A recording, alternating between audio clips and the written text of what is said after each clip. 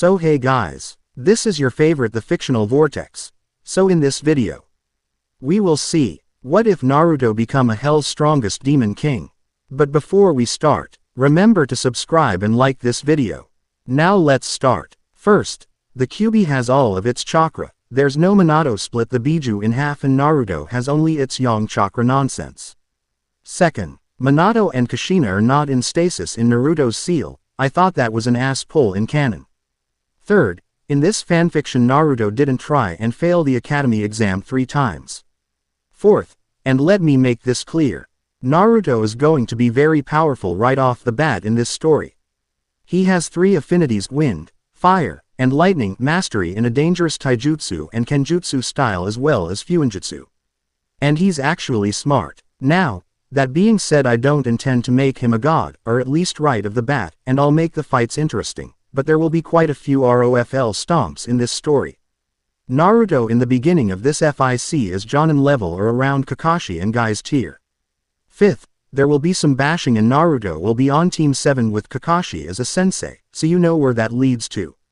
I won't go overboard, but let it be known that I have the utmost contempt for Sakura, pre-Shippuden and Shippuden, and I dislike Sasuke's prick attitude, although when he's not acting all stuck up he isn't all that bad, and I don't mind Sasuke's Avenger attitude, although I concede it can be a bit much at times. Kakashi will be his normal self, with some changes. Because Naruto is the strongest genin in the team instead of Sasuke. I'm still deciding whether I should have Sakura and Sasuke stay the way they are or change. It's up to you guys to convince me of which route before I choose. Sixth, Naruto is strong, smart, and badass. He will not be pushed around by the Konoha villagers, ninja, his graduating class. In fact, he will act viciously towards anything like that, and Tsunere characters. He has Sasuke's immunity to getting hit by raging females. Seventh, this chapter will feature some Naruto fanfiction cliches: Naruto having a crappy childhood, abused, mistreated, yada, yada, yada, but unlike a lot I enjoy them, so they're in this chapter. I still tried to make it as original as possible. Eighth, this is fanfiction. I am perfectly within my rights to deviate from canon, and I don't want to deal with flames because I changed things. Ninth, I will be putting up a biography and techniques list page for this fanfiction's Naruto if you want a sneak peek on Naruto's abilities within the next few days. That's all for now. Enjoy the story and please review. I enjoy constructive criticism because I have evolved in my writing skills thanks to that. You can check my other stories on my profile in order of creation to see what I mean, but no flames or they will be fed to the Kyuubi. A blonde-haired child, most likely no older than 5, stood idle in utter shock. The child faced the large metal doors of the Konoha orphanage, his supposed shelter, but even if he tried he couldn't force himself to call the establishment home. This was no thing unusual when you take a look through his depressing life story. The orphanage was staffed with caretakers who absolutely loathed him, and went out of their way to make his existence as miserable as possible. As if it was some kind of sport. The caretakers segregated him from the other children and forbade him from interacting with them at all. They encouraged the other orphans to mock and bully him. Always made him wait last during meals until everyone had their fill and then fed him the scraps, and punished him for trying to complain. Even still, despite the injustices, he at least had a place to lay his head and cry his heart out in his quiet prison cell of a bedroom. Being segregated had its perks for once. He never had to share a room with others. Until today, that is, October 10th, unknown to him the Kyuubi festival, or better known to him as his birthday, always seemed to make the caretakers more vicious than usual, and after his 2nd birthday he resolved to hide in his bedroom until the day blew over. The boy was inside of his room, counting the ceiling tiles for the 1000th time and minding his own business, when his door swung open and he was forcefully dragged out of his room and thrown out of the orphanage. The massive, steel doors creaked shut as he groveled on the ground in pain. Once he picked himself up, he stood there for a while staring at his symbol of undeserved oppression, before turning and walking away without a second glance. The blonde-haired boy, now 6 years old, was cold, wet, hungry, and in pain, both physical and mental. This, again, was nothing new or abnormal for the boy. The civilians of Konoha would either charge him incredibly outrageous prices for cheap foodstuffs, or just outright deny him entry into their shops. He was cold and wet from the pouring rain, which seemed to represent his depressing mood. He was hungry because he failed in scrounging up any worthwhile to eat from the dumpsters, and he was in pain because said owner of the dumpster proceeded to pound him for coming near his house. The boy spotted a ramen stand approximately 100 meters in front of him, and his knees went weak from the delicious aroma that permeated from its walls. Taking a risk, he approached the establishment to get out of the rain and rest for a bit, silently hoping he wasn't thrown out like so many other occasions. Sitting on the stools, he sighed in relief at being able to rest his aching feet. "What would you like, kiddo?" asked a middle-aged man, looking at him in clear recognition of his identity. Is it okay if I just sit here for a bit? Until the storm breaks?" asked the young blonde in apprehension. He hoped the man wouldn't throw him out for not ordering anything. "You sure you don't want anything?" asked the man, concerned because the boy looked like he was going to collapse from malnutrition.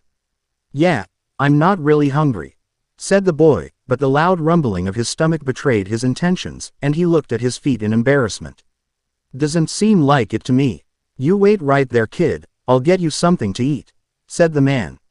"I don't have any money," muttered the blonde, trying to keep monotone. He learned early on that people would use any vulnerability that he showed against him. "That's quite all right, it's on the house," replied the man. It went against good business sense to give away free food, but looking at the small blonde who seemed to have never smiled a day in his life and clearly hasn't eaten in a long while, made him throw reason to the wind. The hesitant smile on the young boy's face, although hidden by his lowered head, confirmed that his decision as being the right one. A few minutes later, a 10-year-old girl set down a piping hot bowl of ramen in front of him, the smell of the food making him salivate uncontrollably. "Hi there, my name is Ayame. What's yours?" asked the girl with a smile. The blonde looked up at the girl with a confused expression. He wasn't used to others trying to strike up a polite conversation with an introduction. "Uzumaki. Naruto," answered the boy, warily. "Nice to meet you, Naruto-kun," said Ayame. 7-year-old Uzumaki Naruto was lying in hospital bed, recovering from the brutal beating he had been subjected to a little more than an hour ago. He was just minding his own business, when he had the misfortune of walking past a bar where a group of drunken civilians had just exited. The young Uzumaki and the group of grown men exchanged glances for a second, before the boy bolted for safety with the men right on his heels. Now Naruto was quite fast for age. He probably could outrun most of the kids in the village, but unfortunately a grown man's running stride and physical development trumped his natural ability and they caught up to him soon enough. Needless to say, the end result was not pretty. To compound the injustice, the Anbu who was assigned to watch him to make sure he didn't get into trouble, waited until the last second to save him. A half-minute later, and the boy would have been dead. With a shunshin body flicker, the elite ninja unceremoniously dumped him into a hospital cot and disappeared, leaving I am at the mercy of whichever doctor came to treat him, assuming they did. A few minutes later, a nurse with an angry and hateful expression on her face approached the boy, holding a syringe in her hand. Her face contorted into a devious smirk as she injected the syringe's contents into his arm, certain that the demon who took her husband and children from her would finally perish. As she left the room, the young Uzumaki already began to burn with a fever, his body desperately trying to fight off the foreign substance. Coupled with his grievous injuries, he should have been too weak to fight off the poison. But once again the boy proved that he didn't conform to any expectation. With a combination of advanced healing, willpower, and insane luck he pulled through, but unfortunately the blonde would only to revive back into hell. 8-year-old Naruto Uzumaki was shivering in his small apartment. He was the only one who lived in the building, as no one would live in the same building as the demon. It was the middle of winter, and Konoha, although normally having a warm climate, was hit hard with a blizzard, making its temperature plunge into all-time lows. His apartment had no heating. And to make it worse, all of his apartment's windows were shattered, thanks to some rock-throwing jerk. He would have moved to the other apartments, but each one had at least one broken window due to either robbery or neglect. The boy shivered uncontrollably, thinking of just what to do to get warm when he felt a tug at the back of his head, like someone was trying to pull him inside his consciousness.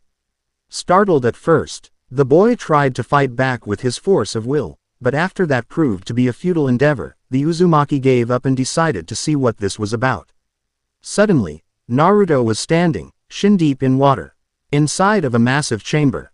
Before him stood an enormous cage with a paper tag that had the kanji for seal printed on it.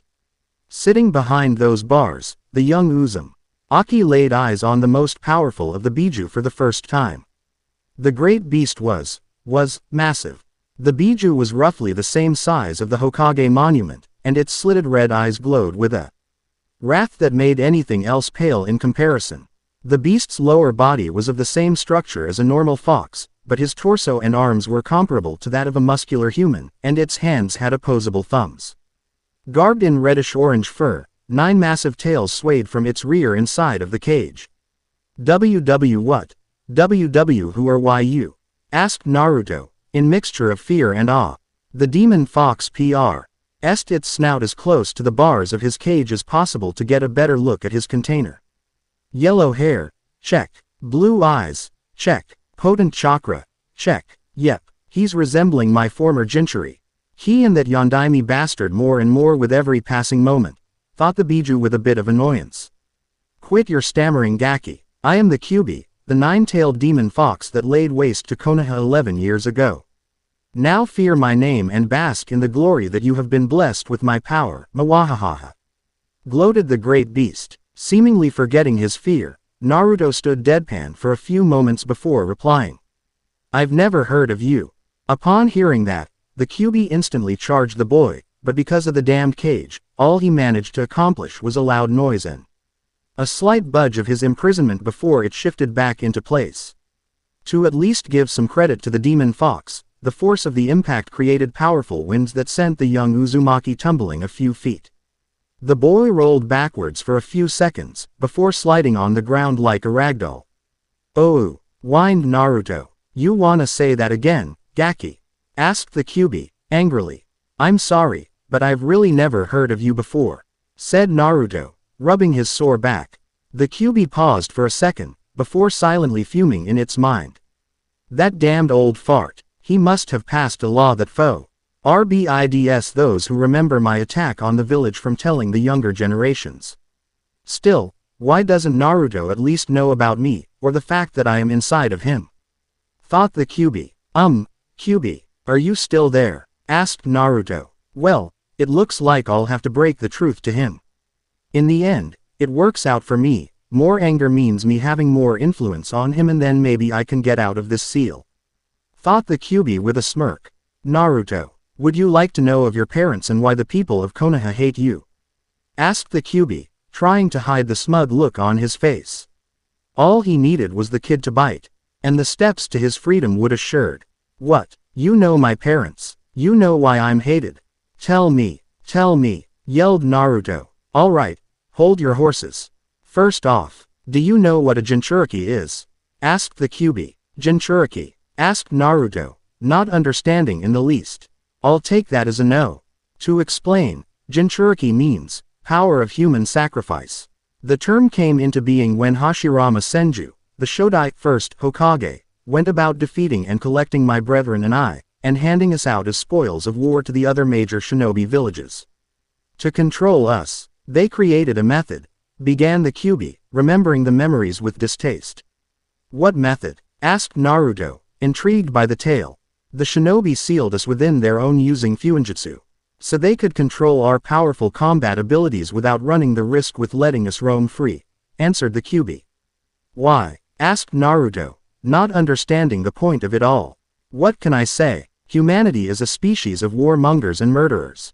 They seek ways to impose superiority on others by finding or making bigger weapons to use on themselves. Unfortunately, we Biju were those bigger weapons," said the Kyubi with barely repressed hatred. "Okay, but what does that have to do with me?" asked Naruto. The Kyubi sighed, before trying to explain. "During the period that humans had yet to perfect their method to seal us within themselves, my brethren and I wreaked havoc and devastation upon the shinobi and their pathetic villages. We killed their families, We torched their homes. We turned life into hell. Because of this, the humans carried anger and resentment towards us, and over the years they began to see the Jinchuriki, not as heroes for holding the Bijus at bay, but as the demons that are sealed within them, explained the Kyuubi. What? Asked Naruto, beginning to connect the dots. Konoha's history with the Biju, more specifically me, isn't a pleasant one. I attacked Konoha twice, both times under the control of the Mangekyo Sharingan, and nearly destroyed the village in the process. In the second attempt, I killed a tenth of Konoha's population and he head of the casualties list was the Yondaime and his wife, who sacrificed their lives to seal me once again, into you, continued the Kyuubi. No, no, no, repeated Naruto, tears dripping from his eyes. The Yondaime, 4th Hokage, Namikaze Minato, as much as I hate him for denying me my freedom, was a respectable man. My chakra is so powerful that he could only seal me within a newborn baby with undeveloped chakra coils. But his conscience would never allow him to ask someone to make a sacrifice that he himself couldn't do. His wife, Uzumaki Kushina, had just given birth to her firstborn, Yu. But unfortunately had died due to me being released by the rogue Uchiha, after already being weakened by said childbirth. Grieving, the man sacrificed himself using the Death Reaper seal to seal me within you, leaving Uzumaki Namikaze Naruto without parents and in the middle of Konoha's greatest tragedy, finished the Kyuubi. Naruto couldn't even say anything, he could only fall on his knees, while tears flowed uncontrollably from his eyes. Gigi, no. The Sandaime, 3rd, lied to me, he lied to me all my fucking life. He always told me that he never knew my parents and never explained why the villagers hated me. My father, my hero, the 4th Hokage, doomed me to a fate worse than death. The villagers, why can't they see me as a normal human being? I am an 8-year-old boy, not a 100-foot-tall demon. Thought Naruto in anguish, so that's why. The stares, the negligence, the beatings, the death threats, it's all because they think I'm you, huh? Asked Naruto, in an emotionless whisper. Yes. Even though the Sandaime passed a law that forbids those from speaking about me to try and let you and your generation grow up without the knowledge of the tragedy, that law didn't stop them from making your life hell and spreading their prejudice to their children, even if the kids themselves didn't know the reason. For all Jinchuriki, this is how they live, as outcasts, growled the Kyuubi. I see. Well, began Naruto with his head lowered, before he was interrupted. But we don't have to let that stop us, said the Kyuubi, with a glint in his eye. What do you mean? Asked Naruto, whipping his head up to face the Kyuubi. The boy was ready to give up at this point. All the hatred he endured wasn't in position to disappear as it had been entrenched in the villagers' minds long before he was born. Gaki, whether we like it or not, we're stuck together for now, and that means the whole world is against us. But that shouldn't matter to us. If you can't change the opinions of the trash who live in this village, then they aren't worth the effort. Screw them, I say. You should live your life like you're sticking a middle finger to their sorry asses. They want to kill you. Get stronger so no one can touch you. They want you to fail. Destroy every obstacle in your path. They want to exile you. He. Naruto, you're the heir of the Namikaze and Uzumaki clans. The amount of capital that you've inherited would be enough to ruin Konoha financially should you decide to leave. They want to deny you your inheritance. Become a Jonin, and the Konoha Council will be legally obligated to give it to you. Naruto, what I want for you more than anything is for you to live for yourself. It doesn't matter what people think of you. You are your own man, Gaki.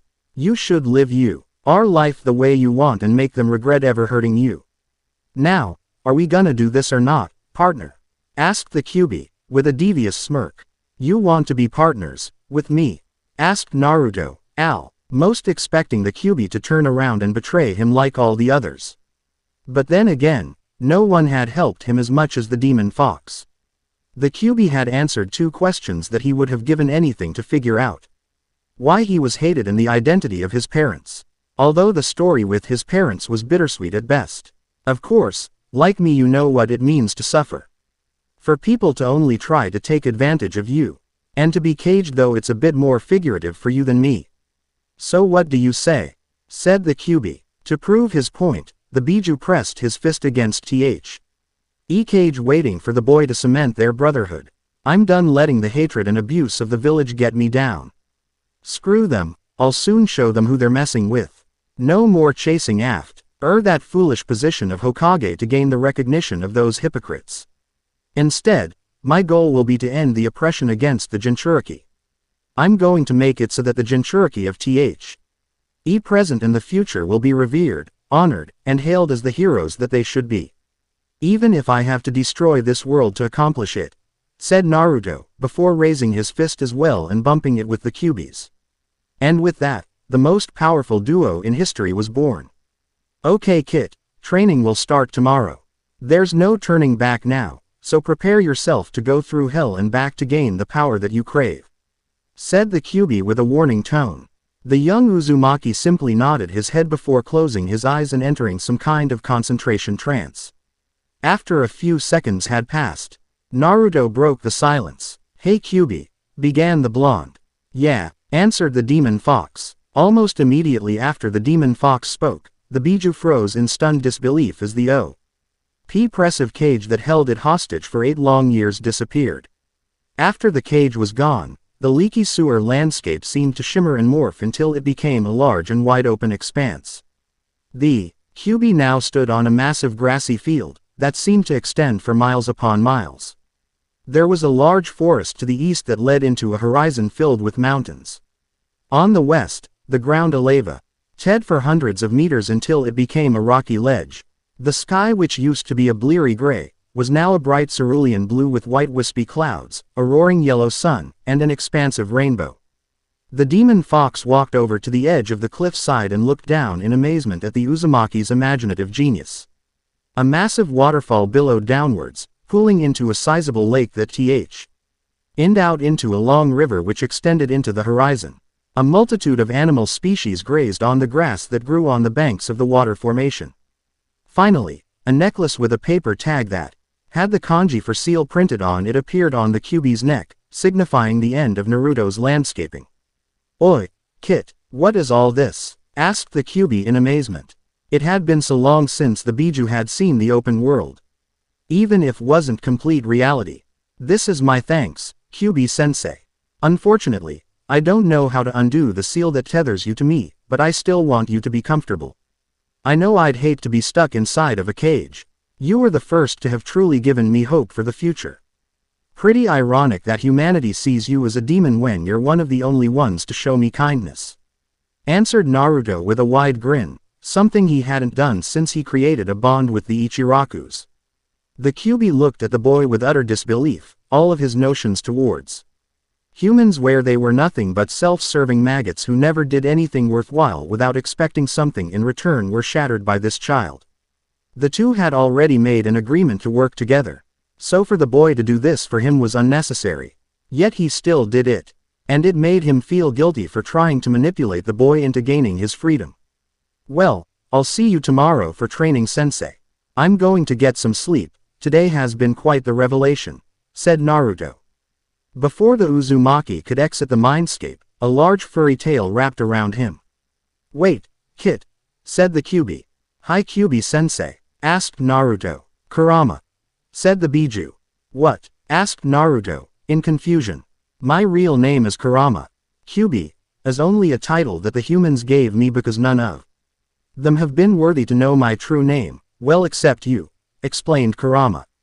Okay then. It's very nice to know more about you, Kurama-sensei, said Naruto with a smile, before finally exiting the mindscape.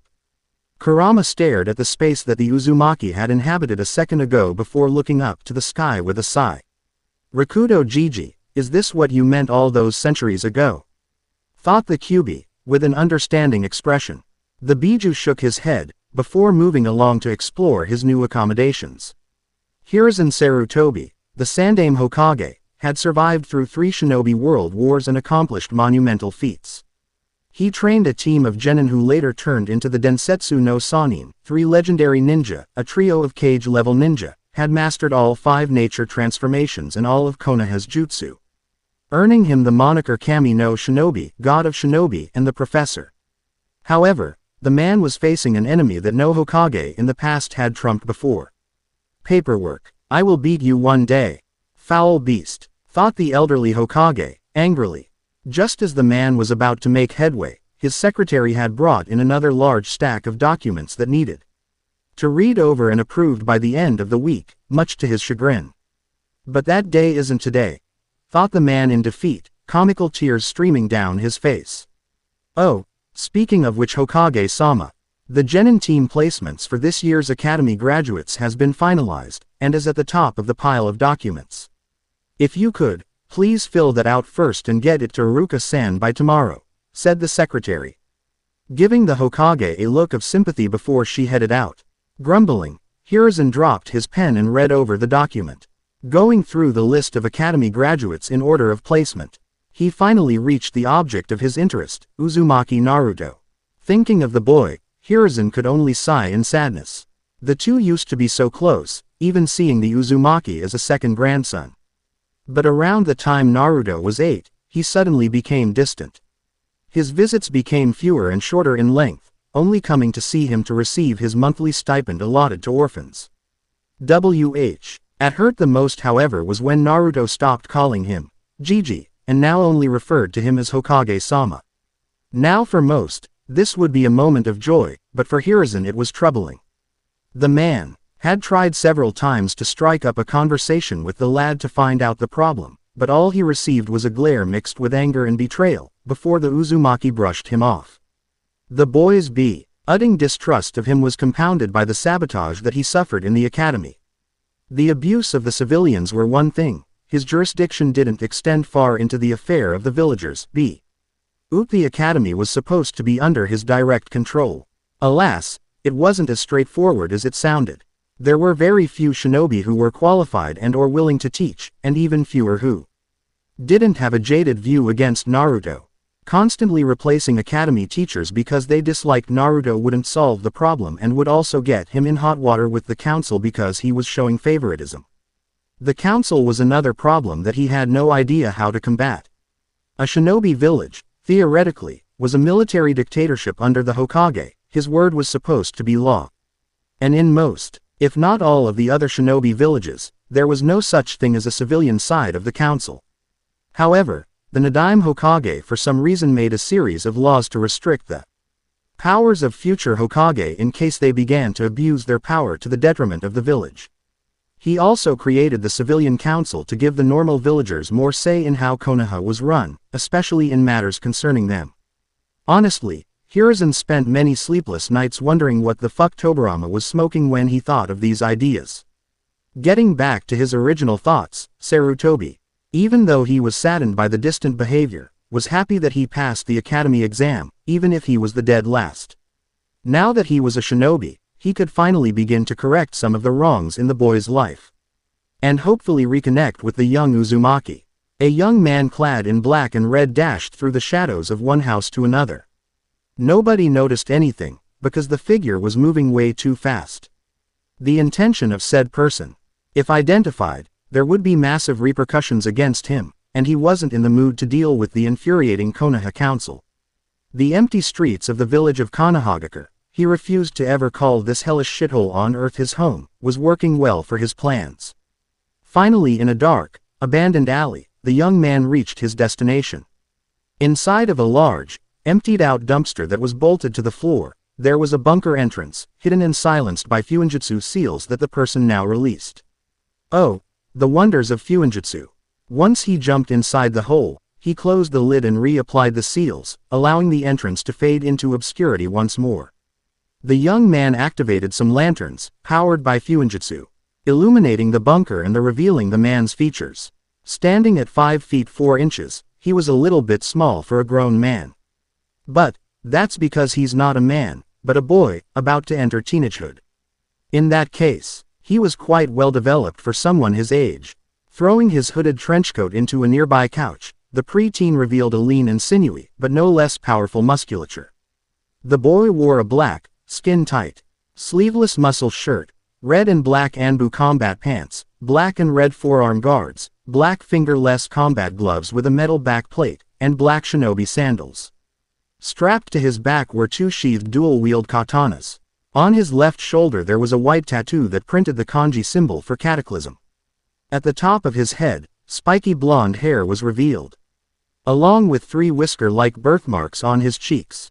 The pre-teen walked to the large, curved table in the center of the bunker and undid a sealing scroll that he removed from one of the pockets on his pants, releasing its contents. Hundreds of kunai and shuriken, 4 windmill shuriken, a chain sickle, a container full of senbon, 3 katanas, and several daggers fell out of the scroll, before being sorted and organized in various shelves. Observing the bunker with attention to detail, you could see there dozens of shelves in various locations, each with a sign that designated what it held.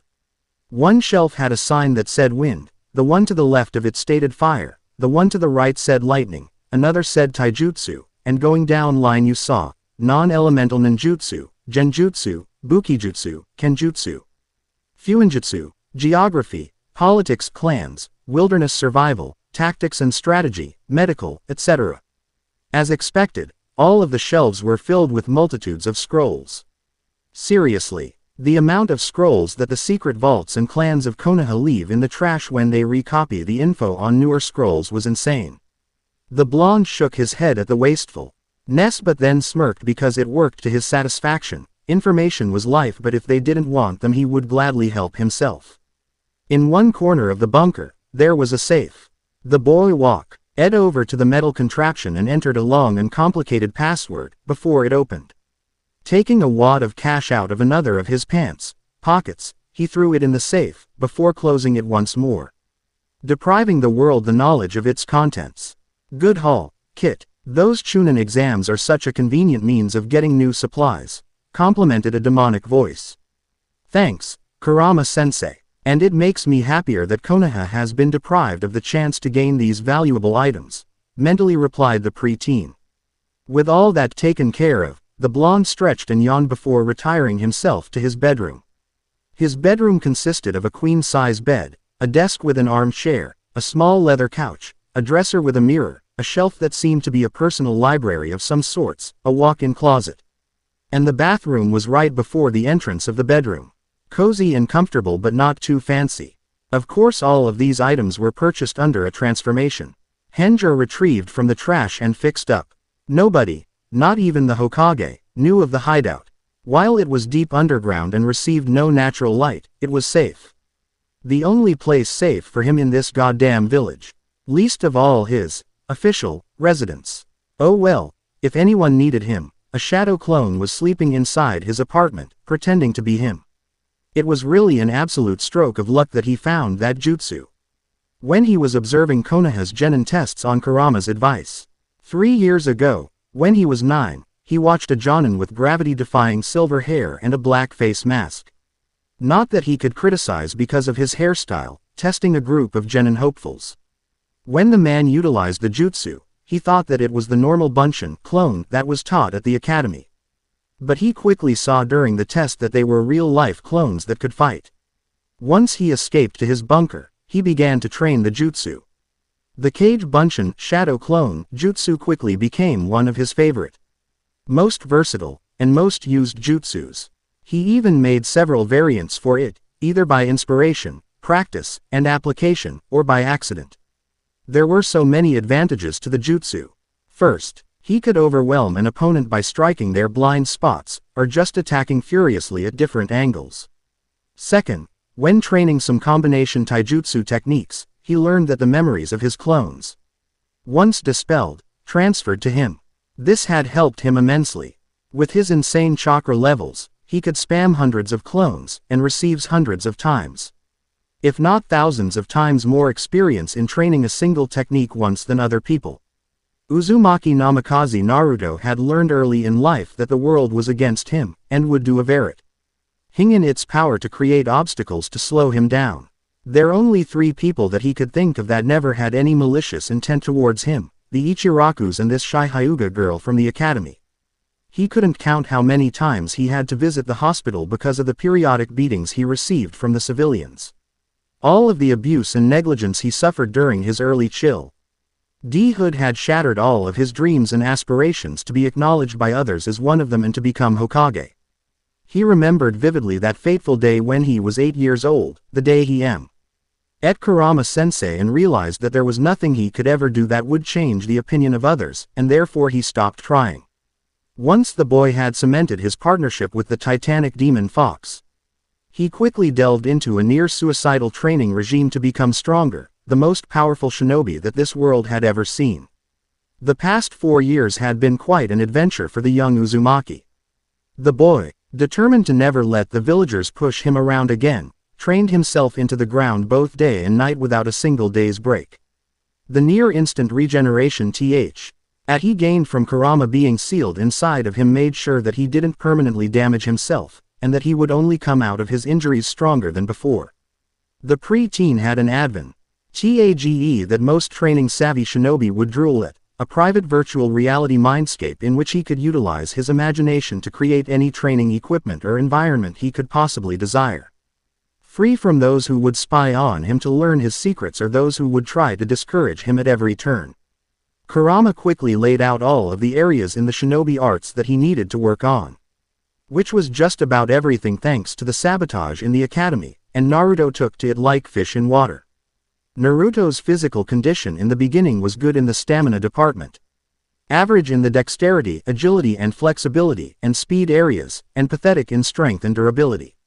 Unfortunately, this was caused once again by the villagers constantly overcharging Naruto on even the most basic of food, leaving the boy only able to buy cup ramen because it was cheap and in bulk, or sabotage at the academy. This left him terribly malnourished, and if it weren't for Kurama's chakra, Naruto would have keeled over from starvation years ago. Using his incredible stealth abilities gained from his pranking experience, Naruto frequently slipped out of Konoha to hunt for game and gather edible plants and berries. Making sure to never disappear for too long so he wouldn't be missed, the boy was soon able to gain the necessary calories to sustain him during his training. Thanks to his improved diet, on Kurama's orders, the insane physical conditioning exercises that he did, and the greater allocation of Kurama's chakra to developing his body rather than sustaining him did miracles for his figure. The Uzumaki daily completed feats such as running scores of miles with boulders tied to his waist, while Kurama chucked projectiles at him. Arms, legs, and core exercises, with massive amounts of weights over burning beds of coal, ponds full of crocodiles, and pits full of earthen spikes to discourage failure, are completing obstacle courses while wearing weighted training clothes with lethal traps waiting at every corner. The next thing Naruto had to work meticulously on was his taijutsu and bukijutsu skills. Once again, the bigoted instructors sabotaged him by teaching him incorrect forms which threw his body off balance, left him wide open to counterattacks, or screwed up his aim with throwing weapons. Kurama decided to start from scratch in taijutsu and taught the young Uzumaki his own tailor brand taijutsu form, the Kitsune Ken taijutsu, fox fist style hand-to-hand combat. The taijutsu form was very aggressive and relied on overwhelming the opponent with unpredictable acrobatic maneuvers and speed. Spear hand jabs, claw swipes, palm thrusts and grabs and kicks formed the majority of the katas. The style was also similar to the Inuzuka taijutsu form in the sense that Naruto could move on all fours if he needed an extra boost of speed and could augment his body with chakra, either his own or Kurama's, to give him animal-like instincts, sensory abilities, and reflexes.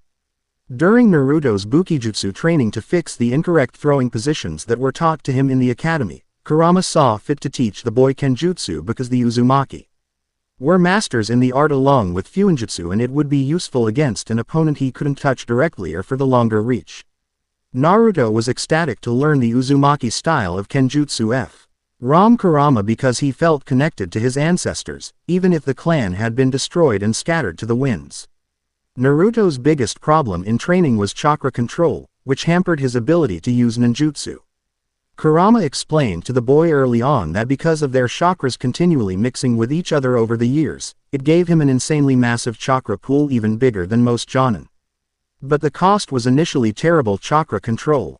Not letting that stop him, however, Naruto worked hard at it to be able to reign in control of his chakra. The boy first started with the leaf concentration skill, and once he was able to make it hover steadily over his head and rotate either clockwise or counterclockwise for 5 minutes, he trained to be able to control and manipulate a leaf on each of his fingertips like he did on his forehead. After accomplishing that, Naruto moved on to the tree climbing technique.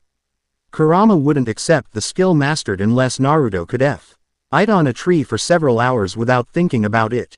After the boy gained the ability to walk up and down the tree or upside down on the branches without any prior momentum from running, he practiced his taijutsu and kenjutsu katas on the tree until the hours flew by without him noticing. Thanks to all his practice in chakra control, Naruto was able to perform the kawarimi substitution and de-henge transformation jutsu seal less with ease. However, mastery of the Bunshin clone jutsu still eluded him. That was soon fixed however with his discovery of the Kage Bunshin shadow clone jutsu. Upon seeing it at that Genin Bell test, and the technique helped the boy push his training to new heights. Knowledgeable of the ability to receive memories and experience from dispelled clones, Naruto used scores of Kage Bunshin to master the water walking technique. The chakra control techniques also became easier and easier for Naruto, because the advanced exercises were leaning more on building up chakra pools and mastering using high amounts of chakra for longer periods of time rather than being able to reduce the waste of chakra in ninjutsu like in the leaf concentration and tree walking exercises. Once he had mastered water walking, his newly mastered chakra reserves were Kage level, but that didn't make the young Uzumaki complacent, he just kept pushing the boundaries. Naruto also worked on being able to recognize and dispel genjutsu. Kurama told Naruto flatly that it was almost impossible for Jinchuriki to use normal genjutsu because of their enormous chakra reserves and not proficient enough control. This wasn't a disappointment to Naruto because he had no intentions of going down the path of a genjutsu specialist. Once the boy mastered the ability to flush his chakra, to expel opposing genjutsu and Kurama's special technique of condensing your chakra flow to not allow genjutsu to stick to your coils, Naruto moved on to the more practical disciplines. Unlike all the other ninja disciplines that Naruto had to struggle and persevere in to correct his flaws, Naruto was a prodigy in fuinjutsu just like his parents and the Uzumaki clan. Raiding the library under a henge, and the scroll trash piles of the various clans of Konoha, Naruto learned as much as he could about the dyeing art. He practiced his calligraphy and penmanship to an acceptable point before moving on. Naruto read several textbooks on fuinjutsu theory and its practical uses, some of them written by his father. After that, the budding fuinjutsu practitioner began to create simple seals like storage scrolls, enhancement seals, and weight seals, before he moved on to explosive tags, barrier seals, gravity seals, chakra storage seals, chakra suppression seals, and custom-designed seals. Besides fuinjutsu, in which Naruto continued to hone and think of new ideas for seals, Naruto more or less mastered his Kitsune-ken taijutsu form, Bukijutsu skills and Uzumaki kenjutsu form, Academy ninjutsu and the Kage Bunshin, and genjutsu resistance abilities within 2 years. Once the blonde reached his 11th birthday, he was ready to learn nature and shape manipulation. Another awesome advantage about having a biju sealed in your gut was that since they were essentially giant masses of chakra, they could read the chakra of living things. That meant Kurama could determine his chakra affinities without using chakra paper. And after enough practice that ability would be his too. Naruto was pleasantly surprised when Kurama told him that he had 3 chakra affinities but understood with the tailed beast's explanation. Kurama, his father, and his mother all had dominant wind affinities, giving him a very powerful wind nature as his primary chakra affinity. Kurama's chakra, which continuously mixed with Naruto's, gave the Uzumaki the biju's other affinity, fire, as a secondary. Finally, his father had a strong secondary lightning affinity which influenced his chakra enough to leave its impact as a tertiary chakra nature. While most people would be overwhelmed by having to train 3 different chakra natures, that was never a problem for Naruto as long as he had shadow clones. Dispatching 3 groups of 1,000 shadow clones, he was able to get 20 years of chakra nature training for each group of shadow clones with only a week's worth of actual training. For his wind nature training, Naruto worked on cutting a leaf by sharpening his chakra as much as possible to create a blade. Once that was finished, he moved on to splitting the water flow of a river with his wind chakra. After that, it was to accomplish the same thing but on a massive waterfall. Then when that was mastered, Naruto tried to split a rock using his wind chakra before Kurama dubbed him ready to learn wind release ninjutsu. For his fire nature training, the Uzumaki tried to augment the flames from a candle using his chakra. Once he could make the flame expand and contract as much as and as fast as he pleased. He moved on to trying to create a spark while only using his chakra and then igniting a leaf. When he accomplished that, Naruto worked on maintaining an orb of flame in his hands, constantly increasing the size and the length of time when the task became too easy before he was ready to move on to learning fire release ninjutsu. For his lightning nature training, Naruto began by working to light up his body like a blue flashlight using his chakra. Once he did that, then he took some metal wire and streamed his chakra through it to work on his power output. Then, he used his chakra to create strings of lightning attached to his fingers and slowly moved them apart, improving his control and maintenance of lightning chakra before he could move on to learning lightning release ninjutsu. After a month of elemental nature training, Naruto was eager for elemental jutsus. However, even with all of his acquiring of scrolls and books on the shinobi disciplines, getting scrolls on elemental jutsu was difficult. Also, since Kurama was a biju, he wasn't the best person to ask about using hand seal techniques when he just destroyed people with his tails, claws, or chakra blasts. He could only scrounge up a couple C rank and below elemental techniques. For some reason Konoha stored those ones well even though anything else was practically fair game for anyone smart enough to look for it. Nay, fear letting any obstacle get to him though, the boy rationed that if he couldn't learn jutsu, he'd make his own. Using his recently acquired knowledge on hand seals, jutsu theory, chakra molding, elemental natures, and the few elemental jutsus he had in his possession, Naruto tried to create his own jutsu by building off of what someone would expect an elemental jutsu to do. If it was wind, it should either cut or forcefully buffet.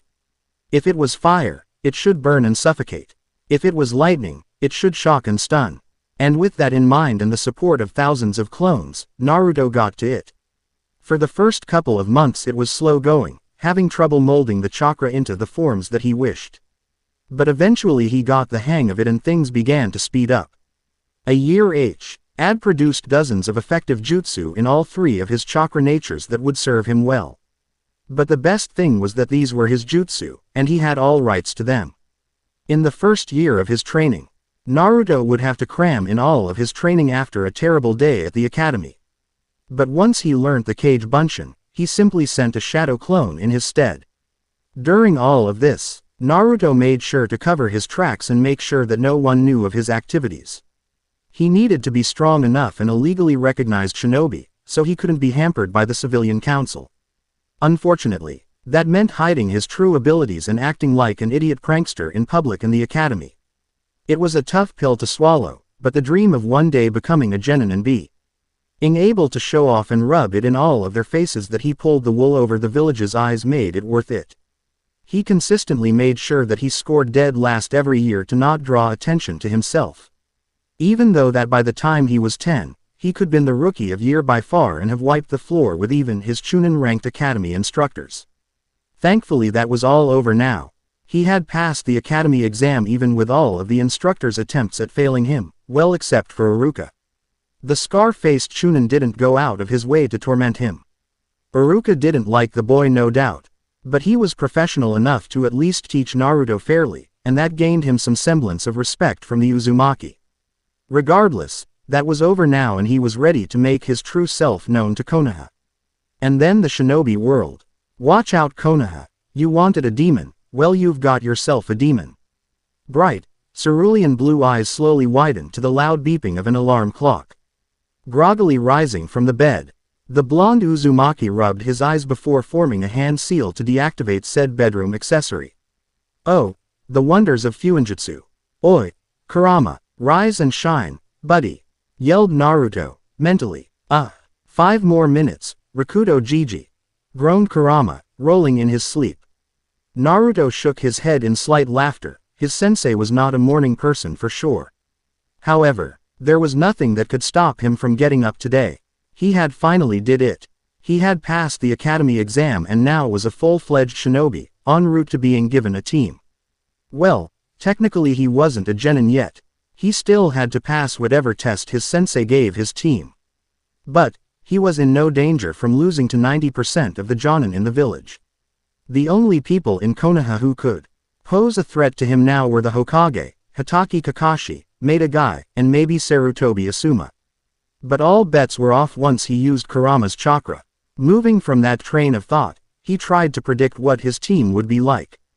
After borrowing that secret files of the academy when he was 8 to find out any loopholes that would help him avoid getting held back or expelled, he found out the trick to the genin team placements. To try and make the teams as balanced as possible, the academy instructors would place the rookie of the year, the top kunoichi, and the dead last in a team, and then work from there. The purpose of this was for the stronger members to pull the weight of the weaker ones until they got up to par.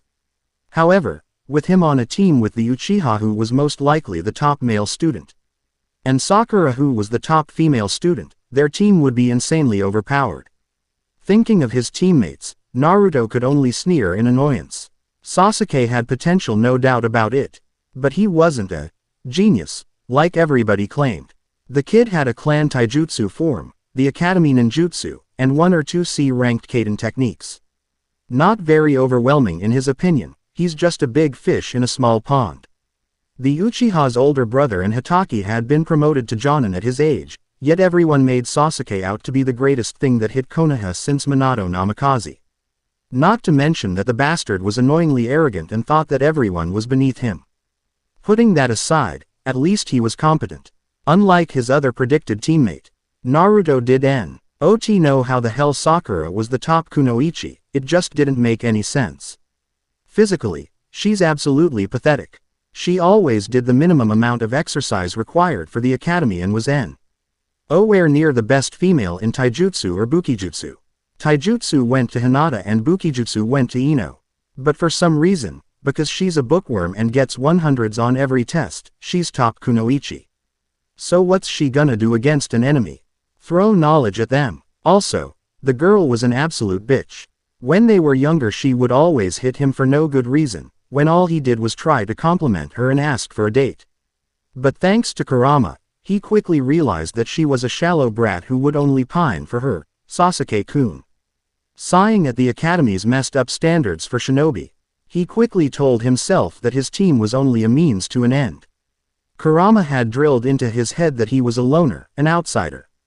A team would only slow him down and would eventually stab him in the back, especially in Konoha. Whatever, once they passed the test from their sensei, he would avoid all interactions with them, assuming he didn't want to kill them first. The one positive out of the many negatives of being on a team with the Uchiha and his number one fangirl was that there would be few Jonin who would be willing to fail the two. Since everyone always kissed the Uchiha's ass, especially the civilian council, they would take extra steps to get him a powerful sensei and pressure said sensei to pass the bastard.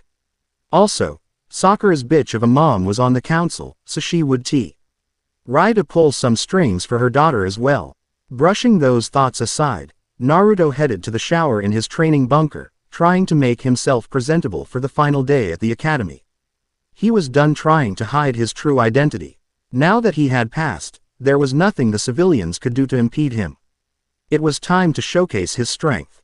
Naruto almost wished some idiot in his class would provoke him so he could put them in their place.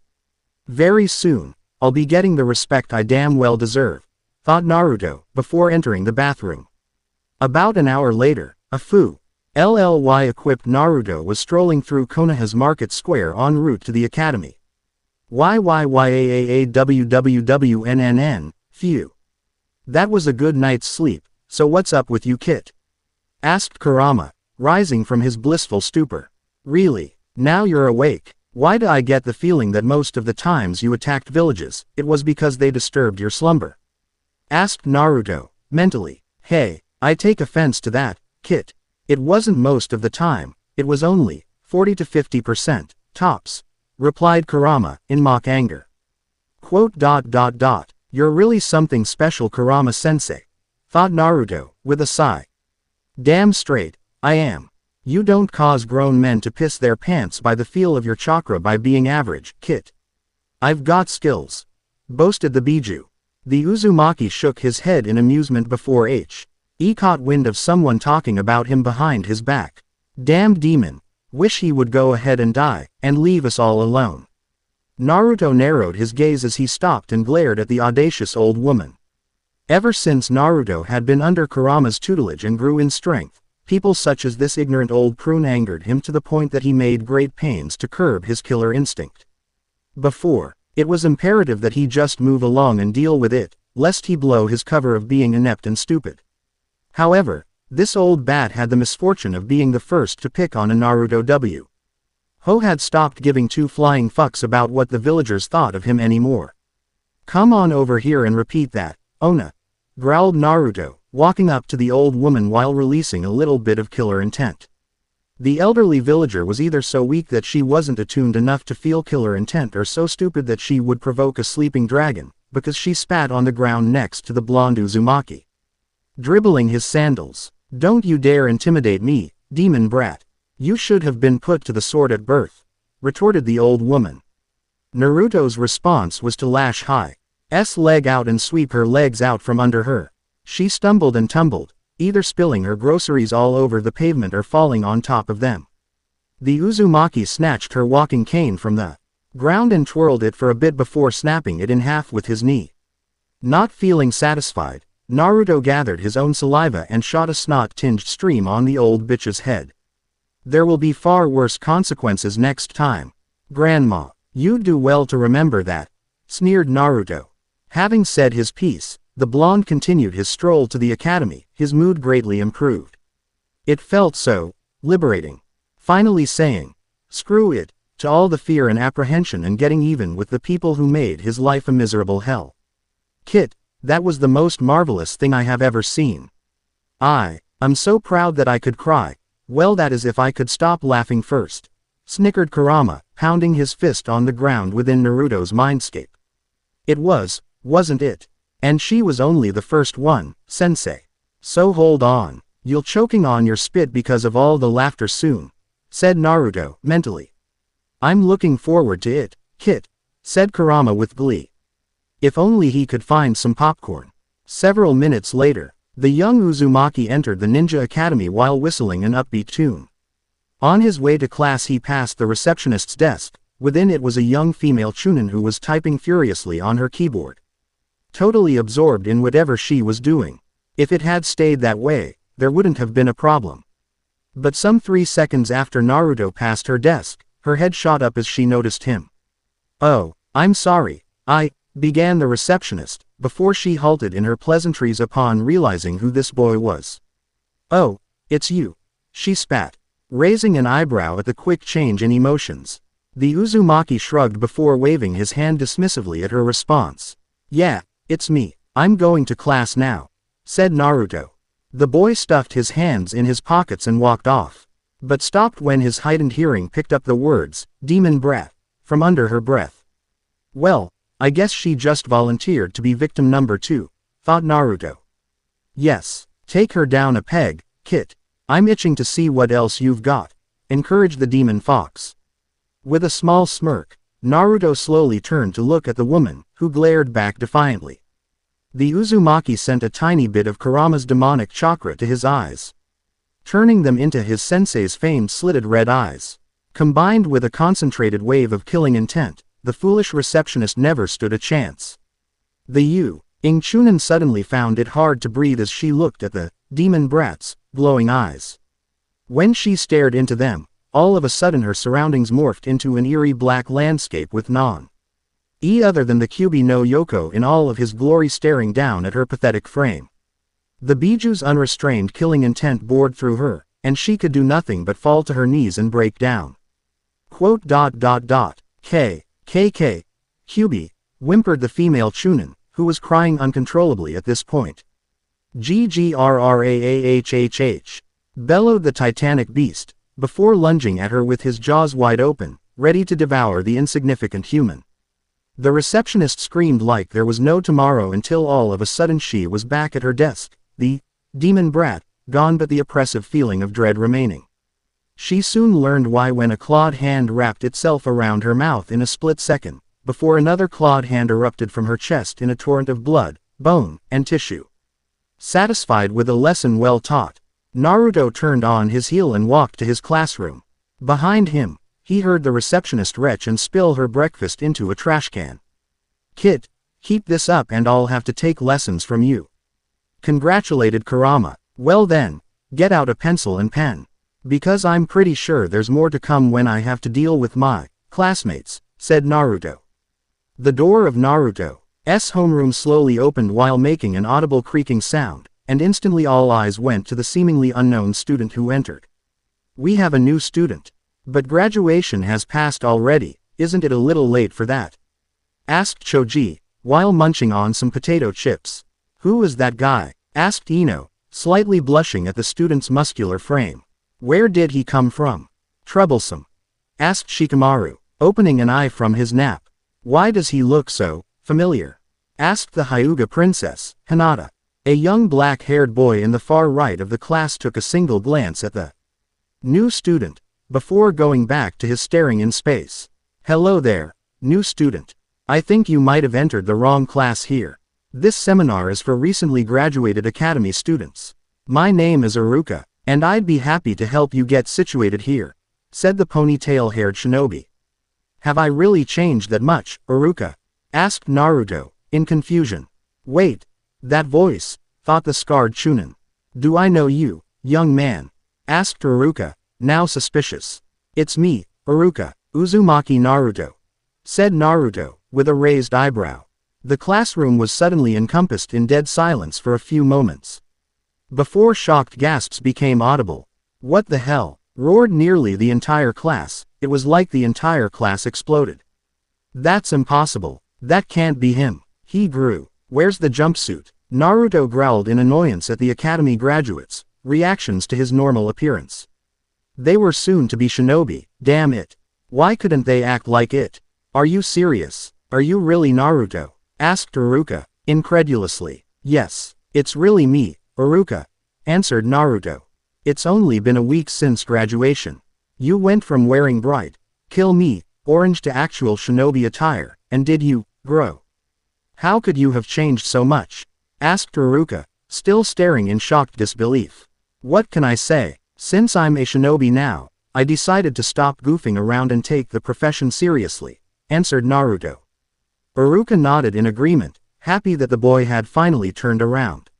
Maybe some people just needed more time to mature than others. "Ha, look at him, trying to act all tough. He's just posturing so his team sensei doesn't see how much of a dead last he is. Still can't fight anybody worth a damn," laughed Kiba, scornfully. The Inuzuka's Ninken, Akamaru, barked affirmatively. Most of the class erupted into laughter, reminding themselves that this was Naruto, the dobi, the dead last, the knuckle-headed shinobi that would get himself killed the first moment he saw combat. "HMPH. That mutt just volunteered himself to be victim number 3, said Kurama, snarling in anger. "You have no idea, Kurama-sensei," agreed Naruto, equally annoyed. Naruto's response was to quickly form a hand seal, which activated a weapon storage seal on his right forearm guard. In a small poof of smoke, a kunai appeared. The Uzumaki grabbed the floating kunai and skillfully threw it at the Inuzuka, who was still laughing at his own joke. The kunai landed on Kiba's chair, right in between the Inuzuka's legs, and only 2 centimeters from his prized jewels. The boy, upon realizing what had occurred, screamed in terror in a voice that was 2 octaves higher than normal, losing several man points. "Oh, quit your bitching, mutt. It's not like you had any balls in the first place, dumbass," mocked Naruto, twirling another kunai on his left pointer finger. The class froze once again in stunned silence. Where did that kunai come from? Since when could he throw like that? Since when could he intelligently counter another's insults? Shaking himself out of his panicked state, Kiba quickly reddened in anger. "Who the hell do you think you're messing with, dead last? I'm the second best student in this class. And you better learn the pecking order, or else," snarled Kiba. "Hey, Naruto and Kiba, enough with this nonsense. Sit down, now," shouted Iruka, utilizing his head expansion powers. However, his protests fell upon deaf ears. "Or else, what? You'll bring your clan's pathetic third-rate fighting style on me. Bring it on, I've got a whole can of whoop-ass ready for another sucker. That is if you're man enough, BB-chan, countered Naruto, smirking. Naruto, roared Kiba, charging the blonde Uzumaki.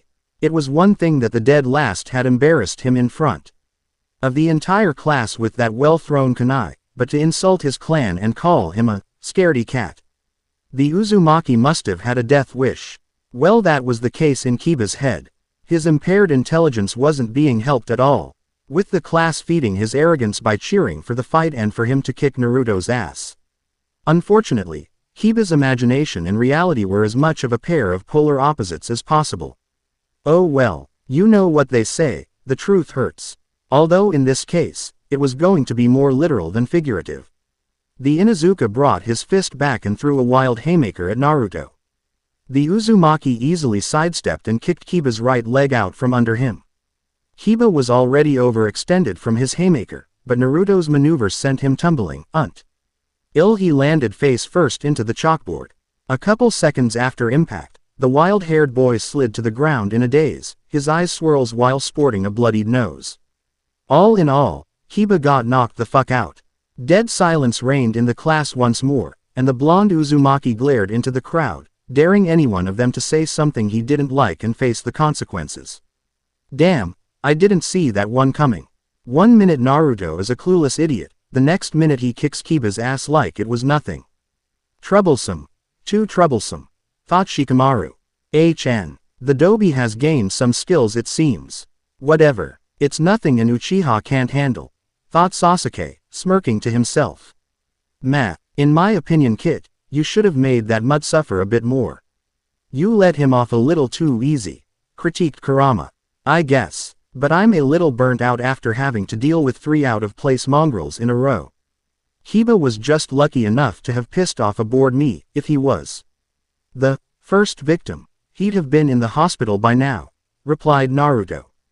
Alright class, I think we've had enough excitement for today. Someone please take Kiba to the nurse, and Naruto please take a seat so I can announce the teams, said Iruka, sighing in relief that this was his last day teaching this class. Naruto nodded before heading up the stairs and sitting in Kiba's vacant seat next to Hinata, who blushed in return. While a couple of civilian academy graduates who were sitting in the bottom row, hefted Kiba up and dragged him to the nurse's office. Now then, if we're all situated, here are this year's Genin team placements. Team 1, began Iruka, while looking over his notebook.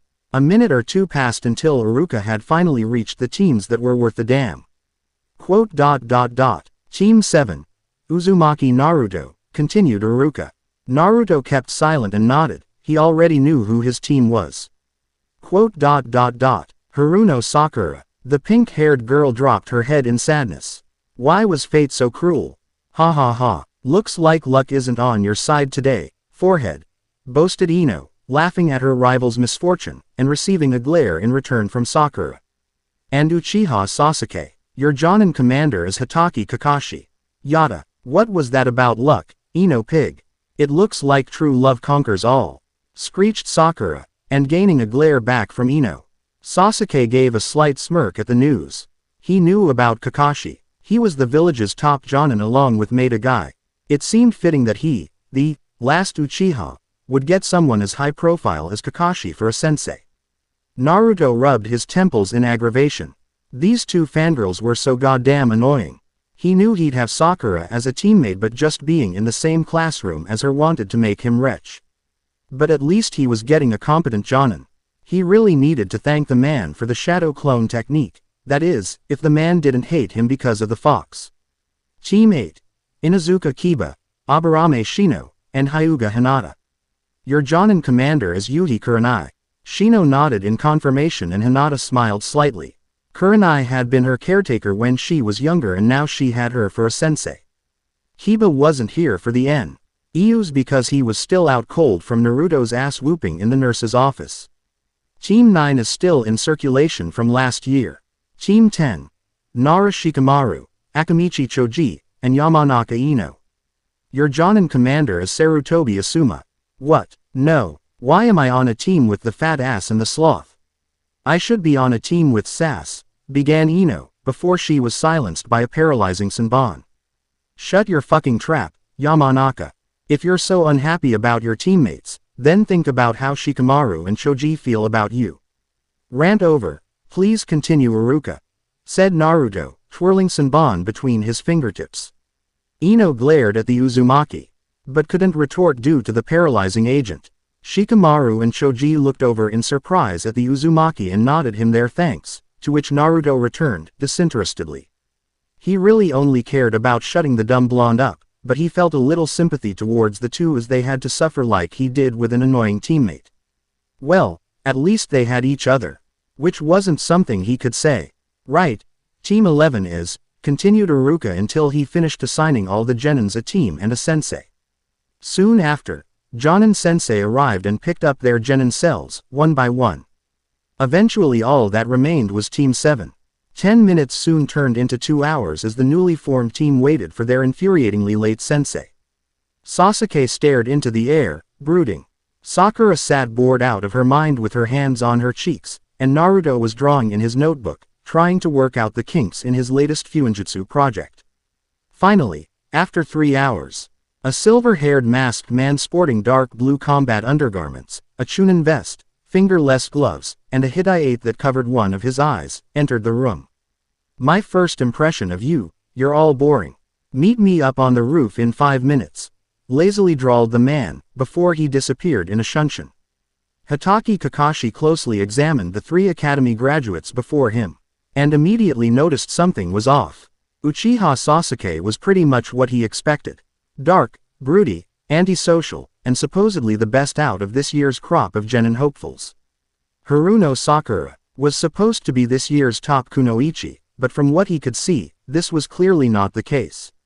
Her arms were thin and skinny, completely devoid of muscle definition, and the way she kept ogly. Ingni Uchiha made him write her off as a fangirl. Uzumaki Naruto, on the other hand, was the biggest surprise of the trio. Rather than wearing the bright, kill me orange, and goofy grin that he had been briefed on in the academy reports, he was looking at a mature young man who seemed to take his profession seriously. The academy instructors had repeatedly informed him that the boy was the dead last, a buffoon, a knucklehead, an untalented write-off who was only good for cannon fodder, but that clearly wasn't the case. The Uzumaki seemed to radiate this aura of power and indomitable will, and his eyes gleamed with an assessing, intelligent light that was possessed in very few. The blonde reminded him of a shorter-haired Kid Minato, but somehow much more driven, and much colder. Alarm bells rang in his head, warning him to take him seriously, but the aloof Jonin dismissed them. All right, why don't you all tell me something about yourselves? Likes, dislikes, hobbies, dreams and/or aspirations, asked Kakashi. Why don't you go first, sensei? You know, so we can see how it goes, asked Sakura, uncertainly. Fine, my name is Hitaki Kakashi, I have things that I like and a few things that I don't. Hobbies. I have hobbies. As for dreams, I never really thought about it, said the Jonin, lazily. All we learned was his name, thought Sakura. You first, Pinky, said Kakashi, pointing to the only female in the group. Sakura scowled at the nickname but obliged anyway. My name is Haruno Sakura, 12 years old. My likes. Looks at Sasuke and blushes. I hate Ino Pig and Nar. Yuto Baka. And my dream. Looks at Sasuke and giggles. You have to be frickin' kidding me, thought Naruto, in disbelief. They let something like Sakura not only pass, but made her top kunoichi. You next, Uchiha, said Kakashi, pointing to Sasuke. Sasuke Uchiha, 12 years old. I have few likes and many dislikes. I don't have any hobbies, nor a dream, but an ambition. To kill a certain someone and restore the honor of my clan, said the last Uchiha. What honor? Your clan was just a bunch of arrogant douchebags who stole people's hard-earned jutsus with some fancy eyes. I say good riddance, thought Naruto in distaste. I second that, Kit, said Kurama, remembering his intense dislike of the Uchiha clan. Wow, Sasuke-kun is so cool, swooned Sakura, with hearts in her eyes. Okay, now you blondie, said Kakashi, actually a bit interested in learning about the conundrum that is Uzumaki Naruto. Uzumaki Naruto, 12 years old. My likes are training, the Ichirakus, and a certain person. I hate the rest of Konoha's population. My ambition, to become the strongest this world has ever seen and stick a middle finger to this shithole of a village in the process, said Naruto, unflinchingly.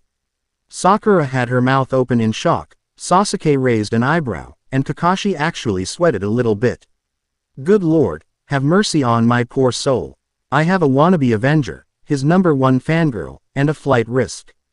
Damn, I'm already halfway in the grave with this team, thought Kakashi in horror. Alrighty then, meet me tomorrow at Training Ground 7 at 6 AM for your genin test. And don't eat breakfast or you'll puke, said Kakashi. Sasuke and Sakura looked surprised, while Naruto kept quiet. He already knew of this. But, Sensei, we have already graduated from the academy. I thought we were genin already, protested Sakura. Oh that, well you see, that was only to weed out the hopeless cases. The real genin test is administered by the Jonin commanders and it has a 66% fail rate, said Kakashi in obvious amusement. He always loved making the genin squirm.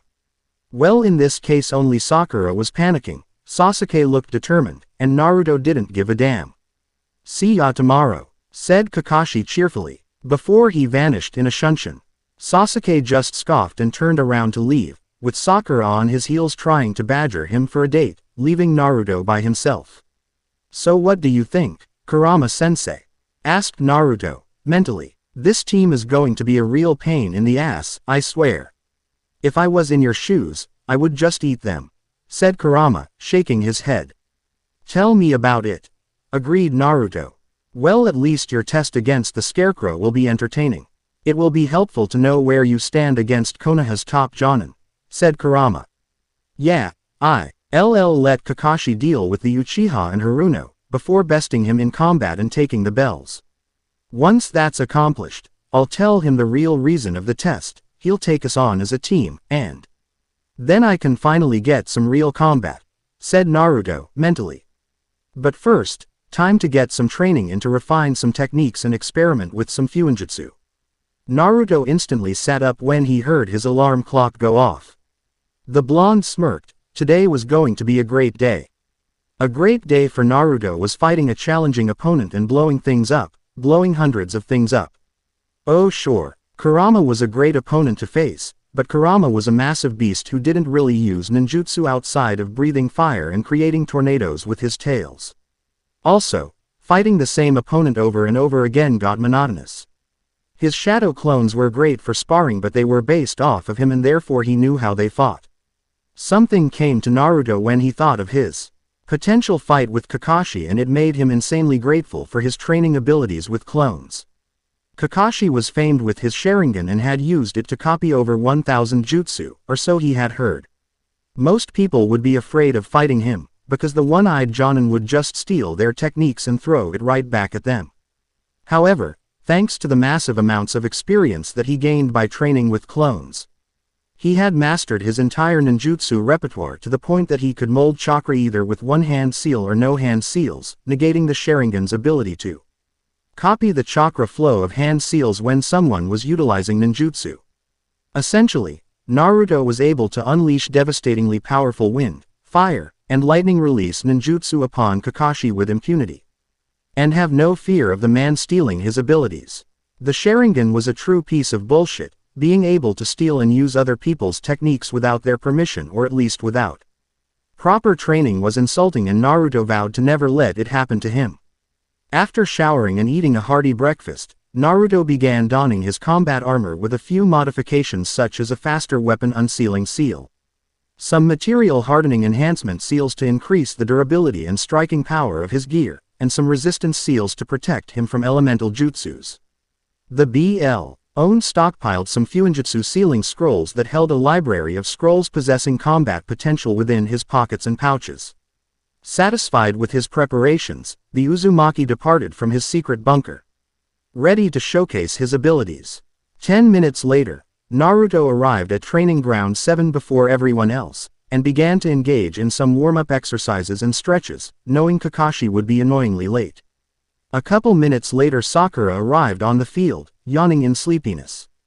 The girl glanced at her blonde teammate who was stretching before sitting near a wooden post and trying to get some rest. Sasuke arrived exactly at 6 o'clock, brooding as usual, and found a spot to sit that was far away from Sakura. Hopefully Sashi could leave him alone. Half an hour later, Kakashi arrived in a shunshin. While reading his trademark orange book and giggling perversely. "Yo!" greeted Kakashi. "You're late," screeched an all too familiar voice. The guys covered their ears, in pain. From the verbal attack that had assaulted their earlobes. Why was she so goddamn loud? "Well, you see, I took a wrong turn at the road of life," said Kakashi, whipping out one of his trademark excuses. "Liar!" yelled Sakura, once again. Naruto couldn't help but roll his eyes. She really needed a mute button. He wasn't in the mood to waste his paralyzing Senbon on shutting the pink-haired harpy's mouth. Well, now that we're all here, we can get started with the exam," said Kakashi, before pulling out 2 bells and an alarm clock. "Your job is to take these 2 bells from me. Whoever gets a bell passes. And whoever doesn't will get tied to the post over there while the others eat lunch before being sent back to the academy. When this clock rings, the test is over and I'll decide whether you pass or not," said Kakashi.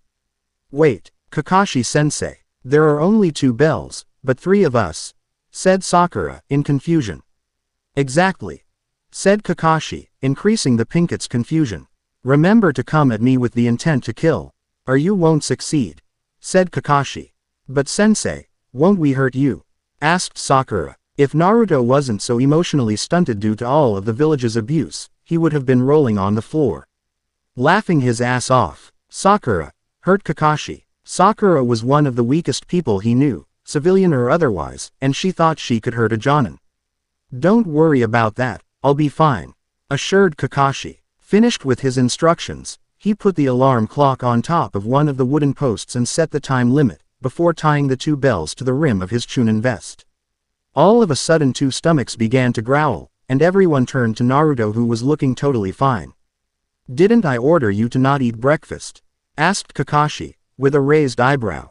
"You did, but I ignored you," said Naruto, blandly. "Well, at least one of you knows to not listen to stupid orders," said Kakashi with an eye smile. Both Sakura and Sasuke looked upset at this. Sakura especially, because she skipped dinner the previous night as well. "Begin," yelled Kakashi, while starting the alarm clock. On Kakashi's command the 3 genin disappeared. Sakura hid in a bush. Sasuke took refuge near a clearing, and Naruto camouflaged himself with a custom-made infiltration fuinjutsu kit. Kakashi, feeling gracious, gave the 3 genin a minute or 2 to get situated before he would hunt them down like prison escapees. After his self-imposed waiting period had passed, Kakashi tried to feel out the chakra signatures of his 3 genin examinees. Even though Kakashi wasn't a natural-born sensor, thanks to his years of combat experience and skill with chakra, he was able to sense others from a reasonable distance. However, the silver-haired man had quickly been given a surprise when he searched for the genin. He could sense Sakura and Sasuke just fine. Sakura was hiding in a bush watching his actions while Sasuke was setting up a trap in a clearing, most likely preparing to spring a surprise on him once he found the Uchiha. The problem though, was that he couldn't sense Naruto at all. Naruto was a Jinchuriki, and that meant he had overwhelmingly RGE chakra reserves compared to shinobi his age. This should have prevented him from being able to control it properly, let alone conceal it completely. More and more alarm bells were ringing in Kakashi's head, warning him to deal with Naruto first or at least consider as a threat. But being the A-ranked shinobi he was, and being a lazy ass, he wasn't inclined to listen to his conscience just yet. Sitting to go for the easiest target first, Kakashi quickly set his sights for Sakura. The girl was the closest in location to him and her personality flaws made her a perfect first victim. Sakura was observing her sensei in a bush before she heard rustling within the bushes she was hiding in. Letting out a startled "eep," she bolted out of the bushes and hid behind a tree, until she saw that the rustling noise was caused by a baby squirrel. Phew, this test must really be messing with my nerves. I was freaked out by a tiny squirrel, thought the pinket. Going back in the bushes, she was surprised surprised to see that Kakashi had disappeared from where he was standing only a moment ago. Crap, where did he go? Thought Sakura, searching frantically for the silver-haired Jonin. Hey, Sakura, said an ominous voice. Sakura turned around very slowly, before she was facing her sensei who was sporting a shit-eating grin. Got you, Megan. Narukumi no Jutsu. Demonic illusion. Hell viewing technique, chanted Kakashi. While forming a hand seal, Sakura's eyes dilated as she was encompassed by the effects of the genjutsu. Kakashi was suddenly enveloped by a torrent of leaves before vanishing. The leaves that obscured the Jonin blew in the wind, washing over the pinket until everything seemingly returned to normal. What just happened? I thought that was a genjutsu, but everything looks normal. Maybe it was a dud, thought Sakura, wondrously. The girl slowly walked out of the bush-littered area, until she heard a faint and pain-filled voice beckoning for her. Sakura. Sakura. The girl in question turned to her left. Before her eyes widened in shock and terror. Sasuke, the object of her affections, was leaning against a tree, covered in kunai, shuriken, and blood, and seemed ready to keel over any minute. Sakura. Help me, muttered Sasuke, before he fell to the ground dead. Sakura froze in disbelief for a few seconds, before screaming in agony and collapsing to the ground, unconscious. Oh come on, what the hell is this? She was praised as being a prodigy in the intellectual fields, and graduated as top kunoichi, but she couldn't even break out of AD rank genjutsu. What is going on in the academy? Thought the observing Kakashi in disappointment, before he moved on to find Sasuke. That scream. That sounded like Sakura. Thought Sasuke, in contemplation. The Uchiha had finally finished priming his trap for Kakashi, now all he needed to do was wait for the Jonin to find him, outsmart the bastard, and then take the bells. Whatever, Sakura is not my concern. If she can't take care of herself, then she is only dead weight. Right now, I have more pressing matters, like passing this test, thought the Uchiha. I'll show that lazy Jonin that I'm different from the others, said Sasuke, with a determined glare on his face. Those are bold words, Sasuke-chan. Care to put your money where your mouth is? Asked Kakashi, appearing behind the Uchiha while reading his porn. The black-haired pre-teen turned to face the Jonin, before reaching into his pouch and drawing 10 shuriken. Sasuke held each shuriken between his knuckles, before launching them at Kakashi with surprising speed and accuracy. Not bad. His use of a curved trajectory to encircle his opponent and strike from all sides is a good idea, thought Kakashi, somehow noticing what Sasuke was doing without taking his eyes off of his book. Waiting until the last second to mess with Sasuke, Kakashi jumped into the air to avoid the projectiles, while still reading his book. But I'm not a Jonin for nothing, thought the silver-haired ninja. Sasuke smirked. Kakashi had evaded right where he wanted him to. The Uchiha charged forward, readying a kunai. He needed to get close so he wouldn't miss his target. Ha! Yelled Sasuke, throwing the kunai in between a pair of trees. The kunai pierced a piece of rope that held a large log in place. Without said rope restraining the object, the log swung down, right into the area where the Jonin was descending. Kakashi used a kawarimi to get away, letting the log smash into the branch that he substituted with, and reappeared on the ground, sliding to a halt. Sasuke, not staying idle, had charged to where he sensed Kakashi's chakra had transferred to. The Uchiha suddenly appeared where Kakashi had landed, spinning to gain momentum for his taijutsu assault. Take this, yelled Sasuke, launching a powerful hook kick at Kakashi. The silver-haired Jonin blocked, unfortunately having to drop his orange book, as he would need his full attention to deal with Sasuke. Sasuke quickly followed up, throwing a straight jab at Kakashi's face, to which the silver-haired Jonin caught. The Uchiha attacked once more, swinging his unused leg up to catch Kakashi in the chin. Reaching fast, Kakashi let go of Sasuke's fist and caught the offending leg, now holding the Uchiha upside down in their melee exchange. Sasuke smirked at the change of events. Kakashi's arms were occupied and he had a clear path to the prize. The black-haired pre-teen reached out for the bells tied to Kakashi's vest, but the Jonin saw what he was up to and jumped back. Time to only allow Sasuke to touch the bells with the tips of his fingers. Sasuke bounced off of his hands and backflipped a couple of times to gain some distance. The Uchiha quickly realized that lose combat wasn't going to cut it and that he'd better up the stakes. Not bad, Sasuke, but you'll need to do better than that to get these bells, said Kakashi, mockingly. Sasuke's response was to begin a chain of hand seals. Before taking a deep breath in preparation for his signature jutsu. Kaden. Gokaku no Jutsu. Fire release. Great fireball technique, yelled Sasuke, before launching a seeable fireball at Kakashi from his mouth. What? Genin can't perform nature change jutsus, it takes too much chakra. Thought Kakashi in surprise. The fireball crashed and detonated where Kakashi was standing, creating a crater several meters in radius. After the smoke cleared, there was burnt grass and upturned soil, but no sign of Kakashi. Where did he go? Said Sasuke, to himself. Okay, think Sasuke. Forward, no. Backward, no. To the left, no.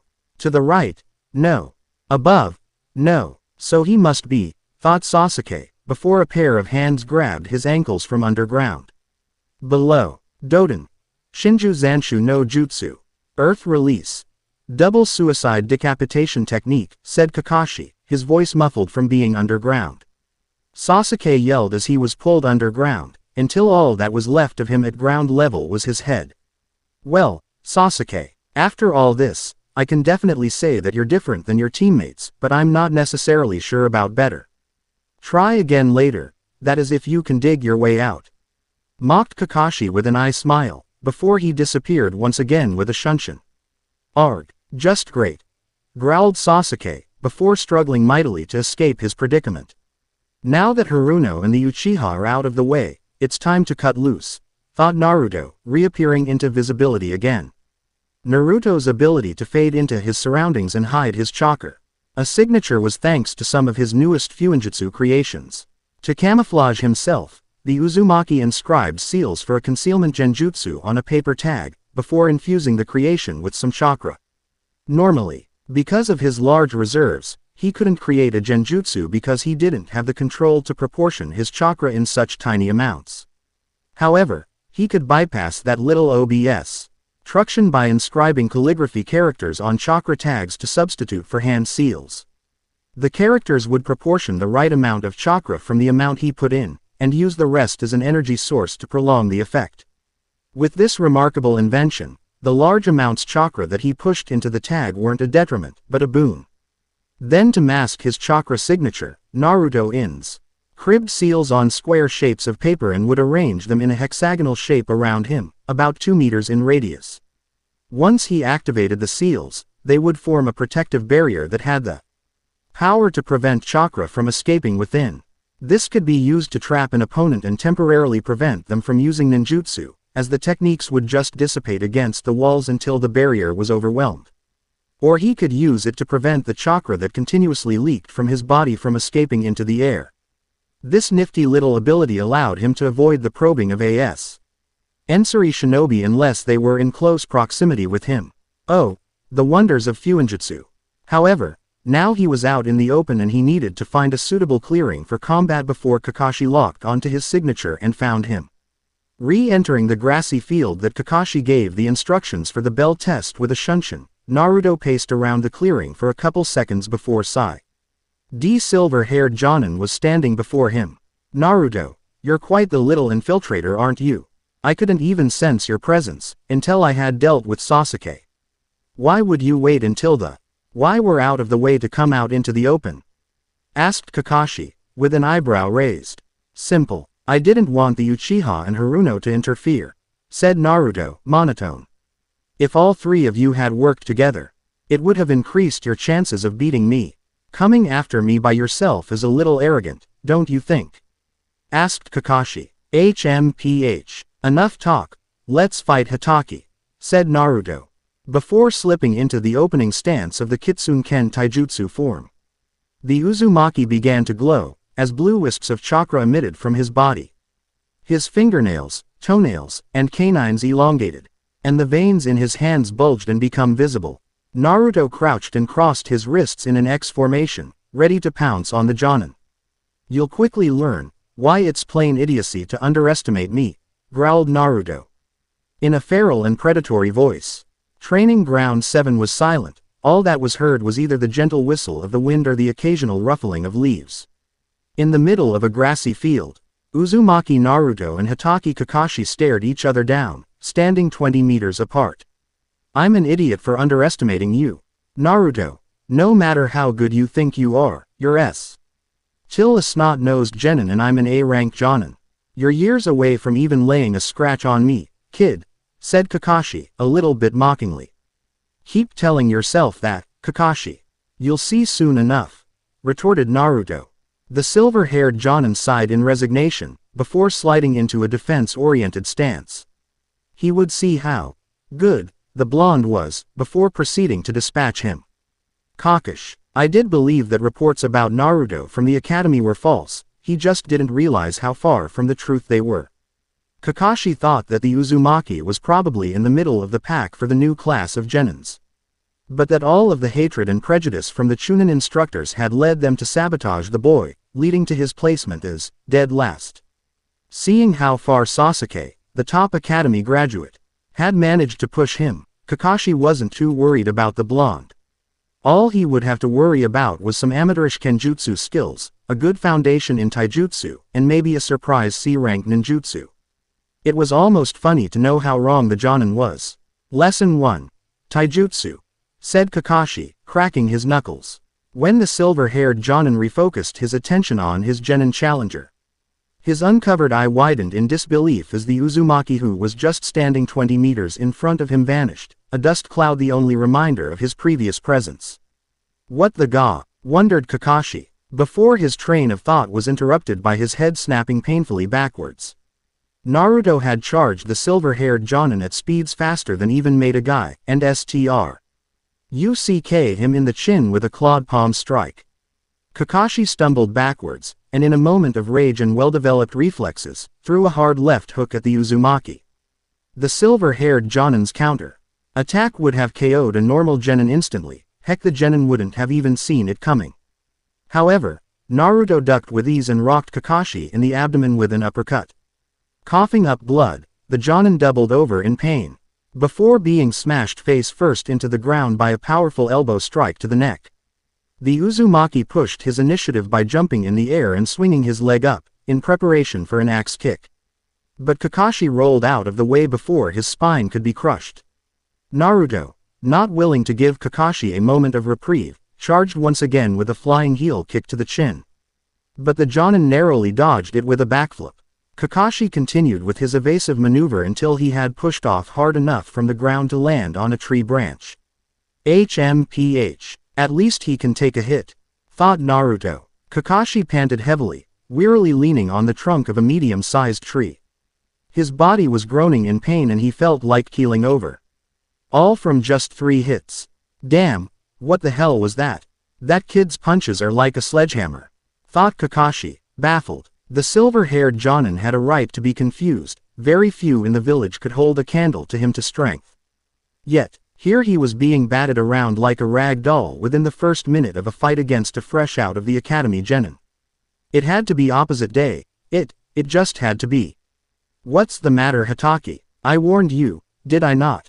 Asked Naruto, with a smirk. Before the jonin could answer, Naruto formed a one-handed hand seal causing 6 kunai with exploding tags attached to appear in a poof of smoke. The blonde's secret ability was the result of custom-made, forearm guard storage seals. One such invention could store thousands of kunai, shuriken, senbon, and other projectiles of the like. Grasping the projectiles between his knuckles, the Uzumaki crossed his arms in an X formation before launching the weaponry. With highly practiced aim and speed, the exploding kunai landed on the branch that Kakashi was standing on, its detonation tags halfway consumed by flames. Kakashi jumped off the wooden platform before it was engulfed in a sizable explosion, and landed back on the grassy clearing. Naruto grinned savagely, before blitzing the silver-haired jonin. The Uzumaki's form flickered chaotically, as he quickly zigzagged across the battlefield at ridiculous speeds. Kakashi shook his head to clear his thoughts, before focusing on tracking the genin's movements. After pinpointing the blonde's trajectory, Kakashi charged full force as well, finally willing to listen to the nagging voice in his head that had warned him of the blonde's danger level. The two combatants cocked back a fist as they approached each other, before clashing in a contest of might. In respect to their momentum, Naruto and Kakashi flew past each other, but their reflexes kicked in and they both turned on their heels to re-engage. Naruto initiated the exchange with a backhand strike, but Kakashi ducked before using his momentum to launch a spinning heel kick. The blonde easily blocked the maneuver and retaliated with a barrage of clawed spear hand strikes. Realizing the danger, Kakashi quickly began to deflect Naruto's vicious assault, aiming for the wrists to avoid being scratched, before swiping at the Uzumaki's neck to force him to back off. Naruto ducked under the attack however. Before launching a sweeping kick to trip the Jonin up, Kakashi jumped into the air to avoid, and came down with a stomp kick that was dodged with a roll by Naruto. The Jinchuriki threw himself into a cartwheel that doubled as a downward arc kick, but Kakashi leaned back to avoid before blocking the blonde's following backhand strike. Kakashi threw an uppercut at Naruto's chin, forcing the Uzumaki to back off, and quickly followed up with a few straight jabs. Naruto tilted his head a few times to avoid the first 3 jabs, before rushing forward and inside blocking the 4th jab. Successfully getting within the Jonin's guard, Naruto launched a knee strike at Kakashi's abdomen, but the Jonin caught the offending appendage with his palms, before pushing off of it to gain some space. The Uzumaki pursued the silver-haired Jonin and upon catching up, flew forward with a side kick. Kakashi sidestepped the attack, and followed with an elbow strike which was caught and pushed away by Naruto. The Jonin, utilizing the momentum he gained from Naruto's counter, spun around with a heel kick once again, but the blonde ducked his follow-up. Naruto launched an upwards claw strike which was avoided by Kakashi. Before changing his failed maneuver into a hammer strike, Kakashi hastily brought up his guard, and even though it was knocked aside, it succeeded in slowing the blow.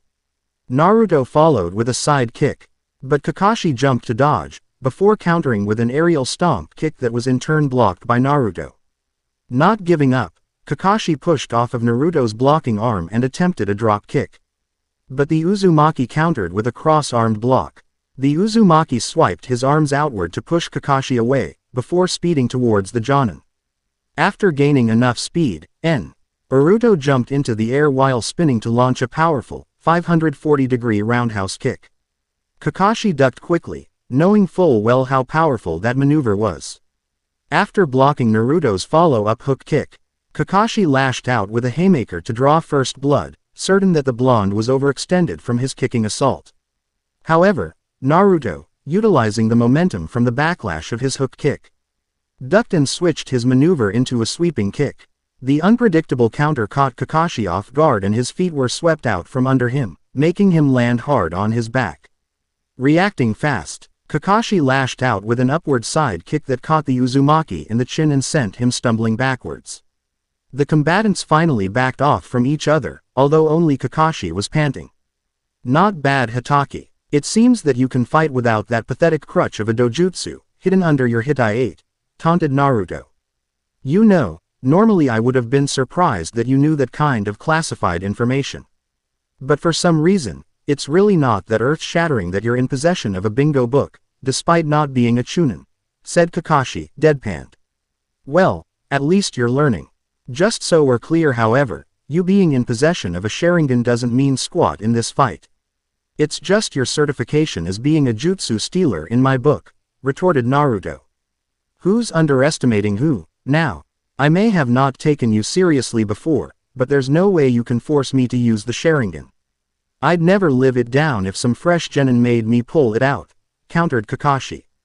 Naruto rose an eyebrow to Kakashi's declaration, before his face broke out in another savage grin. As that's so, well, we'll soon see about that, shall we? Threatened Naruto, his body beginning to glow with blue wisps of chakra once more. The Uzumaki crouched down to the ground, this time falling on all fours like an animal. The wind blew the pre-teen's sun-kissed hair in his face, obscuring his cerulean blue eyes. Oh, I don't like the feeling of this, thought Kakashi, warily. As a master of the Sharingan, you must be aware of its weaknesses, correct? Asked Naruto, in an eerie growl. Yeah, what about it? Asked Kakashi, not liking where this was going. The blonde Uzumaki charged forward once again, leaving cracks on the ground and a dust cloud in his wake. This time, however, Naruto was moving 3 times faster than before. Kakashi's uncovered eye widened in alarm, before he quickly pulled up his Hitai-8 to reveal his matured Sharingan, its tomo whirling at a frantic pace. The man's Sharingan enhanced reaction time was just barely fast enough to throw up a cross-armed block, which shielded him from Naruto's vicious haymaker. Shit! Shit! Shit! Where did all that power come from? Exclamation mark. Was he holding back this entire time? Thought Kakashi, in increasing incredulity. The silver-haired Jonin skidded back from the punch, his arms smarting fro. The force behind the Jinchuriki's punch. Sharingan wielders really are aggravating opponents to face. Not only can they utilize eye contact genjutsu and steal ninjutsu by memorizing hand seals, but they can also predict a shinobi's movements in advance. Luckily, even if said Sharingan wielder can see the future, if their body isn't conditioned enough to react in time, then that ability is neutralized. And unfortunately for you, I would classify myself as a speed-based fighter, said Naruto, with a smirk. The blonde Uzumaki's right fist began to glow in a blue aura of chakra, before the Jinchuriki charged once more. Not good, thought Kakashi in alarm, before he threw his arms up to block again. This time, however, Naruto's haymaker smashed through Kakashi's guard like it wasn't even there. Breaking out in a savage grin, the Jinchuriki followed up with a quick flurry of punches that pummeled the Jonin's face like there was no tomorrow. After several seconds of intimacy with his fists and the Jonin's face, Naruto finished up with a powerful kick to Kakashi's abdomen. The silver-haired Jonin reeled from the onslaught and proceeded to tumble and roll across the battlefield until he skidded to stop, sprawled on the ground.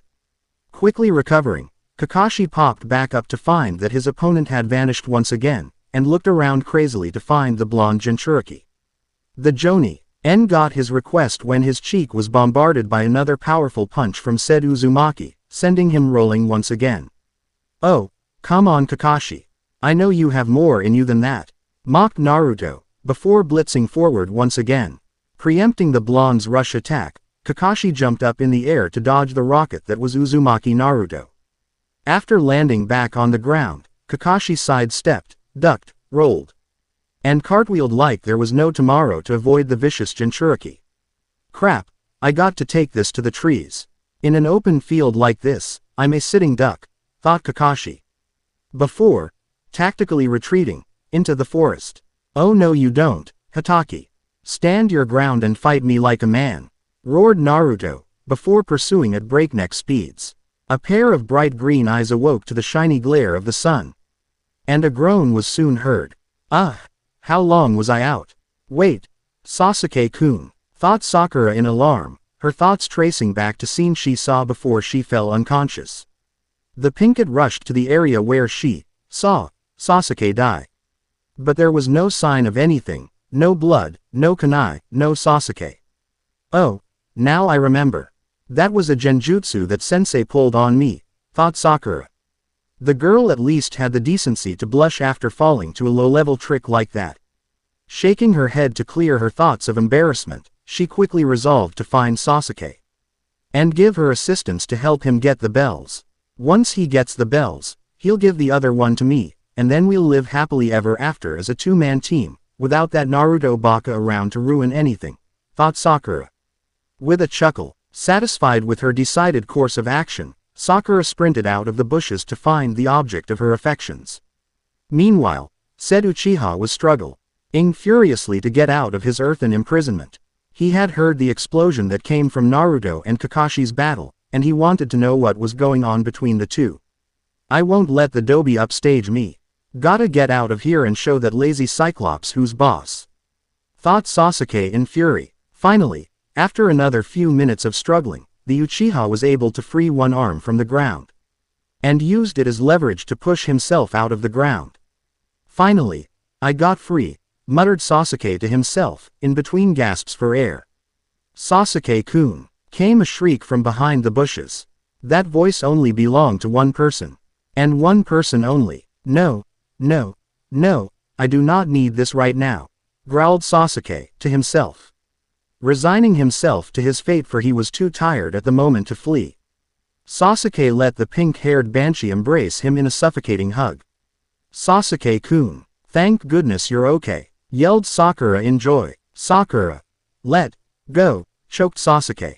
When the pinkett continued to crush him, either not hearing his command or ignoring it, the Uchiha debated whether he should engulf her in a fireball and be done with it. Kakashi backflipped off of a tree branch to avoid another in of shuriken and kunai from the blonde Jinchuriki. 3 seconds later, the branch on which he once stood was engulfed in a roaring inferno, thanks to the exploding tags attached to Naruto's kunai volley. "Seriously, where does he keep all of those?" wondered Kakashi, while upside down in free fall. The silver-haired Jonin reached into one of his pockets and undid a spool of metal wire, before attaching them to several shuriken. After Kakashi launched the shuriken, the metal wire that was attached wrapped around a thick tree branch. Kakashi hefted his lower body upwards and the maneuver allowed him to swing back up into the treetops. Once he sighted Naruto's chakra signature rapidly approaching, the Jonin drew a kunai in a backhand style and descended. The silver-haired Jonin came down with flying stomp kick, but the Jinchuriki easily backpedaled out of the way.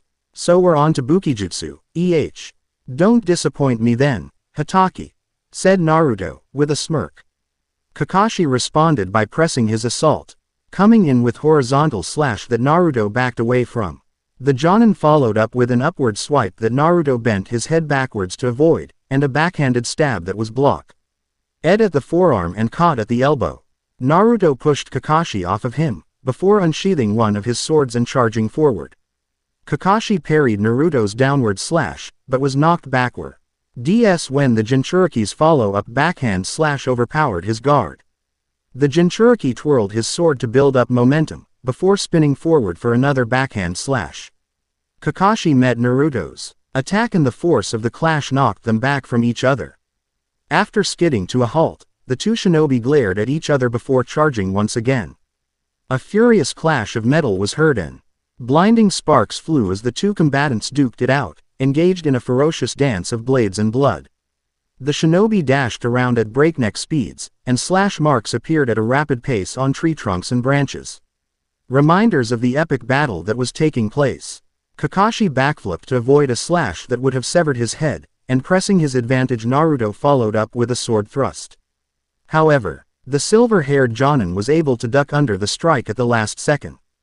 The Jinchuriki's failed maneuver left him overextended and vulnerable, allowing Kakashi to grab the offending arm and rock the Uzumaki in the abdomen with an elbow, before following up with another elbow to the chin.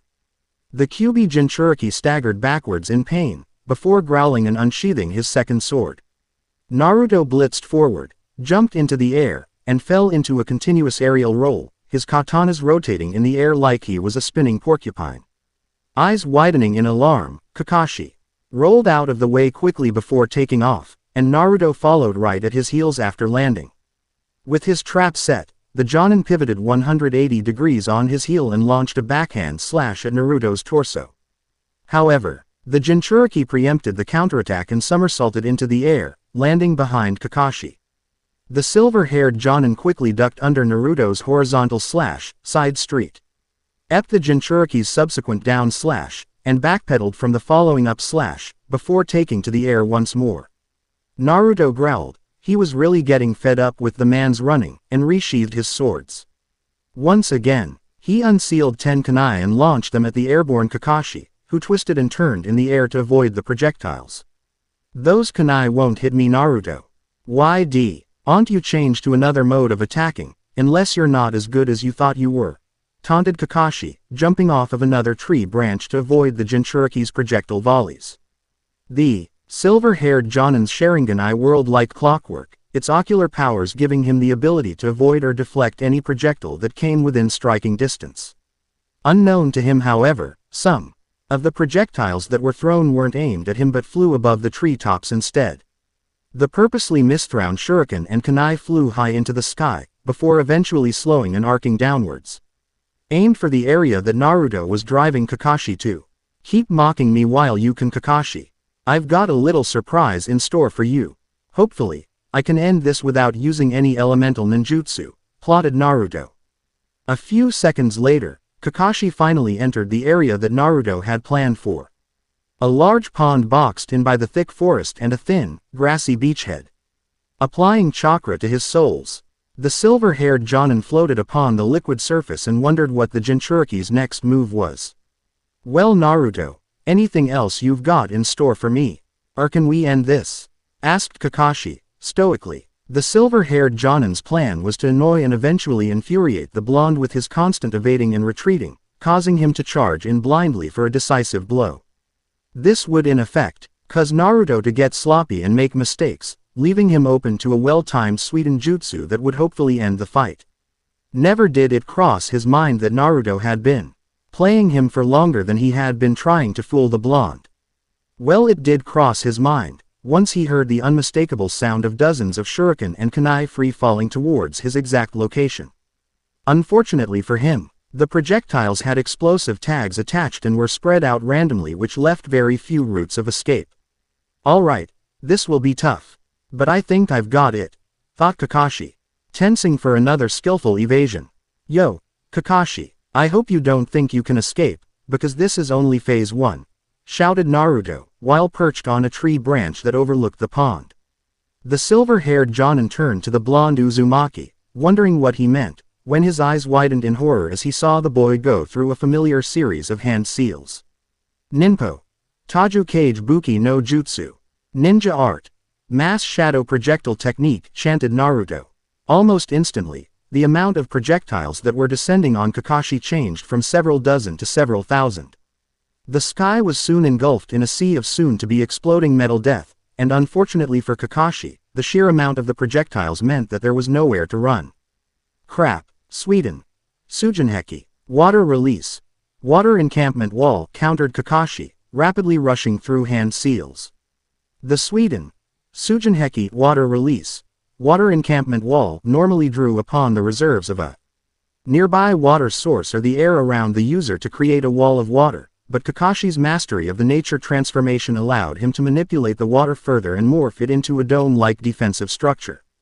All of this was done in seconds, just quick enough to shield Kakashi from the first round of projectiles that impacted the water dome and then the subsequent explosions. The explosions rained on for an entire minute, relentlessly bombarding the defensive construct. If it weren't for the Jonin's near cage-level chakra reserves that allowed him continually reform the wall, the explosions would have turned him into charcoal. Konoha's last Uchiha valiantly tried to ignore the pink-haired Banshee's attempts to get a date with him, and focus on locating Kakashi by following the trail of damaged trees, scorch marks, and slash marks. Now, contrary to belief, Sasuke was in fact not gay, even though he seemingly suggested that opinion by his constant rebuffing of his fan club's advances. After gaining enough strength and completing his goal of revenge against Itachi, Sasuke indeed had thoughts on procreating with another to rebuild his clan and regain their prestigious reputation as Konoha's strongest clan.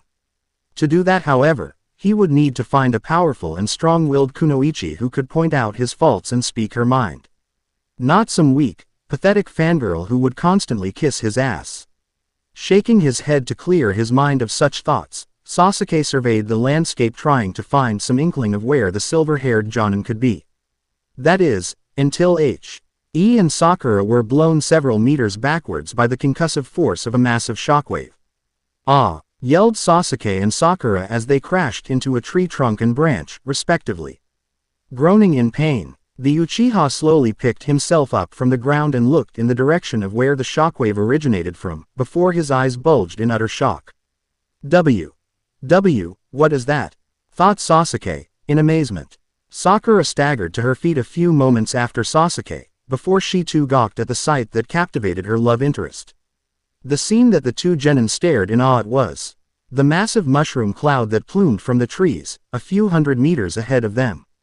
The monstrous smoke cloud was the result of an explosion created by Naruto's combination of kunai and shuriken attached with exploding tags and the ninpo, Taju Kage Buki no Jutsu, ninja art, mass shadow projectile technique.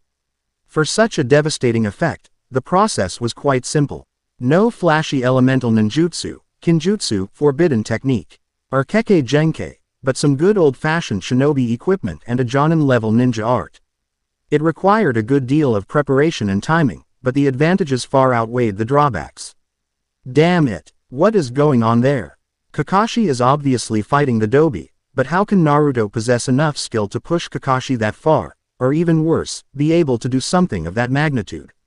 I am the elite, the genius, the prodigy, and yet the Dobi is upstaging me. Fumed Sasuke, looking absolutely murderous. How can Naruto Baka be so strong to fight in a battle like that?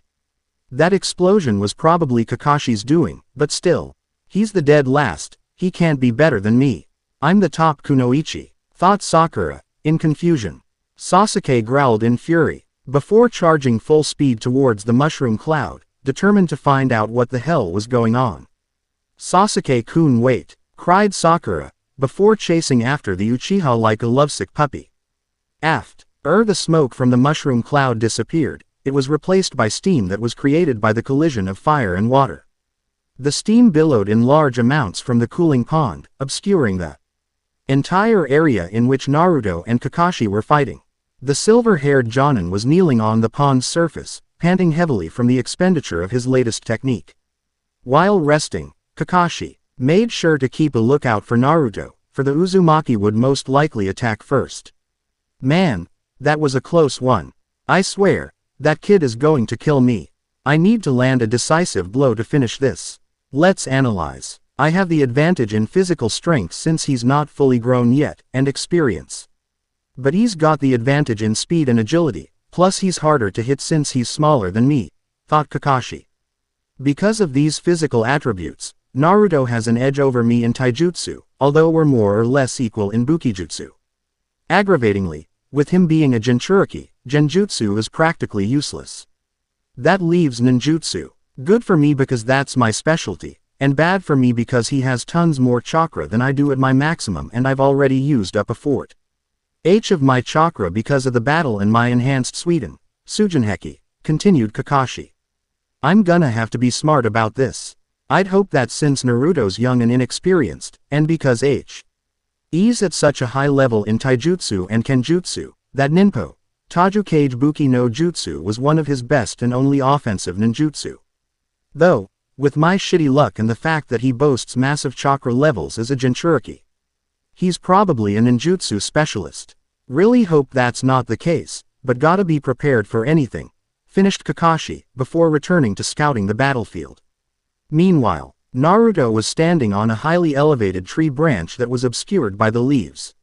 Even though the mist reduced visibility to practically zero, Naruto could still sense Kakashi, thanks to his enhanced sense of smell and chakra sensor abilities.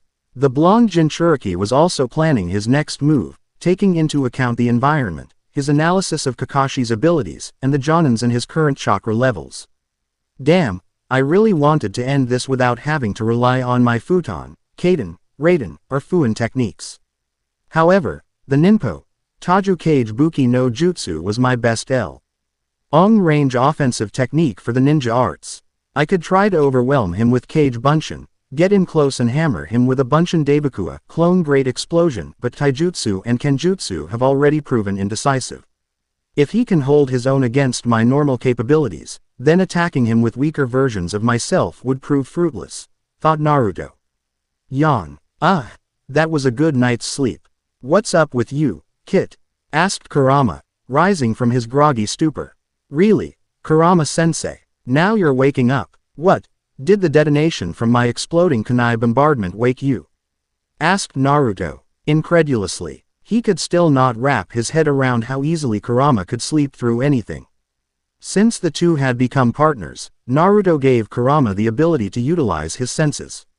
So anything the Uzumaki saw, heard, touched, tasted, and smelled, could be experienced by the Biju if he wished. Yet, all the times in which Naruto trained, what I mean is when he blew stuff up, the demon fox was never perturbed. No, you know how much of a deep sleeper I am. I just felt like sleeping in today. So, what's going on? Asked Kurama, getting serious. I'm fighting Hatake at the moment. The battle's enjoyable, but we are at a stalemate. Taijutsu and Kenjutsu have not yielded any conclusive results, and my exploding tag barrage failed. I don't really want to reveal too much of my abilities because Kakashi will most likely report to the Hokage about the events that transpired here, and I don't want to have to explain myself more than necessary, answered Naruto. While that is a solid concern, I think you should just say, to hell with it, and go all out.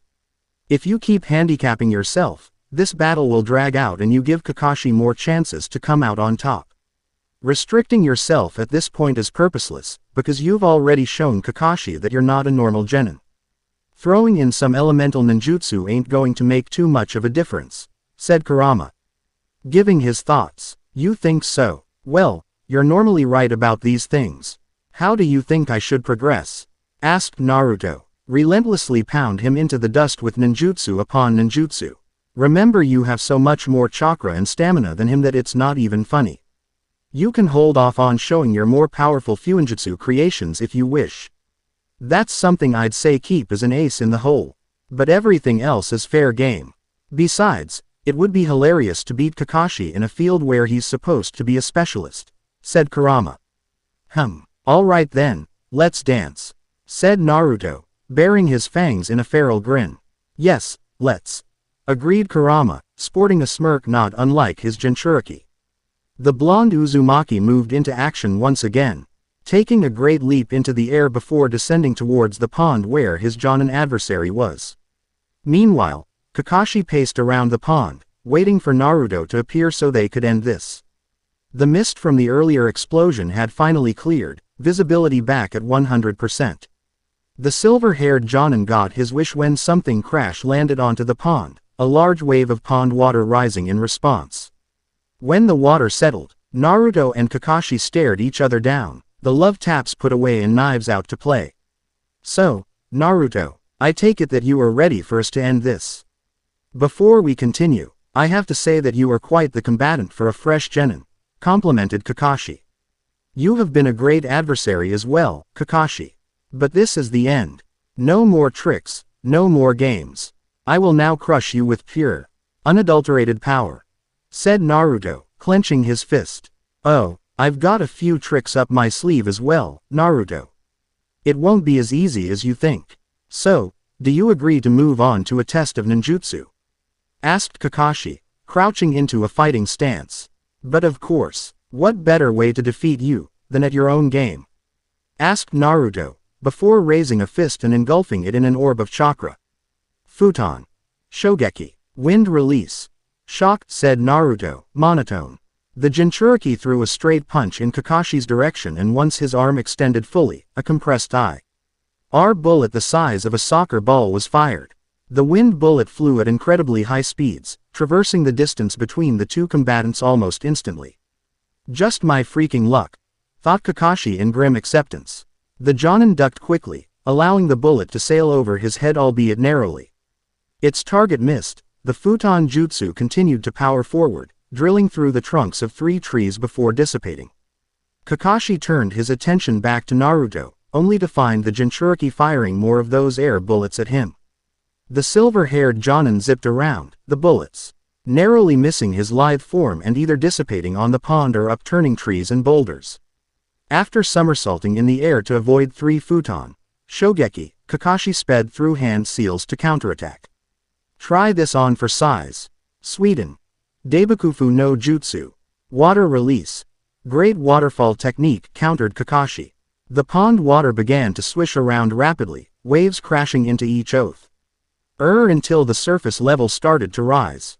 A short moment later, a 20-meter tall wall of water formed before powering after Naruto, like a mini tidal wave. HMPH. Is that really the best you've got? Asked Naruto, mockingly. The Jinchuriki leapt into the air, sailing over the massive waterfall like it was nothing, before clasping his hands together. Futon. Shogeki Renden. Wind release. Shock barrage, chanted Naruto. An orb of compressed air formed in between Naruto's hands, pushing them apart, before expanding rapidly until it was as big as the user. Aiming the orb at Kakashi, the Uzumaki released a plethora of futon Shogeki at the silver-haired Jonin, like a machine gun. Kakashi quickly turned on his heel and retreated across the pond and into the trees once again, the rapid wind bullets impacting the space in which he once stood only seconds after. Water splashed, smoke rose, grass and dirt upturned, and wooden shards and leaves flew, as the futon Shogeki Renden car ved a swath of destruction hundreds of meters long. Naruto smirked at the carnage that his technique had wreaked as he landed. Kakashi was really being a helpful test subject. Damn, Kit, is that a new one? Asked Kurama, whistling in approval of the Jinchuriki's latest futon jutsu. Yeah, and unfortunately for Kakashi, I would only classify that as B ranked. Hold your applause for when I really let loose, said Naruto. With a feral grin. Man, the Kit's really getting strong. It's only been 4 years, but he's already kicking a top Jonin's ass. Maybe he really will be able to help me get my revenge, thought the demon fox. As Naruto chased after Kakashi, Kurama wasn't the only one to be amazed by Naruto's powerful technique. Sasuke and Sakura had finally arrived just before Naruto let low O's the futon Shogeki Renden and were rendered absolutely speechless. That power, should be mine. How the hell does a clan-less dobi like him possess a jutsu like that? Once this is all over, I will demand that he to teach it to me, thought Sasuke, seeing red. Sakura on the other hand looked upon the destruction with stunned horror, believing the dead last to be some kind of demon in disguise.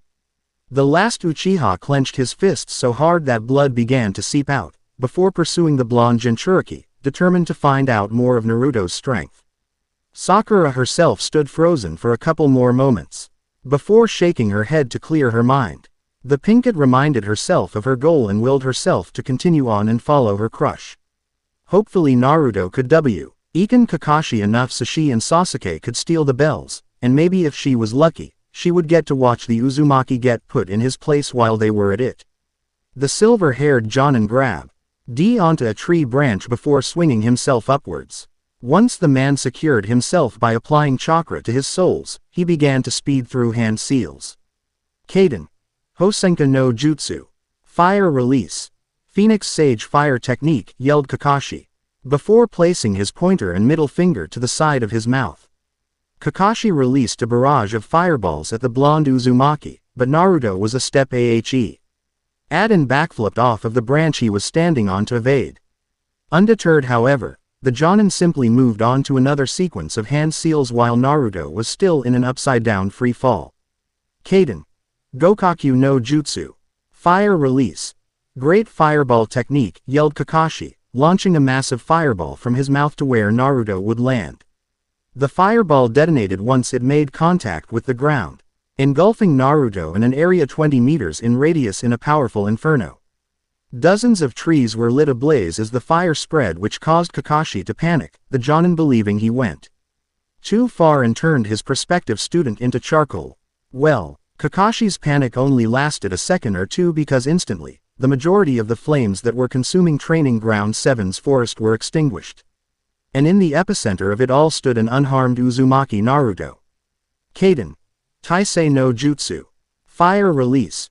Resistance technique, said Naruto, to himself. The blonde didn't want Kakashi to know that he had more than one elemental nature yet, he would use that to his advantage later. Hopefully, the Jonin would think that he dispelled the flames with a wind jutsu. Futon. Shogeki. Wind release.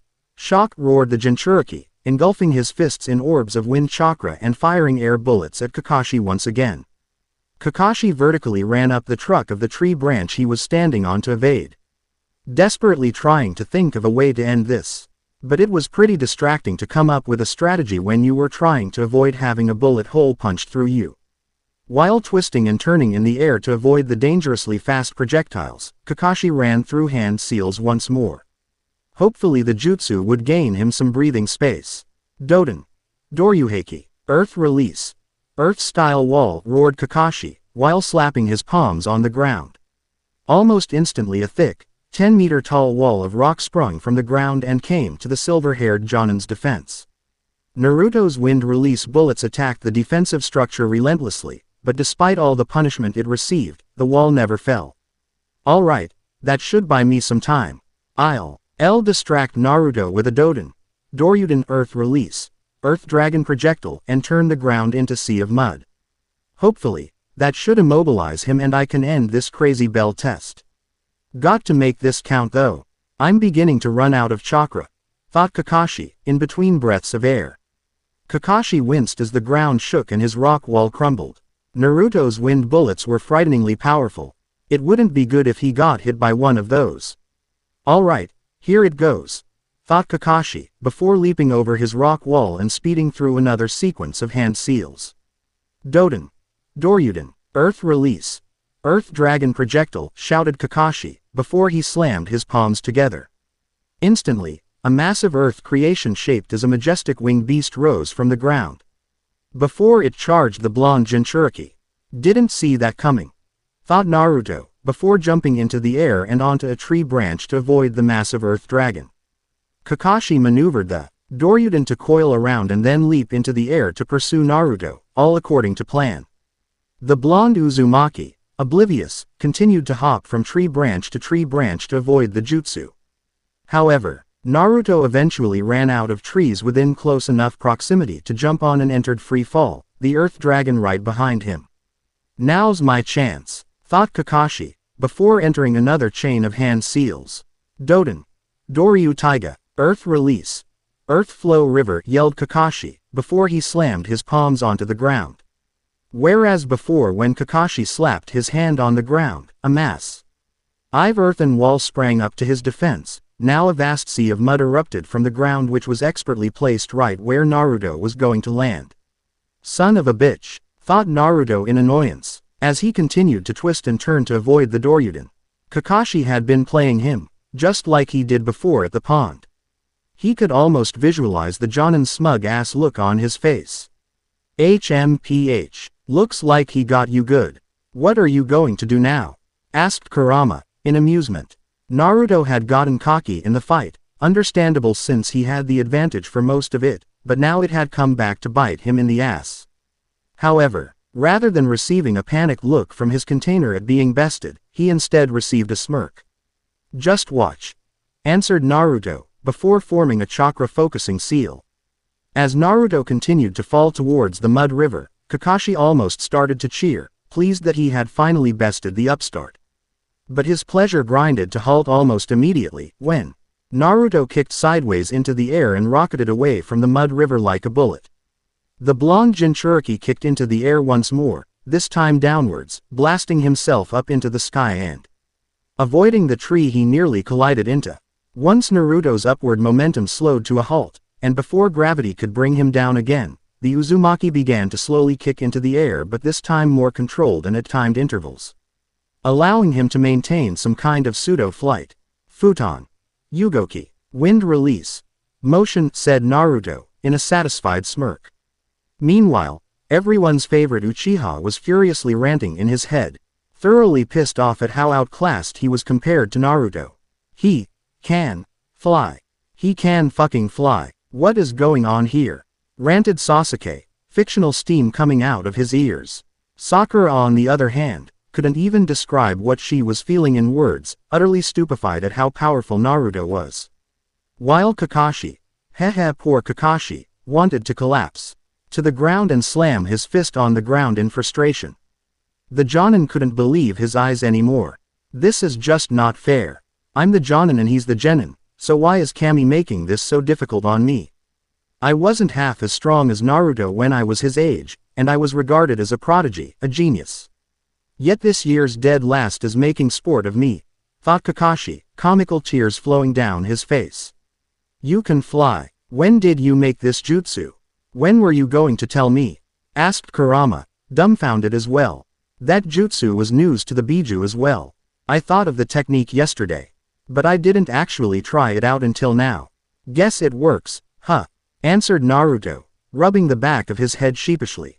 Gee, you think? Asked Kurama, sarcastically. Okay, I have had enough of this fight. I'm going for the win, right here, right now, said Naruto, regaining his serious and stoic countenance. Do tell on how you plan on accomplishing that. Kakashi's still in the fight as far as I'm concerned. And while you have jutsus with which you can KO him with, it'll be one hell of a struggle for you to actually land a hit, said Kurama, questioningly. We'll see about that, said Naruto, before descending to the ground. Kakashi was truly drawing a blank on how to proceed now. Naruto was a persistent foe who had a unique ability, he can fly, to avoid any trap he could set. Trying to blatantly overpower him was stupid as well as ineffective, as the boy's chakra reserves left his in dust, not to talk of him running close to empty. The Jonin couldn't just go and use his P-Rized Reikiri lightning blade on the Uzumaki, because A. The Reikiri was an S-rank assassination jutsu and he would be in hot water with the Hokage for killing a genin, and B. That was assuming he could even hit Naruto. Goddamn, I really am 1 foot in the grave with this team, thought Kakashi, cynically. Alright, Kakashi, that was a good attempt, but as expected it failed. Now before we continue, I'm offering a chance for you to surrender. Doing so will save you a whole lot of pain. Do you accept? Asked Naruto, arms crossed over his chest. The silver-haired Jonin mulled the idea in his head for a few moments. Taking into consideration his laid-back, more like lazy-ass attitude, giving up would have been so much easier for everyone. But for once in his adult life, Kakashi decided to not take the easy road in life. Sorry, Naruto, but I'd never live it down if a fresh genin forced me to reveal my Sharingan and then still beat me. We're going to have to do this the hard way, said Kakashi. Sliding back into his fighting stance, Naruto raised an eyebrow at Kakashi's response, before breaking out into a quiet chuckle. So be it, you poor fool, said Naruto, before forming a one-handed seal. The blonde Jinchuriki was engulfed in a blue aura of chakra, before said source of energy split into two and created a Naruto clone to his right. Futon. Kage Bunshin no Jutsu. Wind really. Ace. Shadow clone technique, said Naruto, in monotone.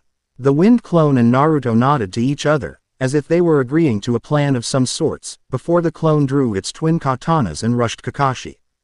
He's going back to Bukijutsu, thought Kakashi in confusion, before pulling out a kunai in a backhand grip. The Naruto wind clone and Kakashi engaged in another furious clash of swordplay. The two spinned, twisted, turned, and jumped around each other to gain an advantage and strike an unprotected vital area. Blinding sparks flew as the two combatants duked it out at breakneck speeds. And slash marks appeared at a rapid pace on tree trunks and branches, reminders of the shinobi who once fought there.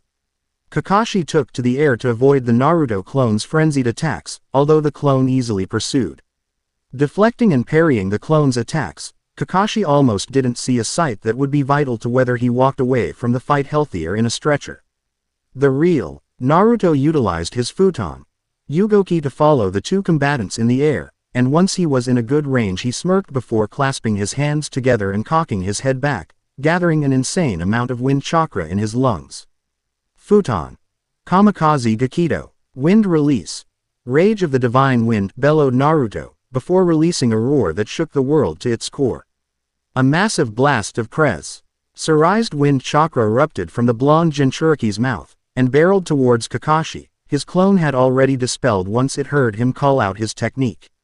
With the force of a compressed tornado, the futon Kamikaze Gakido slammed into Kakashi, cutting into his skin and ripping his Jonin vest and combat undergarments to shreds. Even though the silver-haired Jonin saw the attack coming at the last second, the jutsu was too fast and struck too wide of an area for him to dodge. All he could do was put his arms up to guard his face and hope for the best. Upon the wind release technique's detonation, the forest of Training Field 7 was engulfed in a massive dome of pressurized air, with buffeting winds tearing apart trees and boulders and uprooting grass and dirt. The trees where Sasuke and Sakura hid in to spectate the fight couldn't possibly hold up against the power of the attack, and because of which quickly disintegrated. Sasuke-kun, yelled Sakura in fear, before she was blown away by the concussive force from the explosion. Sasuke covered his face with his arms and valiantly tried to hold his ground for as long as possible, but eventually he too was blasted back by the fury of the shockwave. The other newly graduated genin and their Jonin sensei heard the explosion and saw the smoke rise from Training Ground 7 as well. But the Jonin, believing it to be just Kakashi and his usual antics, decided to ignore the phenomenon and continued with their tests. Ha! Didn't I tell you that I would finish this once and for all, Kurama-sensei? Look at that, I didn't even NK that my attack was actually that powerful, said Naruto, in amazement. The demon fox didn't respond to Naruto's gloating but instead surveyed the devastation through his container's eyes. The results were frightening. If Kurama didn't know any better, he'd say that Naruto was the Ikibi rather than Shukaku.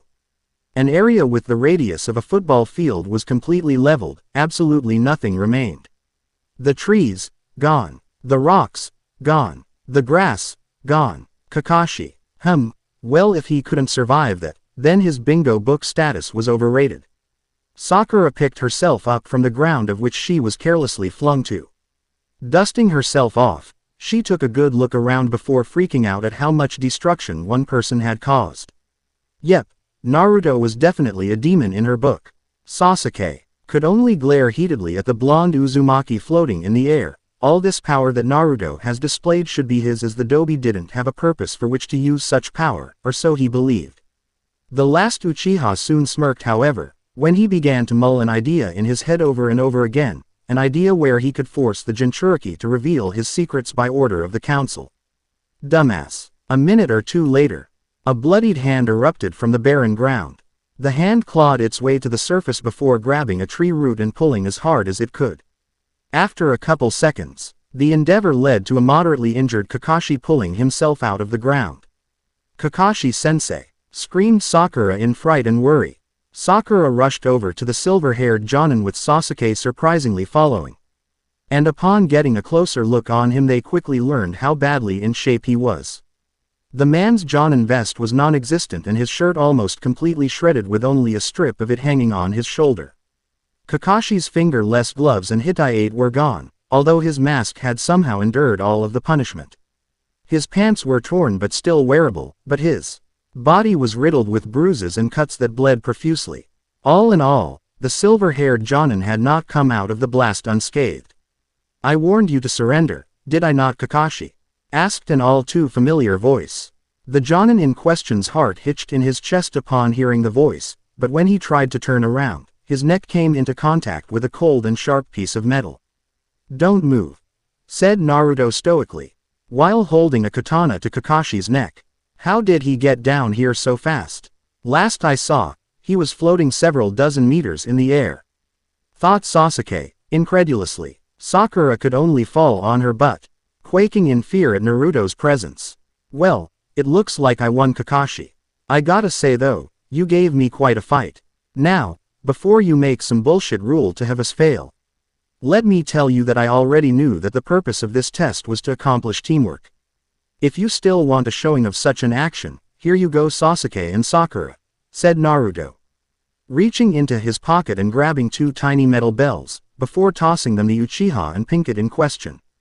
Kakashi, Sasuke, and Sakura's eyes all widened in shock as Naruto handed his teammates the prize of the test.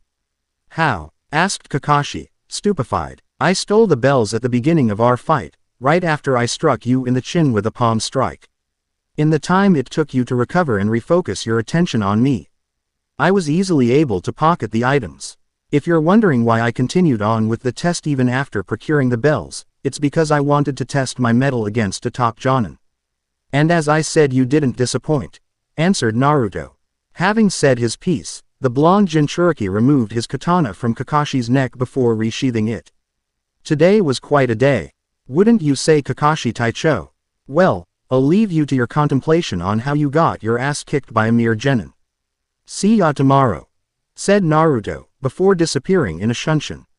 "Keep the miso ramen coming, Chuki Jiji. I haven't even begun to quell my hunger," yelled Naruto, in between mouthfuls of noodles.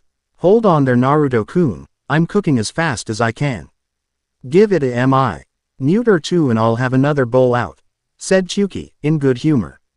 Naruto decided to go to Ichiraku Ramen for a hearty lunch after succeeding in completing Kakashi's famed bell test. The Jinchur Iki hummed happily while he slurped down bowl after bowl of ramen, basking in the glory of dishing out a royal ass-kicking to one of Konoha's top Jonin. "I gotta hand it to you, Kit. That was a fine C. And of whoop ass you opened on that silver-haired scarecrow. I couldn't be more proud," said Kurama, trying to hold back his tears. "Kurama-sensei, why are you crying? What are you on about now?" asked the blonde-haired boy, with a semi-annoyed sigh. "It's just, I knew you were strong 'cause I trained you and all, but to manhandle Kakashi like that, it's just so beautiful. On top of that, you can fly, Kit. I've got the best Jinchuriki ever. Suck on that Gyuki, cried Kurama, bursting in tears. Said ape-tailed beast, who was slumbering in peace in the mindscape of his Jinchuriki somewhere in Kumogakure, sneezed upon Kurama's boast. Startled, the ox-octopus hybrid wondered who in the hell was talking about him of all people. Meanwhile, the blonde Uzumaki sat in horror as he listened to his master weep. Kurama-sensei, the freakin' Kyuubi no Yoko, strongest of the Biju and bane of the shinobi world, can cry. Thought Naruto in alarm, while listening to the demon fox's completely unexpected outburst of tears. Of course I can, dumbass, roared the enraged tailed beast, reverting back to his normal countenance. Phew, now that's the Kurama I know, laughed the Uzumaki, to himself.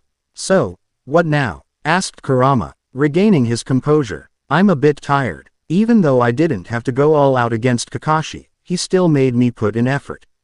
I'm just going to walk around for a bit, answered Naruto, before placing money on the counter of the ramen stand to pay for his meal. Feeling satisfied after downing 20 bowls of Ichiraku ramen, the blonde Jinchuriki decided to just wander the streets of Konoha for a while. Ignoring the cold, hateful glares from civilians and shinobi alike, Naruto just tried to enjoy the scenery and clear his mind from today's interesting turn of events. Meanwhile, the Uchiha everybody loved to hate was trying to locate his blonde teammate, while desperately trying to shake off his #1 fangirl, Haruno Sakura. The annoying pink-haired Ba, and she had been hounding him ever since they left the training ground, and he seriously wanted to just end her with a Kaden, Gokaku and be done with it. Let me find him soon before I do something that I may or may not regret, thought Sasuke, his irritation levels rising. A few minutes later, upon reaching Konoha's market square, the demon fox's acute olfactory senses picked up a scent through Naruto's nose, several dozen meters ahead. Do you sense that? Asked Kurama. Sense what? Asked Naruto, in confusion. I sense the rage of a retard with a stick up his ass a few dozen meters ahead. I think it's emo boy, answered the demon fox. Which one? We have a lot of those in this god-forsaken village, said Naruto, wincing at the thought. The Uchiha, answered Kurama, bluntly. Oh, that emo boy. What does he want? Asked Naruto in annoyance. Don't know, but it gets worse. Pinky's with him, replied Kurama. That's a disaster waiting to happen. Can we avoid them? Asked Naruto. Nope. Our change in direction will alert the Uchiha. Could have done so earlier, if I had picked up the scent a couple meters back. But you do realize that you can just kill them, right? Said Kurama, icing an eyebrow at his Jinchuriki's hesitation. Nah, that won't work. There's hundreds of people here in the area. More specifically, witnesses, answered Naruto, pinching the bridge of his nose in aggravation. Does that matter? Asked Kurama. Yes, no, maybe. As unfortunate as it is, they're my teammates. And that means I have to keep them alive until we can take the Chunin exams. So, I might as well just deal with it now, replied Naruto, sighing. Resigning himself to his fate, the blonde Jinchuriki composed himself before walking forward to face the bane of his existence, a prissy Uchiha. Dobi, growled Sasuke, angrily. What the hell do you want, Uchiha? I have better things to do than converse with maggots, said Naruto, monotone. Hey, don't talk to Sasuke-kun like that, dead last, growled Sakura with a vein popping in her forehead. Her tough guy act wasn't very convincing however, since she was hiding behind her crush with quivering legs. Call me that again, and no medic in the world will be able to fix what I do to you, snarled the Uzumaki while releasing a little bit of his killing intent. Feeling the effects almost instantly, the Pinkett scampered farther behind the Uchiha, fearing for her health. What the hell made you so strong? You, the dead last clown that everyone wipes their feet on. The one the academy instructors give the shittiest kunais to. The one who pulls stupid pranks every day. The one that failed every test. That kind of power doesn't belong to you, an untalented clan-less punk. So why don't you make yourself useful and teach me all those jutsu you used against Kakashi? Or else, ranted Sasuke, getting in Naruto's face. Snorting at the Uchiha's posturing, the Uzumaki faced the raven-haired youth with a glare that surpassed anything Sasuke could ever dream of coming up with. Or else, what? asked Naruto, in a dangerously calm voice. At first, Sasuke was taken aback by the Uzumaki's display of silent rage, before reminding himself of who he was and what he was after. Then, the Uchiha actually had the audacity to grab the Jinchuriki by the collar before giving his threat. Or else, I'll go to the council and have them force you. Anything I ask, they'll do for me, and even your undeserved strength won't save you, threatened Sasuke. The Uchiha immediately regretted this action, because a second later he found himself lying on the ground before he could even react. The noise from their argument began to draw the villagers from their daily shopping, and a crowd formed around the three genin. If you want me to finish what Itachi started all those years ago, and if you want to be able to go home to whatever shitty little hole you crawled from, you will never, ever, even if the devil possesses you, touch me like that again. Do you understand? Growled Naruto, his eyes morphing from cerulean blue to red slits. The amount of killing intent that the Jinchuriki released was so intense, that the crowd and Sakura wisely backed up several steps.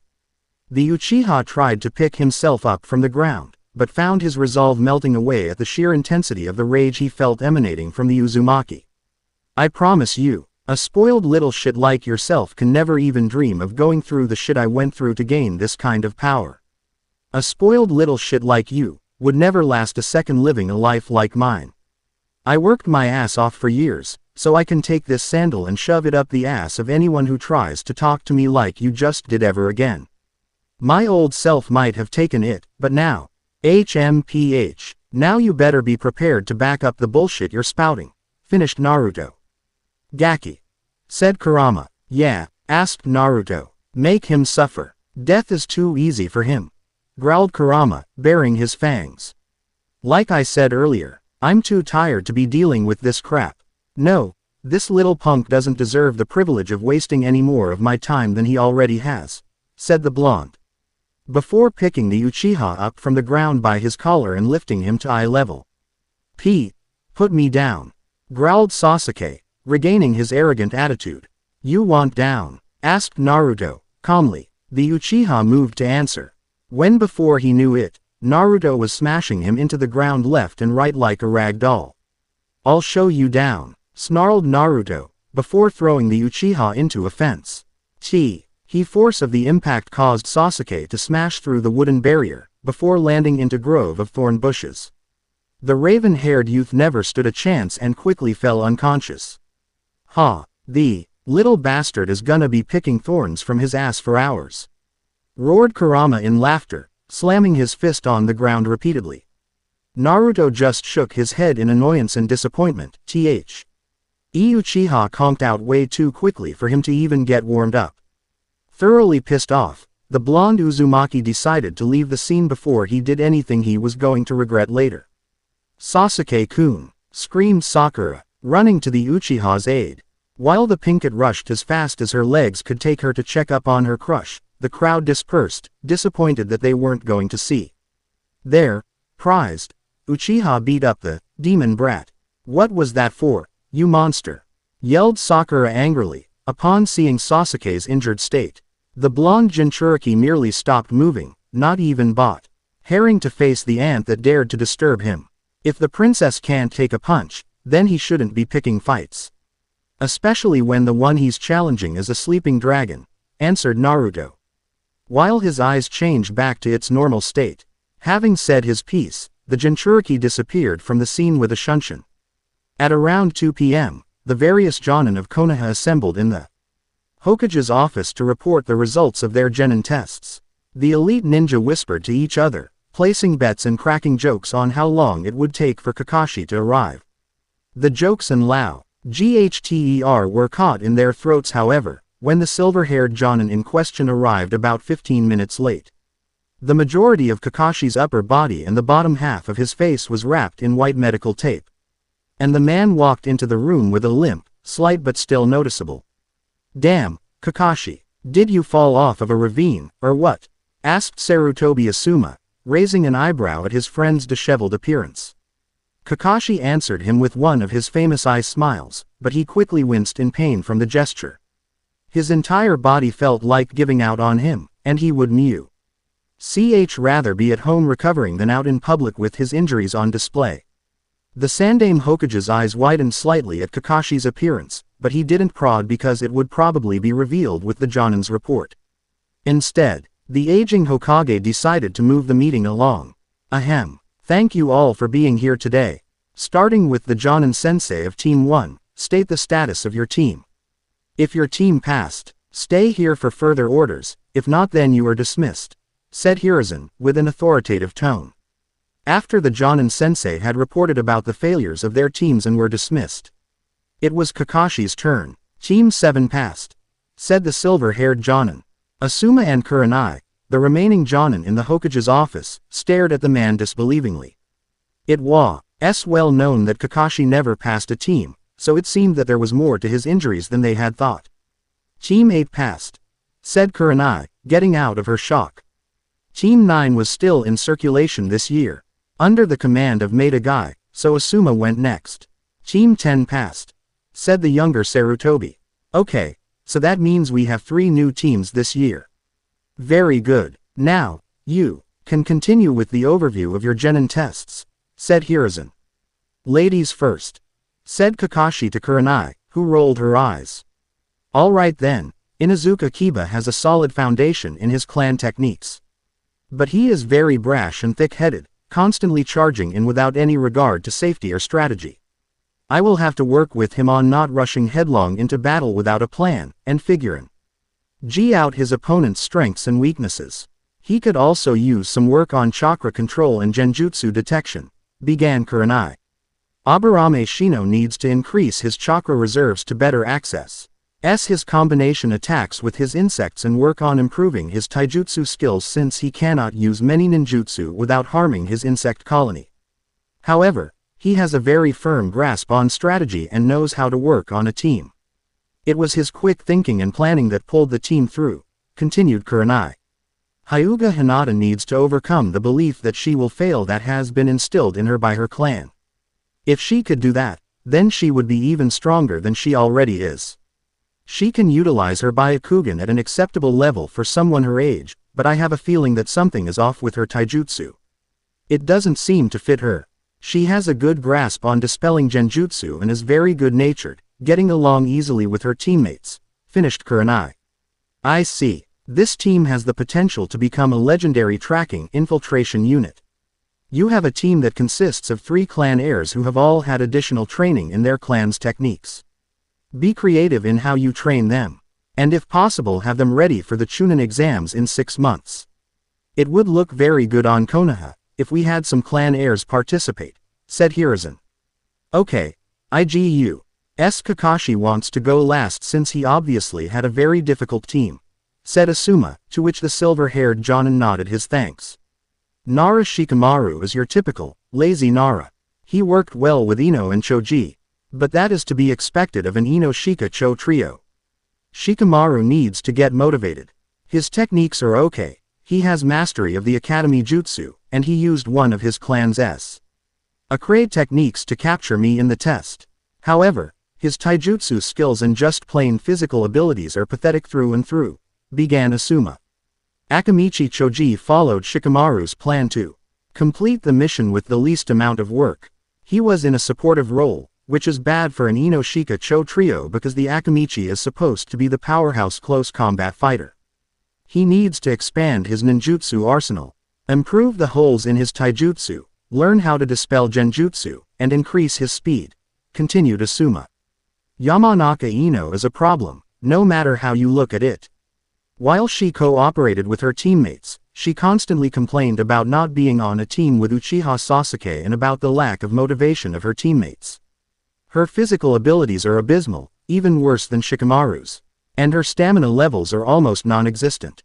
The only way she helped with the test was when Shikamaru caught me with his shadow possession jutsu. She took over my bow die with her clan's mind transfer technique.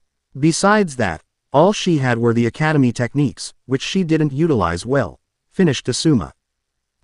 Well it seems that you've got your work cut out for you then. Alright, get your team in gear. You have the same directions as Kurenai, which also hold true for Kakashi. The Chunin exams. Get their individual skills up to par with the standards, Al. Though it's good that you have worked with Naris and Akamichis before, since you know how to handle them. You will have them do at least one D rank mission a week so they can get used to each other, and come together as a unit. This generation has a lot of shinobi with the potential to become something great. Okay Kakashi, your report is up next, said Hiruzen. The other remaining Jonin stared at their silver-haired colleague with interest. They had finally gotten to the climax of the meeting. I will start with Haruno Sakura. It seems that only Kurenai didn't get a fangirl on her team. But your fangirl Asuma, despite her various faults, at least has some form of competency and a willingness to work with both her teammates. Sakura is weak, there is no other way to say it.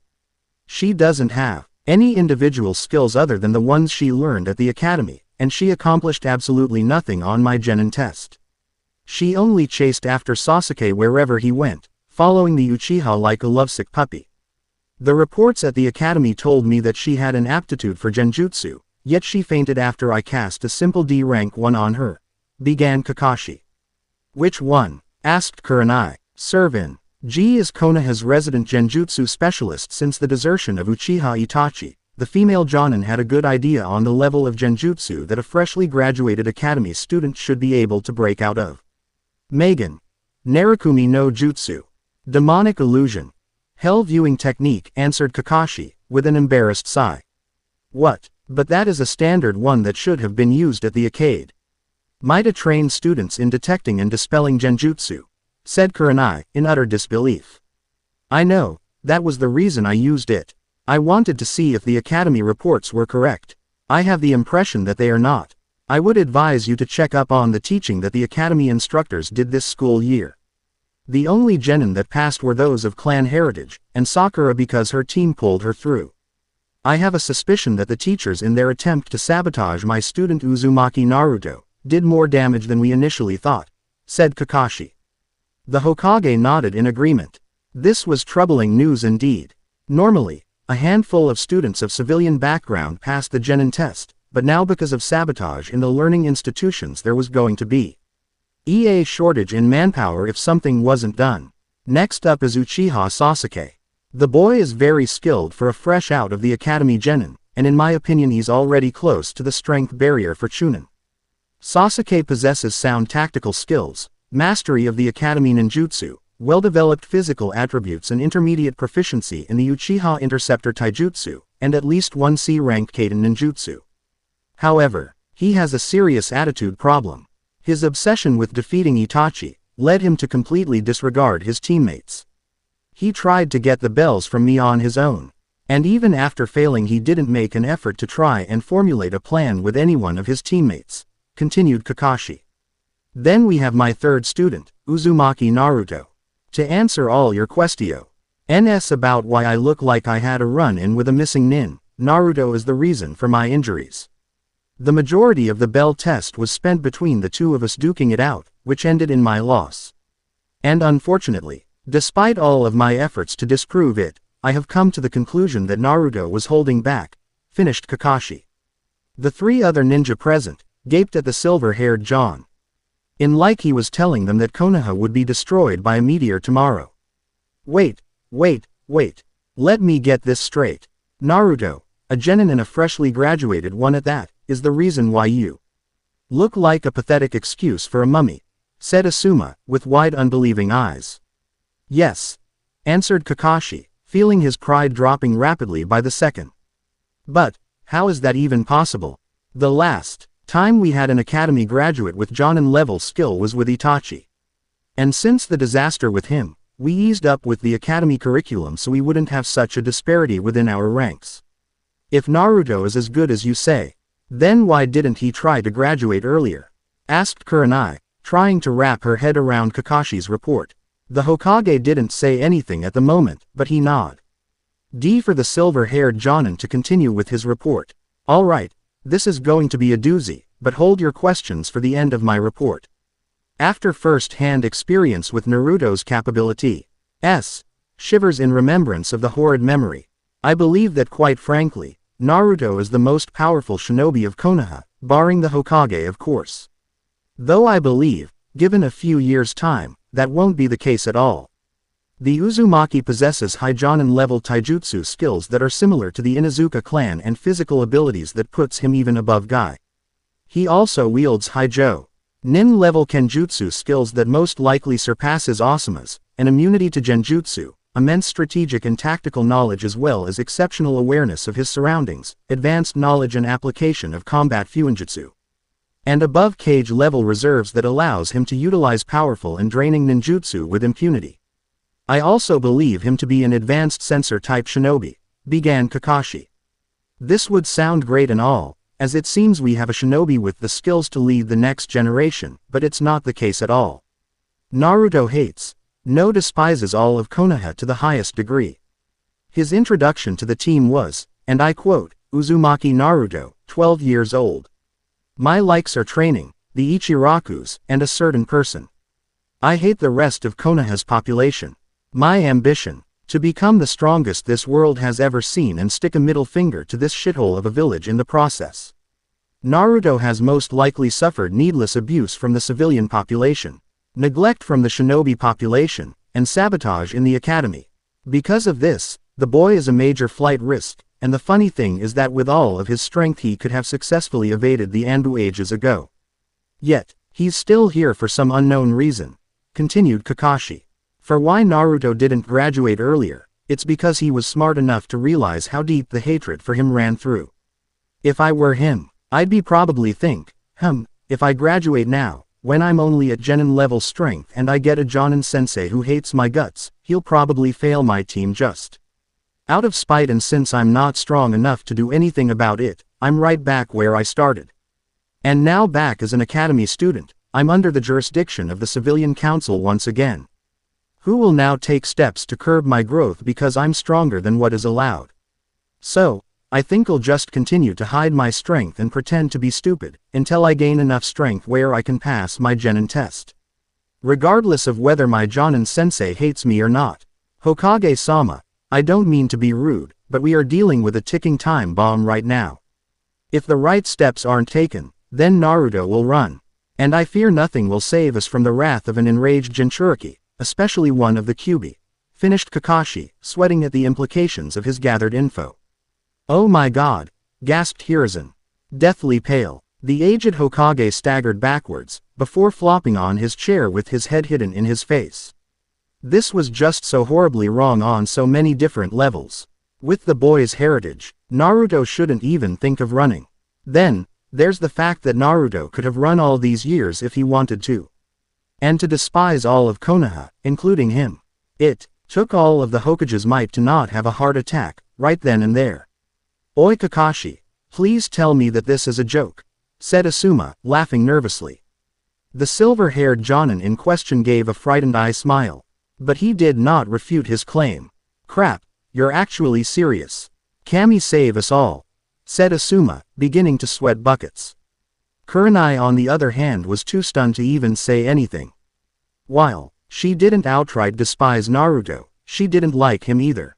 Even though she understood the intricacies of fuinjutsu and realized that Naruto was not the Kyuubi, it was still hard for her to like the boy when he housed the demon that killed her father.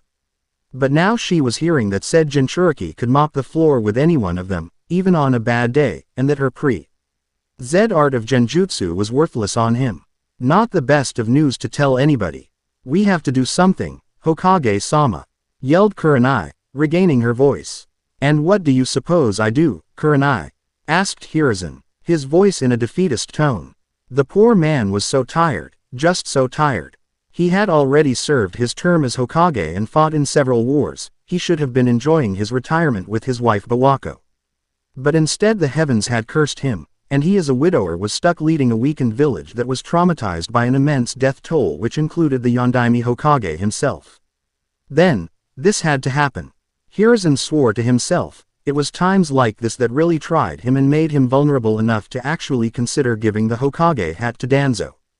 We should bring Naruto into the T&I department, torture and investigation, and scan him to see if he's mentally fit to resume active duty. He's way too dangerous to be left unchecked, pleaded Kurenai, trying hard to sound like the voice of reason. Are you insane? Did you not listen to the report I just gave you? Antagonize Naruto, and this whole thing blows up in our face. As I said, Naruto was holding back against me when we fought. If there is any possibility that Naruto could access the Kyuubi's chakra, which I suspect seeing how well he trained himself, would you actually want to fight against that? Asked Kakashi incredulously. Well, what do you suppose we do then? Promote him to Jonin? Asked Kurenai, with a heated glare.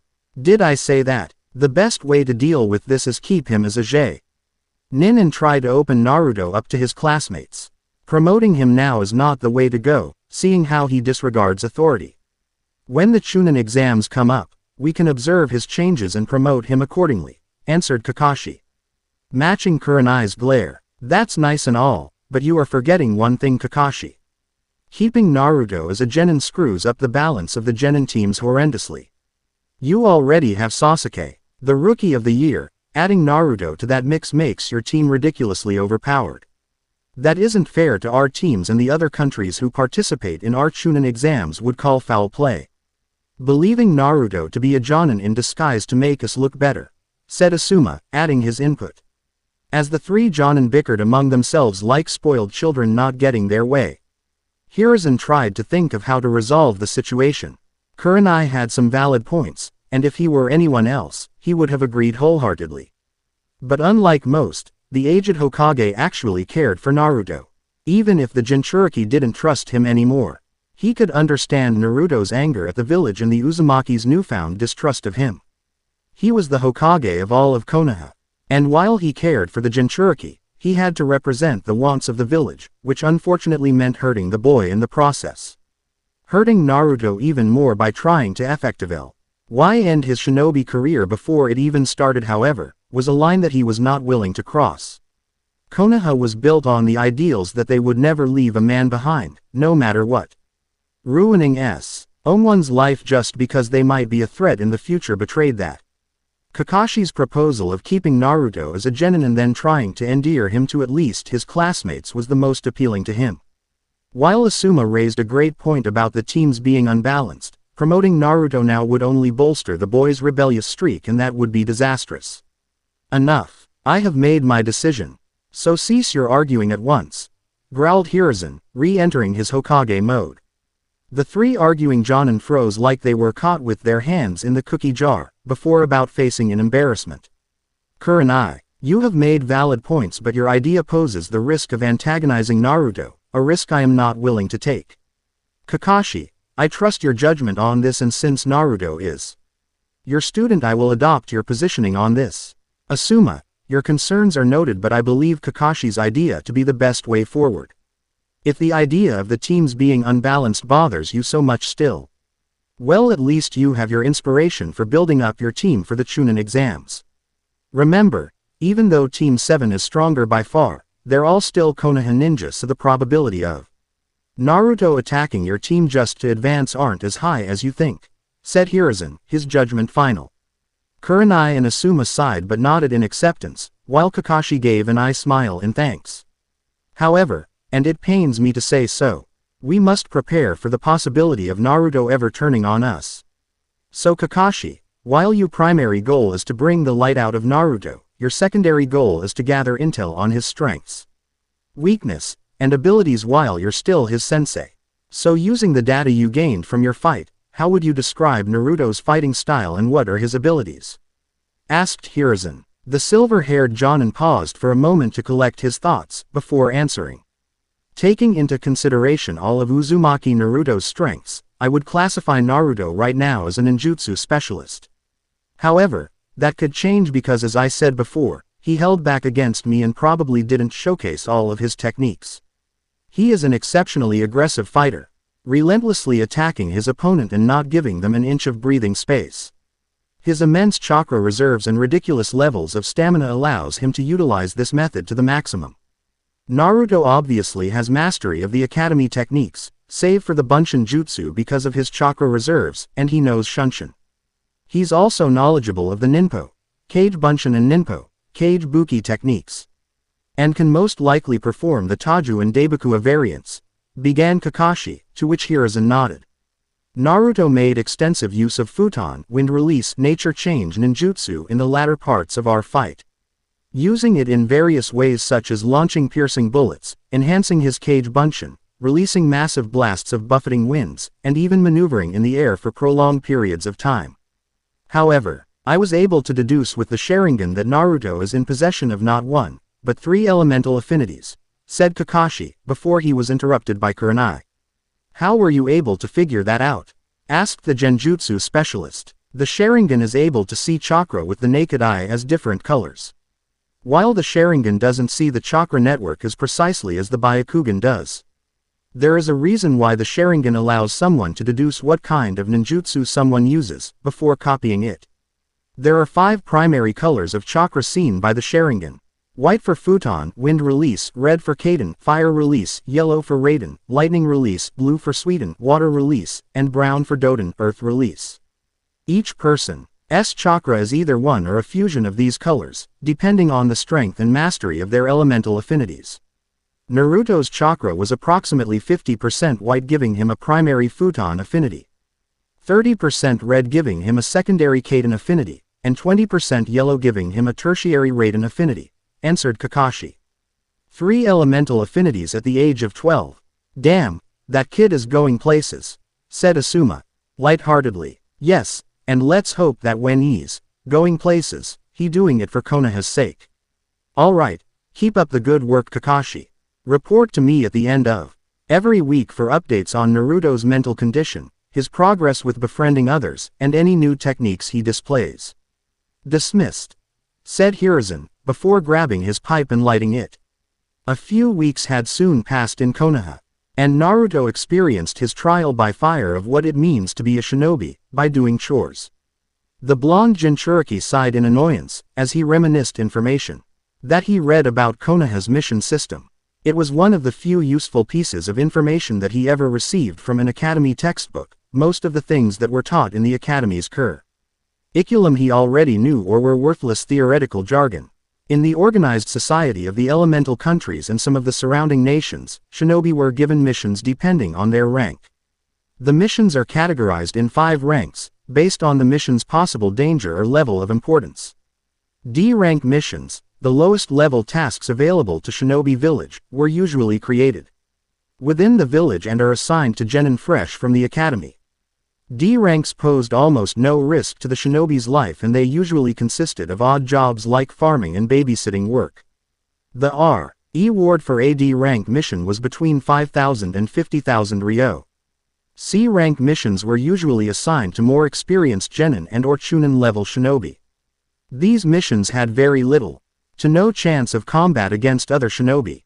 These kinds of missions included guarding people against bandits and or highwaymen, background investigations, eliminating or capturing bandits or thieves, and capturing or suppressing wild animals.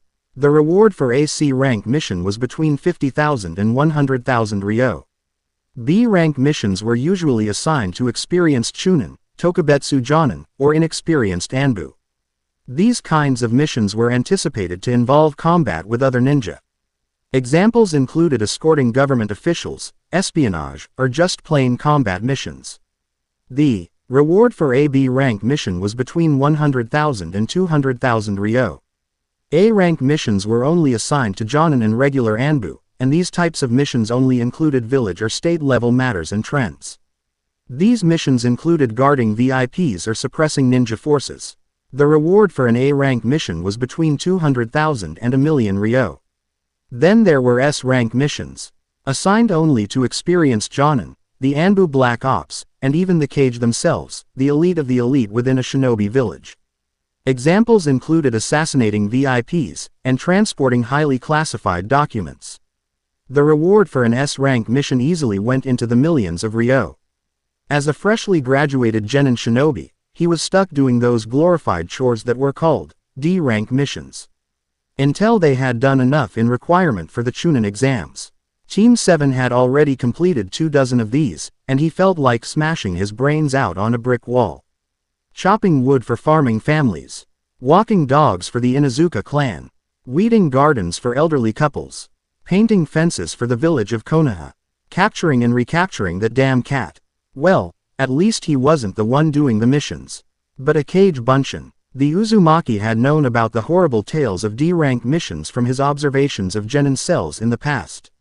Already several steps ahead of his unknowing classmates, he sent a grumbling Kage Bunshin to deal with his team and their assigned chores. Speaking of his team, Naruto could only snort in amusement at what he had to deal with. Or rather what his clone had to deal with, whenever he met up with Team 7. He would arrive at Training Ground 7, or what was left of it after his fight with Kakashi, and spend between 30 minutes and 2 hours waiting for his sensei. No matter what he tried, he couldn't predict Kakashi's schedule, and never wanting to be late, he always arrived too early for the silver-haired Jonin. While he waited for Kakashi, he would also have to listen to Sasuke's aggravating rants about Uchiha pride this and clan-less dobes that, and demands that he fork over his jutsus, before he got fed up and put the bastard in his place. Then, after Sakura had assaulted his ears with her banshee shriek, she would rush over to the unconscious Uchiha and try to rouse the arrogant brat from his stupor. Seriously, why couldn't those two imbeciles learn? What was even more annoying was when Kakashi did arrive, he would use every chance he could get to try and learn more about him and strike up a conversation. Most likely, Kakashi reported about their fight to the Hokage, who promptly had a heart attack before telling the Jonin to try to befriend him so he didn't kill them all. Well, it was too late for that, 12 years too late for that. If he ever went on a killing spree, the only people he would avert his wrath from would be the Ichirakus. Everyone else could go to hell, for all he cared. Well, since my Kage Bunshin is done for the day, it's safe to go outside and not risk someone seeing two of me, thought Naruto, before getting up from the couch in the bedroom of his bunker. Oi, Kit, what are you up to now? Asked Kurama, getting up from one of his afternoon naps. I'm heading to the Forest of Death. I have some new techniques that I want to try out. How was your nap? Asked Naruto, mentally. Meh, it was alright. Right now, I'm in the mood to destroy things. Think I'm going to go practice my Bijudama for a bit, answered Kurama, before moving to a suitable area within Naruto's mindscape. Cool, tell me what you come up with when you're done, said Naruto, while exiting the entrance to his bunker. Once the blonde Jinchuriki was fully situated above ground, he disappeared with a shunshin en route to Konoha's most notorious training ground. The blonde Jinchuriki reappeared in front the massive metallic gates of Training Ground 44, also known as the Forest of Death. Serving as the largest and furthest out of Konoha's training grounds, the land was also used as the Stage 2 arena for whenever Konoha hosted the Chunin exams. The massive metallic fence that surrounded the training field's perimeter had 44 gates equally spaced around it. These were probably where the shinobi who participated in the Chunin exams would enter from. Inside of the training field was a river, the forest itself, and a tower located in the center, all amounting to the forest's radius of about 10 kilometers. Within the forest are several large and deadly creatures such as leeches, tigers, and bears. A dangerous place, which was the kind of place that he liked. Futon. Yugoki. Wind release. Motion, said Naruto, before a gust of wind erupted from his soles and he was blasted upwards. Uzumaki leapt over the man-made barrier like it was no great feat, before landing on the ground on the other side. Now that that's done with, thought Naruto, before he began to sway his arms back and forth, like he was handling whips. That soon became the case however, when flames erupted from the blonde Jinchuriki's hands and morphed into a 10-meter-long form of said weapon. Kaden. Resho. Fire release. Laceration, said Naruto, before lashing out with his whips and bifurcating two trees in a single blow. Naruto continued to swing his flame whips about in some kind of fluid dance, felling trees and splitting boulders that were unfortunate enough to be in his path. Moving on, the Uzumaki swung his whips upward and severed several massive branches that could easily crush a human from their tree trunks. Naruto smirked as he saw the branches descend on him, before clasping his hands together to summon his chakra and then placing them on the ground. Kaden. Sokui Hashira. Fire release.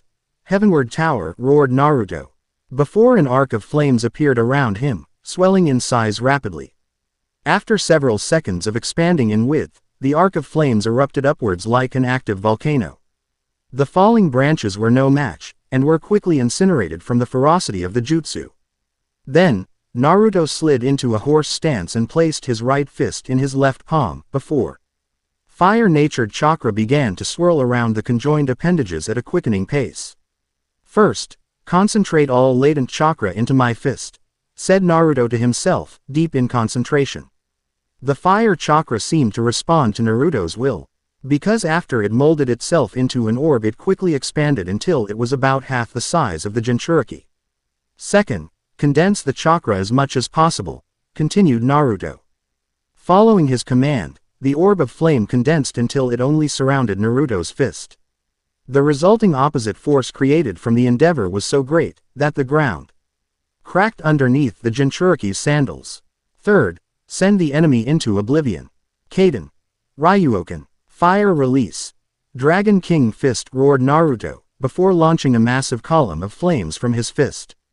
The powerful column of flames, shaped as the head of the dragon, plowed through a large portion of the forest, either knocking aside or incinerating anything in its path before it finally detonated. An explosion equal in intensity to that caused by Naruto's futon, Kamikaze Gakido, brought the training ground to its knees, and only a barren crater was left in its wake. Not a bad test run, thought Naruto, as he jumped onto a tree branch that was untouched by the explosion. After surveying the destruction caused by his latest technique, the blonde Jinchuriki made to leave the scene when he heard the familiar sound of a kunai flying in the air. A kunai that was flying at him. "Behind you, Kit," roared Kurama, noticing the incoming projectile as well. Needing no further warning, the blonde Uzumaki quickly sidestepped and grabbed the kunai before it could sail past him. "Who has the balls?" began Naruto in annoyance, turning towards the source. The Jinchuriki's inner ranting was NT erupted when a barrage of kunai and shuriken headed towards him. Growling, Naruto drew one of his katanas from his back before proceeding to deflect the projectiles with ease. However, he was forced to shunshin away to a nearby tree branch when the unknown attacker threw two kunai with exploding tags at his previous location. Avoiding the concurring explosion, Naruto spotted movement within a series of trees about 100 meters ahead of him. The blonde Uzumaki smirked, before using the futon Yugoki to propel himself forward at Mach speed and tackle his unlucky attacker. The two shinobi umbled and rolled down tree branches as they struggled for dominance, before breaking apart from each other to land gracefully on the ground. Now that his life wasn't in immediate danger, the Uzumaki was given enough breathing space to discern the identity of his attacker. The enemy shinobi who Naruto had presumed to be a he was actually a she. And damn, she was quite the sight to behold.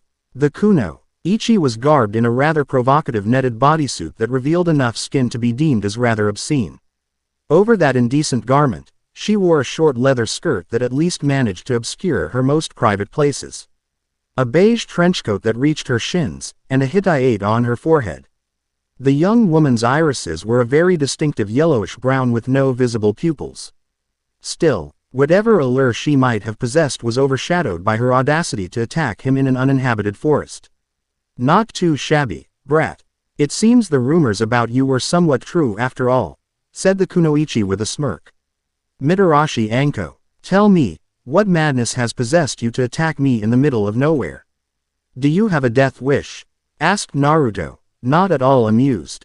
The kunoichi, I gave the Jinchuriki a serpentine grin that would have unnerved any lesser man, before vanishing in the blink of an eye and pressing a kunai to his throat with practiced ease. Now Gaki, you might be good, but don't get arrogant. You're not at the top of the food chain yet.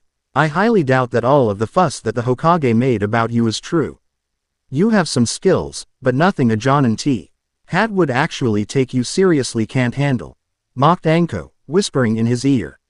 "Well, sorry to break it to you, but you, serious Jonin, aren't anything special," said a voice from behind her. Shocked beyond all recognition, Anko tried to turn around to face the speaker when the tables turned and she felt the blade of a katana at her neck. "Don't move," replied Naruto with a bored yawn, despite the fact that he held Anko's life within the palm of his hand. The Naruto that she had a kunai pressed against turned to face her and gave her a shit-eating grin, before disappearing in a puff of smoke. Well, It looks like you've got me. What are you going to do to me now? Asked Anko, in a sultry voice. Man, you're no fun. If you must know, the Forest of Death is a restricted mining ground that few have access to on a regular basis. Catching you here, I decided to mess around a bit to see if the rumors were true, answered Anko. Detecting no change in heartbeat or any other phenomenon that would prove deception. The blonde Jinchuriki removed the blade from Anko's neck.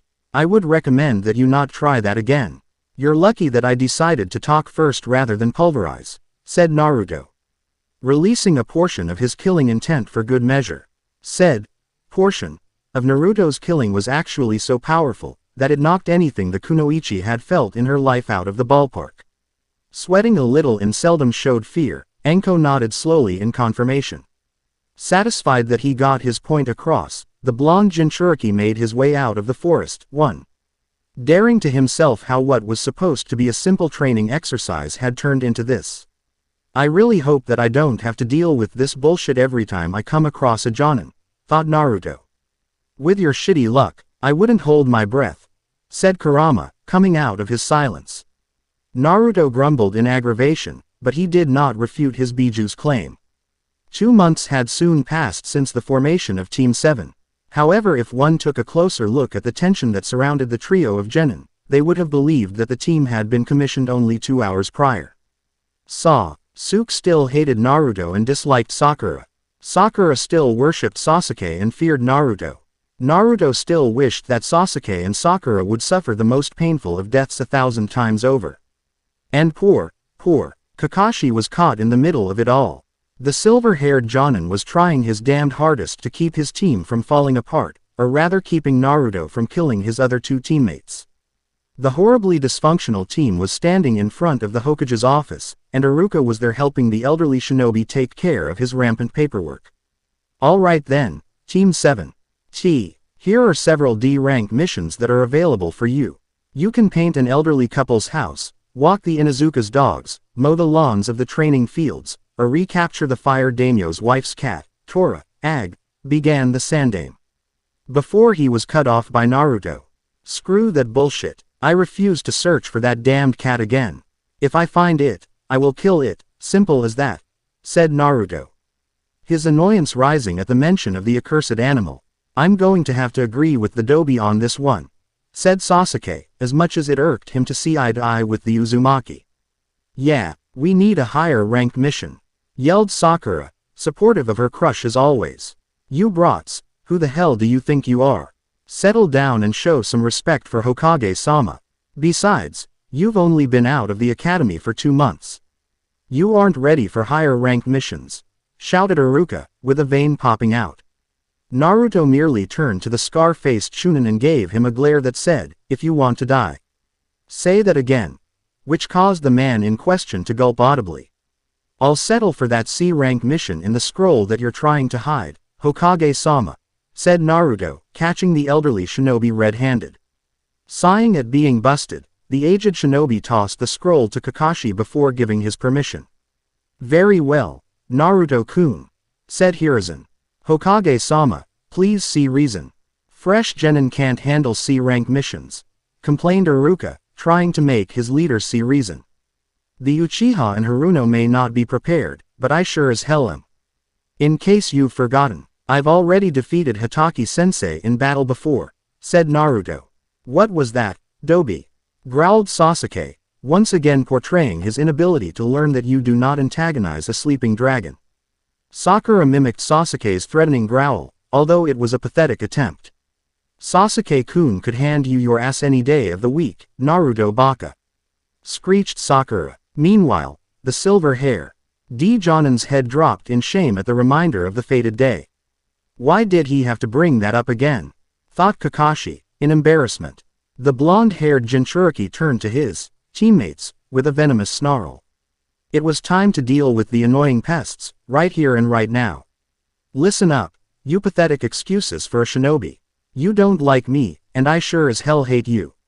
The difference between us, however, is that I can end your pathetic lives with the utmost ease at any time and anywhere, while you 2 simpletons couldn't even give me the slightest of scratches, even if I let you. So why don't you do us all a favor? And sit your asses down, shut your fucking mouths, and let the real shinobi talk, growled Naruto, his ire at its peak. Sakura quickly shrank back in fear, while Asuke clenched his fists so hard that he nearly drew blood. Who does this fucking commoner think he is? You dare to call me an Uchiha? Pathetic, thought Sasuke angrily. Not even the worst enemies the Uchiha clan had dared to go that far.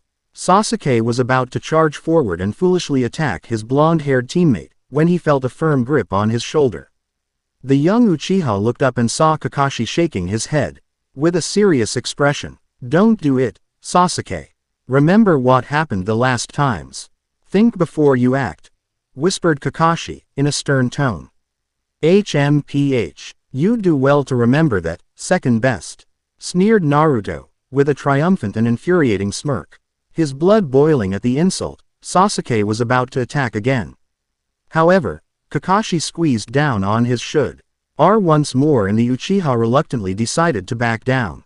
For the time being. Ahem. Now that little distraction has been taken care of, your mission is to escort a master bridge builder to the land of waves. You may come in now, Tazuna-san, said Hiruzen, clearing his throat. The door to the Hokage's office swung open, and a drunken old man stumbled in while chugging down large gulps of sake. The master bridge builder glanced at the shinobi who were supposed to act as his bodyguards, before snorting in disapproval.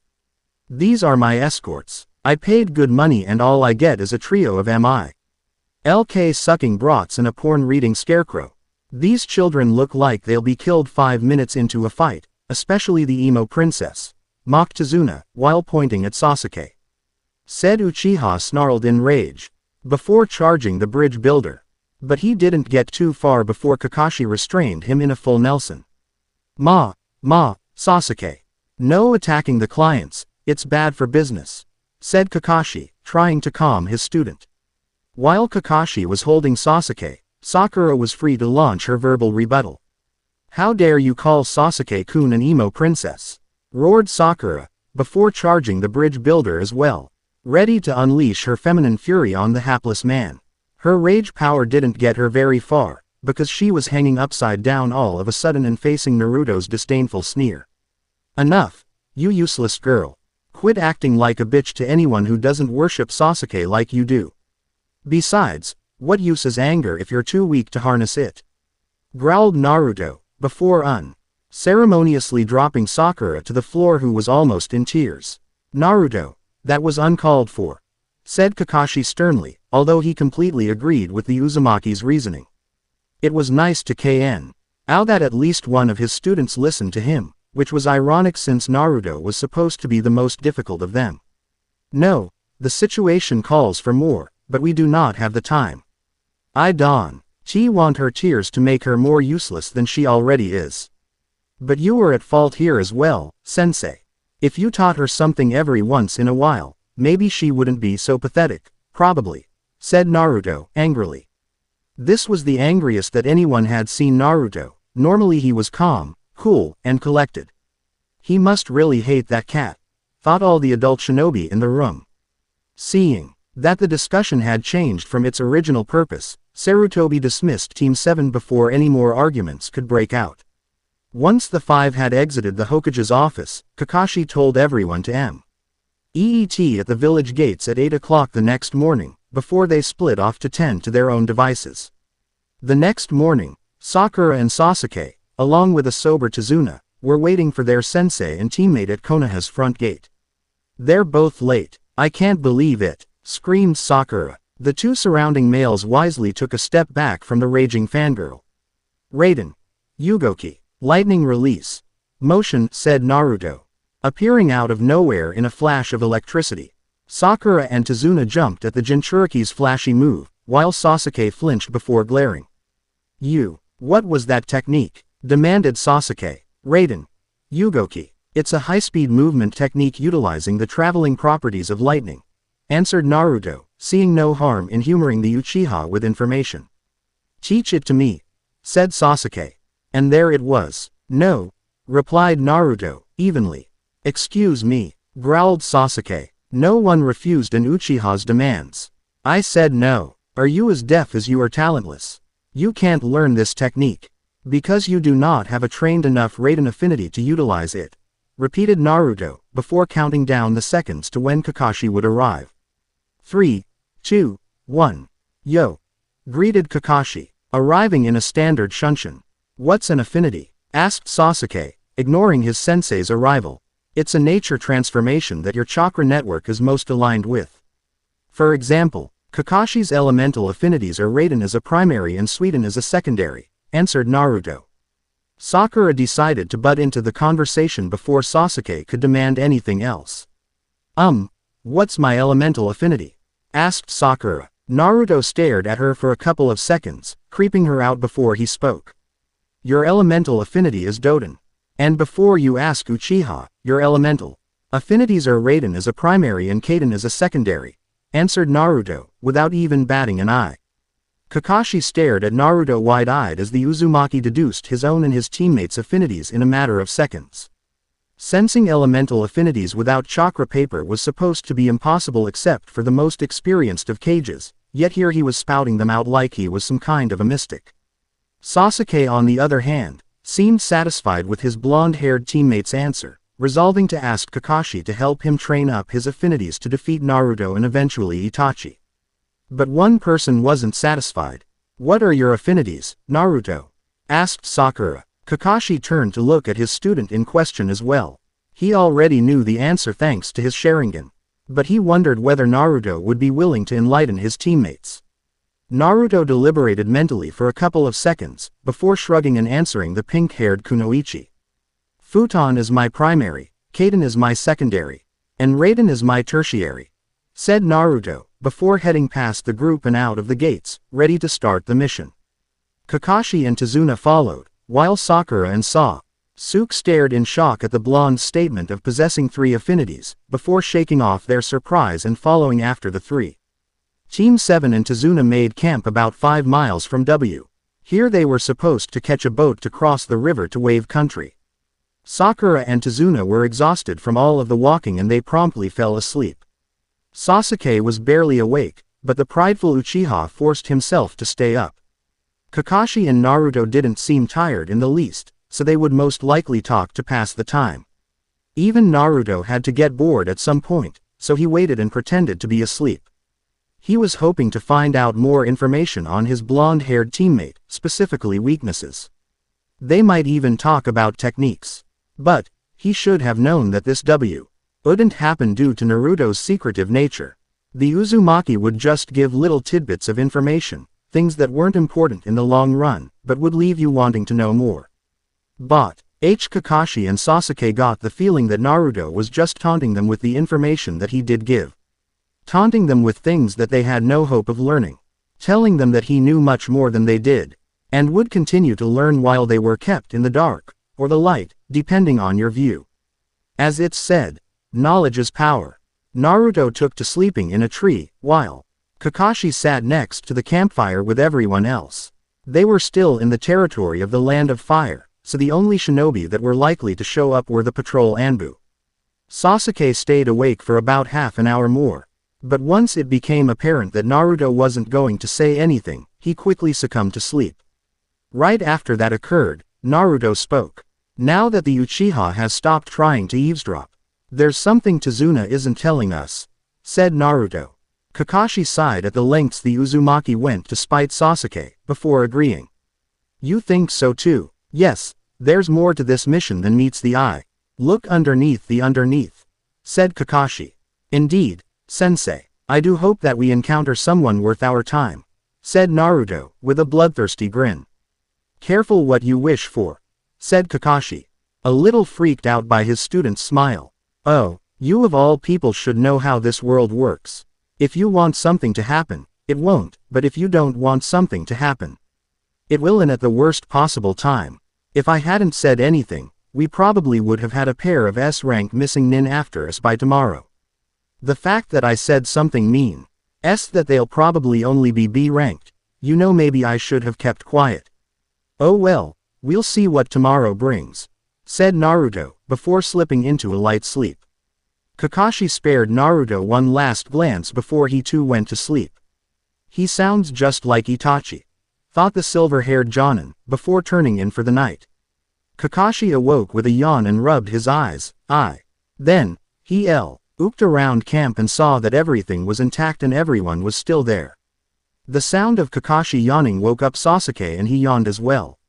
He then felt a presence next to him and looked to his right. The Uchiha almost screamed in terror when he saw Sakura's pink hair. Somehow, the kunoichi had rolled out of her sleeping bag and had been stopped by his body. The Uchiha heard muffled giggling, before turning to his sensei who looked like he was close to laughing his ass off. Sasuke glared at the silver-haired Jonin before mouthing the words, "Help me." Kakashi just shook his head. Sass. Uke rose his eyebrow and Kakashi pointed at Sakura. The silver-haired Jonin put his hands together like he was praying, then tilted them sideways and laid his head on them like he was sleeping. Then the man shook his head again. It took a couple of seconds for Sasuke to figure out what his sensei's gestures meant, but when it hit him he turned and glared at Sakura's sleeping form. "Let go of me," said Sasuke, in annoyance. Sakura's eyes opened and she pouted. "But, Sasuke-kun," whined Sakura. When Sasuke didn't respond, the kunoichi reluctantly let go of the Uchiha. "Fine, be that way," said Sakura, before she turned and glared at her sensei who was smiling innocently. "Good morning, Sakura," greeted Kakashi, causing Sakura's glare to intensify. "It would have been a good morning if you hadn't interfered," snarled Sakura in her thoughts. "Good morning, Sasuke," greeted Kakashi. "HN," was the Uchiha's response. "Good morning, Naruto," finished Kakashi. The Uzumaki in question slowly turned his head to face his sensei. "What exactly is so good about it?" asked Naruto, monotonously. "Nothing different from other mornings, I suppose," said Kakashi, shrugging. "For me, no, I'm used to waking up in a tree, on a mission with people that I hate," snorted Naruto, the sarcasm ever present in his tone. "You're not a morning person, are you?" asked Kakashi with a sweat drop. "What was your first clue?" answered Naruto. "Did you even sleep at all last night?" asked Kakashi. "I don't sleep, I wait," answered Naruto, before jumping off the tree he was lying on. It was after this that Tazuna woke up and once they packed up camp, the group of 5 was off again. About a mile from where the boat dockings were, the team came across a puddle. Sasuke, Sakura, and Tazuna didn't think anything of it, but the Jonin-level shinobi who accompanied them sure did. "Kit, do you feel that?" asked Kurama, making his presence known to his Jinchuriki for the first time during the mission.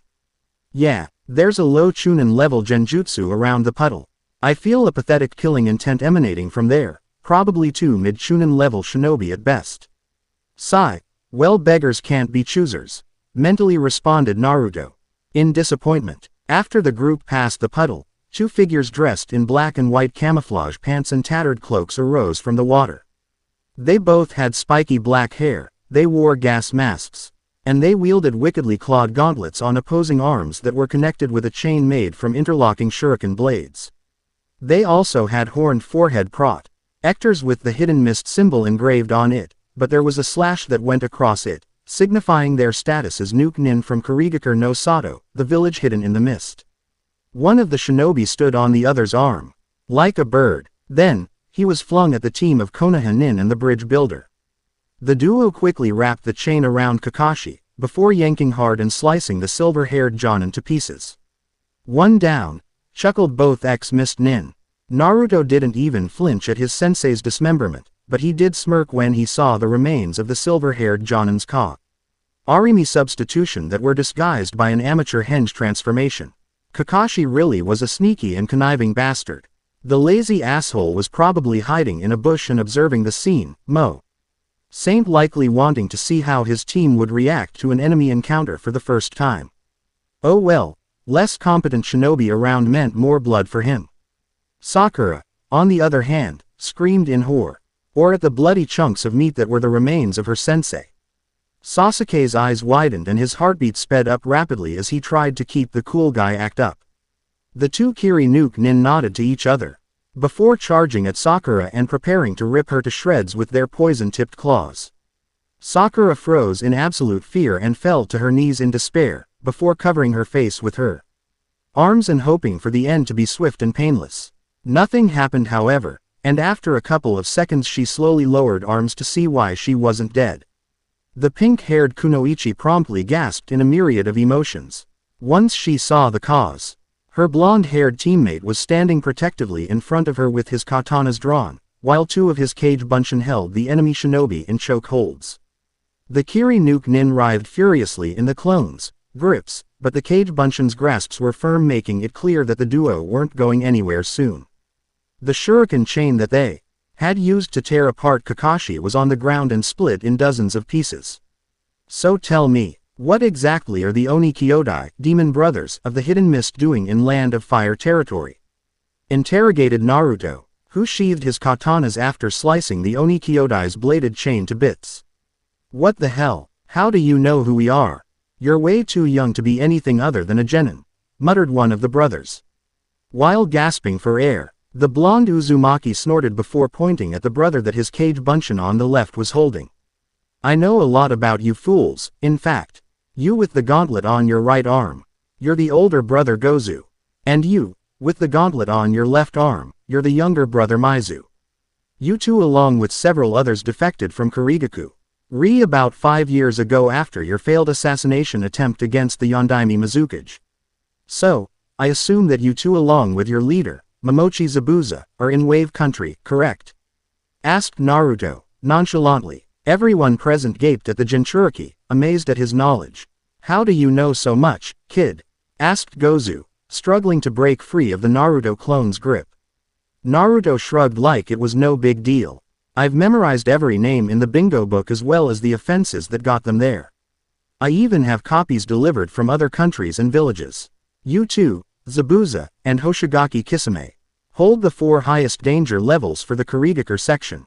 I've got to say however, for a couple of B-rank Nuke Nin, you guys are complete pushovers, said Naruto. The brothers bristled at Naruto's insults, but squeezes from the clones who were choke holding them immediately rendered the two Nuke Nin silent.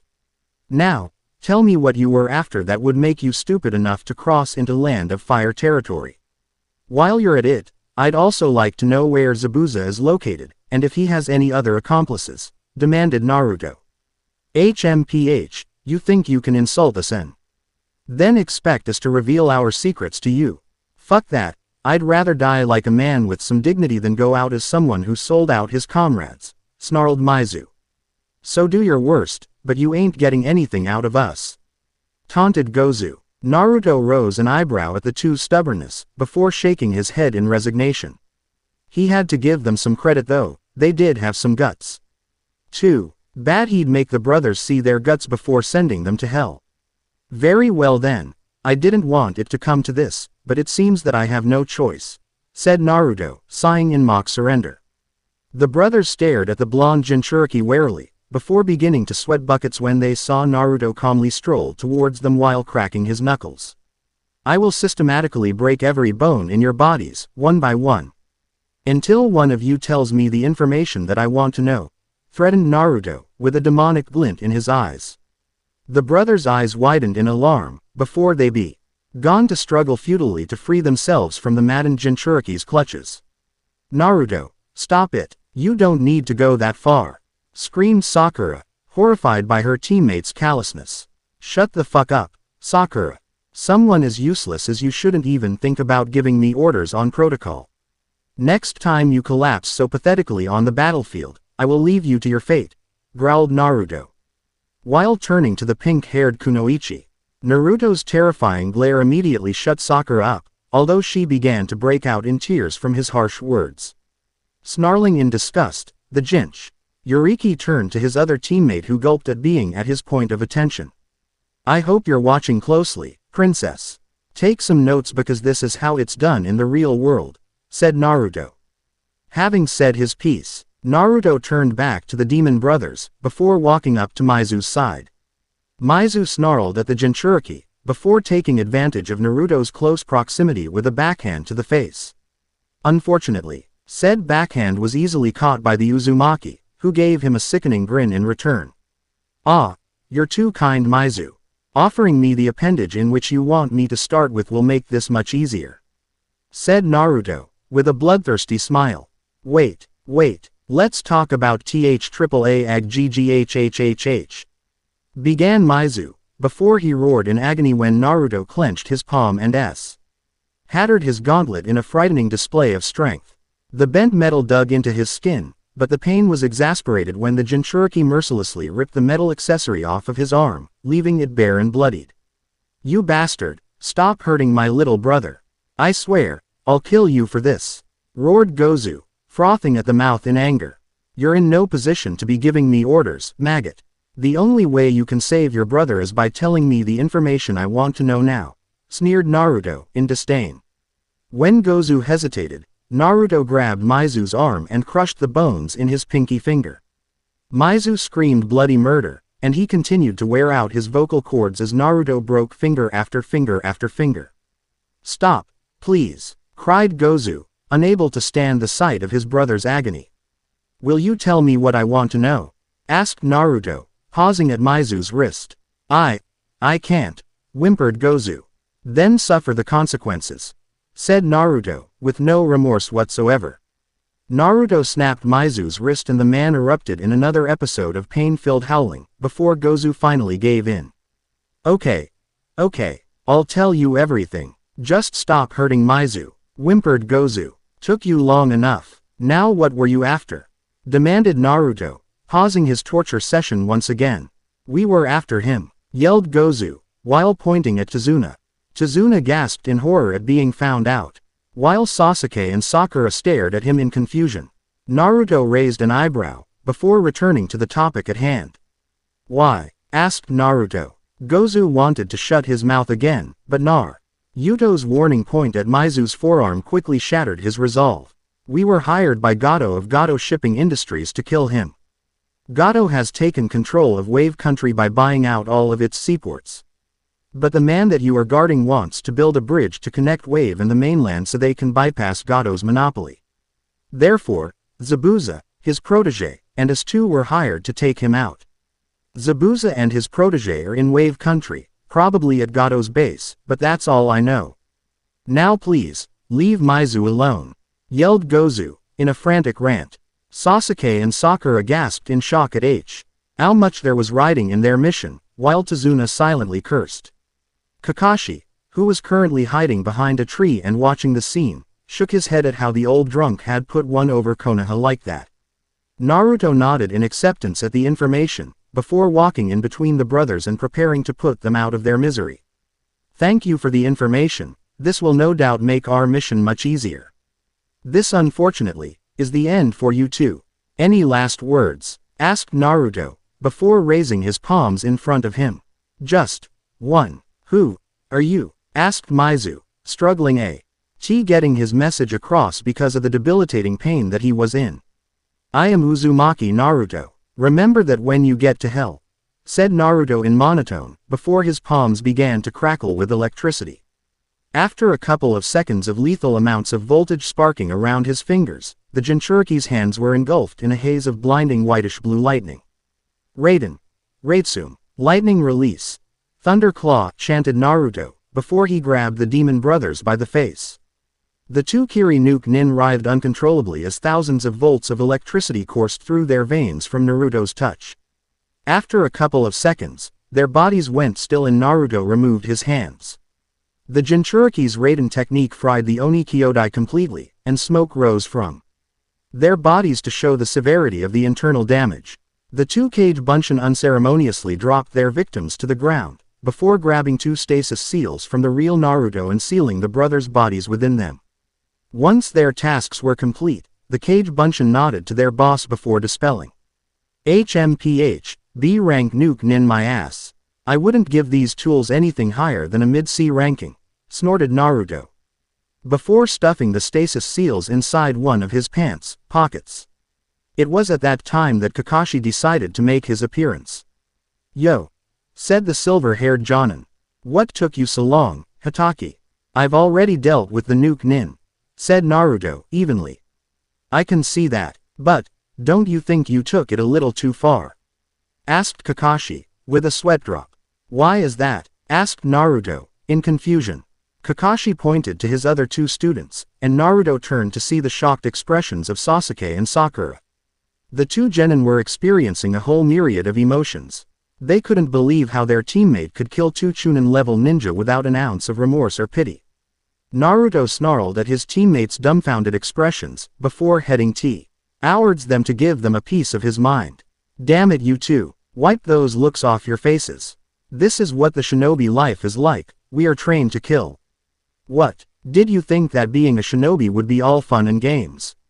That you would never have to get your hands bloodied? That you would never have to do any dirty work? You two are even more pathetic than I thought. Did you ever stop to wonder why targets at the academy were shaped like humans? Or why the areas where vital organs would be were circled and pointed out?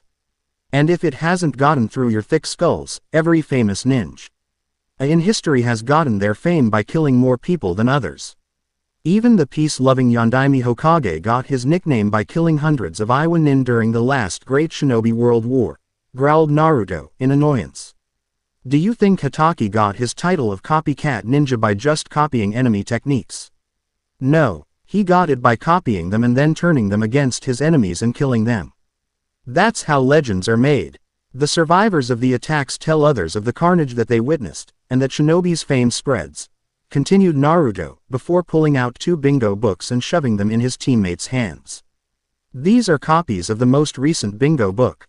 Read it all the way through. Read about what some of these shinobi have done to get themselves into this book. Then you will truly understand what a shinobi really is. And if you don't, then you might as well quit right now while you still have a head atop of your shoulders, finished Naruto, before brushing past his two shocked teammates. Kakashi held a look of sadness in his eye as he watched Naruto stalk after Tazuna. But he knew that what the Uzumaki had said was absolutely true. They really should start teaching that stuff in the academy. If they did, then the genin mortality rate wouldn't be so damn high, thought Kakashi. Alright, old man, you've got some explaining to do. Why would you lie about a mission? Asked Naruto, with a growl. The Uzumaki wasn't necessarily pissed about there being an enemy encountered during the mission, for he relished battle.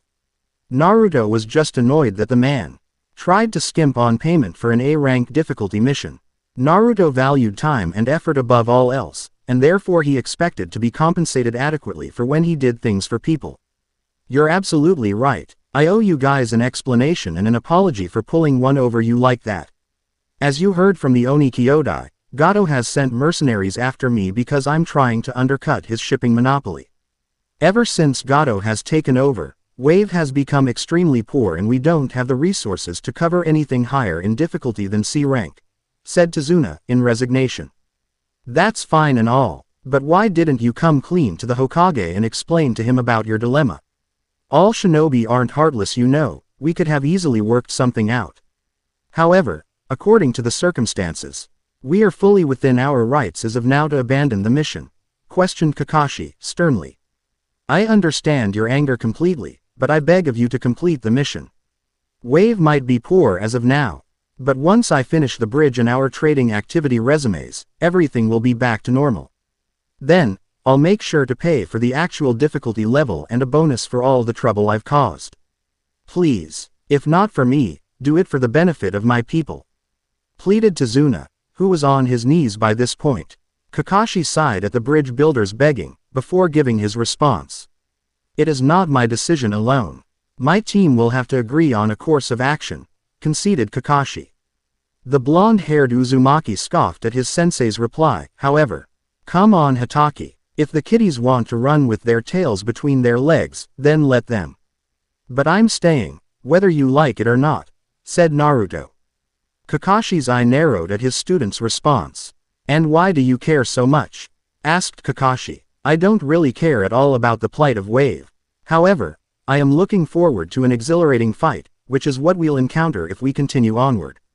The chance to fight against a former member of the Kiri no Shinobigatana Shichinshu, 7 ninja swordsmen of the Hidden Mist, is an opportunity that I will not pass up, especially as a blade wielder, answered Naruto. Kakashi just shook his head at the blonde's answer. Just like Itachi, thought Kakashi, with a weary sigh. So, what will you do? Will you stay, or will you turn back? Asked Kakashi, while turning to his other two students. Sasuke growled at Naruto's casual dismissal of his resolve to fight, before giving his answer. If the Dobi can do it, then I can as well, said Sasuke, with an arrogant smirk. Sakura snuck a glance at Sasuke and Naruto, while thinking, I can't run away from this. I'll show you, Naruto. I'll show everyone that I'm not useless or pathetic. I'm with them, we'll continue the mission, said Sakura, while turning to her sensei with newfound determination. Kakashi nodded at his pink-haired student, before smiling under his mask. Naruto, your methods may be questionable, but you get results, and in the shinobi world, the ends justify the means, thought Kakashi. Looks like today is your lucky day. We'll stay and continue the mission, said Kakashi, with an eye smile. You will. Thank you all so much.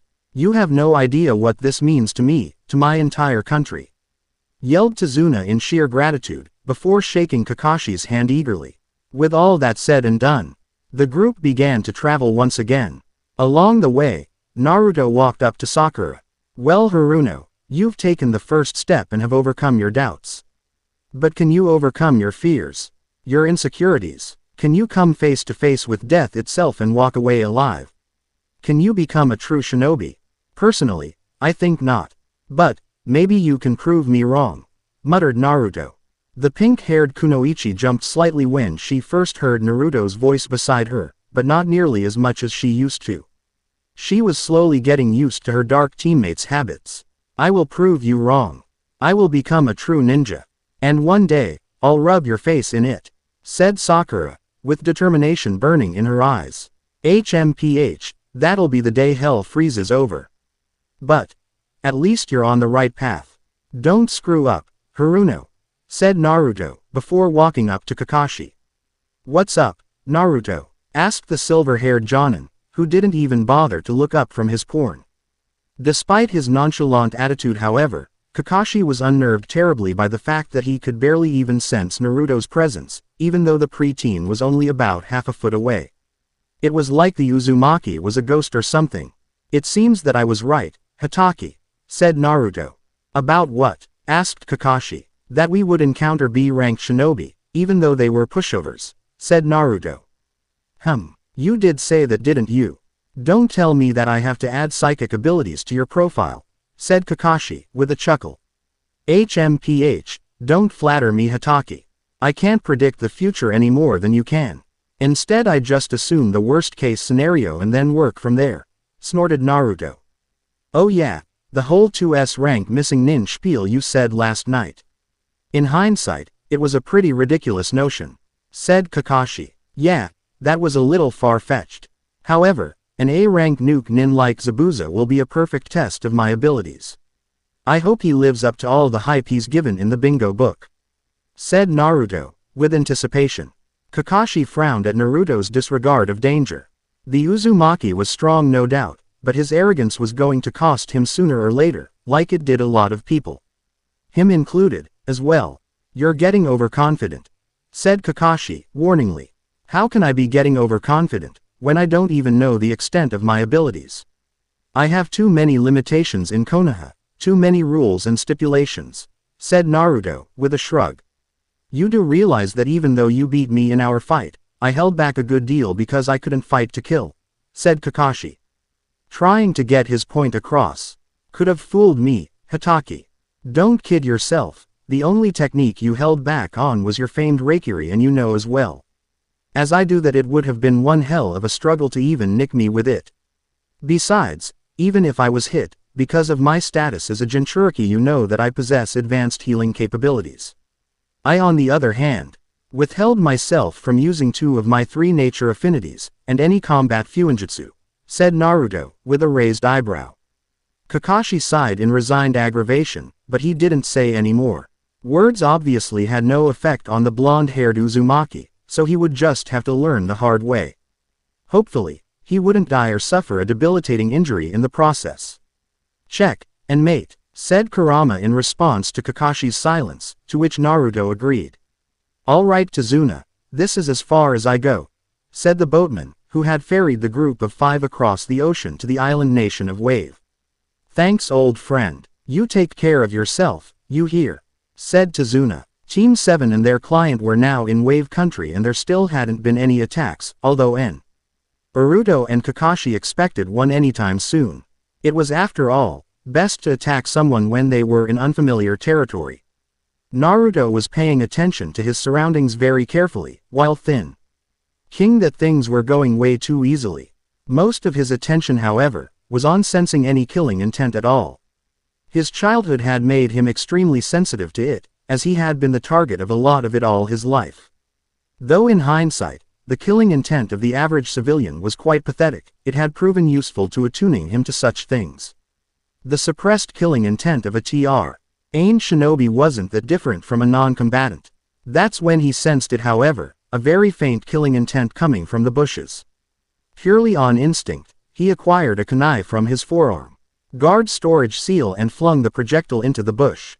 Almost immediately, the killing intent vanished, which caused the Jinchuriki's eyes to narrow in suspicion. A cute, but terrified squeaking sound revealed that he had nearly sunk the kunai into the head of a white snow rabbit. Naruto ignored Sakura's chastisement about frightening the poor animal, for he was utterly certain that it wasn't he rabbit who had been the source of the faint killing intent. That rabbit shouldn't have a white coat at this time of year, meaning that it's been raised indoors, thought Kakashi, in realization. Get down, yelled the silver-haired Jonin. Sasuke instantly obeyed. Naruto kicked Sakura's legs out from under her before he flung himself down as well, and Kakashi tackled the bridge builder. It was all done just in time, for a giant cleaver sword spun through the air where they were standing just moments before. The massive sword implanted itself into a tree, and a tall, shirtless man with a leather strap over his chest suddenly appeared on the long hilt of the blade. The enemy shinobi was wearing camouflage-patterned arm and leg warmers, a scratched-through Kurigakure forehead protector that identified him as a missing nin. And he was distinctly missing eyebrows for some odd reason, as well as having the lower half of his face wrapped in bandages, creating a similar effect as Kakashi's mask. Momochi Zabuza, the Kurigakure no Kijin, demon of the hidden mist, stated Kakashi, identifying the newcomer. Sharingan no Kakashi, the famous copy ninja of Konohagakure, said Zabuza, slightly amused. Kakashi quickly raised his Hitai-8, revealing his matured Sharingan. Ah, you're bringing out the famous Sharingan so soon. I'm honored, but this doesn't have to get bloody. Hand over the old man and none of your little brats have to get hurt, said Zabuza, mockingly. Stay out of this, I'll fight him. And Naruto, so help me, if you disobey me this one time, I'll pull rank when we get back to Konoha and have you court-martialed, said Kakashi, with an annoyed glare being pointed at his blonde-haired student. TCH, fine you greedy bastard. Excuse me for wanting to have some fun, groused Naruto, in a defeated tone. With that dealt with, the silver-haired Jonin turned his attention back to his Mist Nuke Nin adversary. Well, if you won't give up, then there's only one way that this will end, said Zabuza, readying his sword. You can try, but it won't be easy. That I can assure you, said Kakashi, before slipping into a fighting stance. Ninpo. Kurigakure no Jutsu. Ninja art. Hidden mist technique, chanted Zabuza, while holding a one-handed seal. A dense cover of mist formed around the area rapidly, obscuring sight and making Kakashi a great deal more wary, as his Sharingan was useless if he couldn't see. Everyone, whatever you do, do not lower your guard. Zabuza is a master of the silent killing technique, warned Kakashi. Silent killing? Asked Sakura, nervously. As the name suggests, users of the technique are able to kill their opponents without a sound. Most of the time, the target is dead before they even realize it, explained Kakashi warily, while looking around for a glimpse of the Mist Nuke Nin. Naruto was trying to pinpoint Zabuza's position by the feel of the man's killing intent, but he wasn't having any luck, as it seemed to be coming from several directions, and even then he could only get a general location. The Uzumaki ignored the swordsman's little speech about the 8 points in the body that he could strike for a lethal blow, as he knew that the man was just doing it to freak them out. Kakashi then used a chakra burst to disperse the mist, making the Jinchuriki wonder why he hadn't thought of that. The rising pressure of the killing intent being tossed around by the two Jonin was considerable, and Naruto could see that it was getting to Sasuke, as the Uchiha survivor looked like he was about to kill himself. The only reason I Chi wasn't getting to Sakura and Tazuna was because they weren't attuned enough to feel it, although if it was directed at them they probably would have been reduced to vegetative states. Sasuke, calm down. I won't let my comrades die. I'll protect all of you, said Kakashi, breaking the Uchiha out of his panic episode. Immediately after that, Naruto sensed the enemy's presence in the middle of their formation.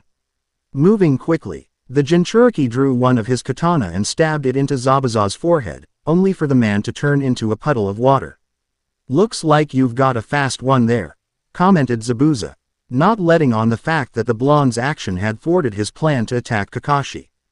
Zabuza decided to reconsider his opinion on the blonde genin, after that display of battle competency. The blonde was bigger, looked meaner, and was better equipped than the other two genin, but when Kakashi had told them to stay out of the fight, he had dismissed them as inconsequential. But, with that speedy disposal of his water clone, Zabuza realized that he needed to keep the blonde from joining the fight or else this could turn out badly in his favor.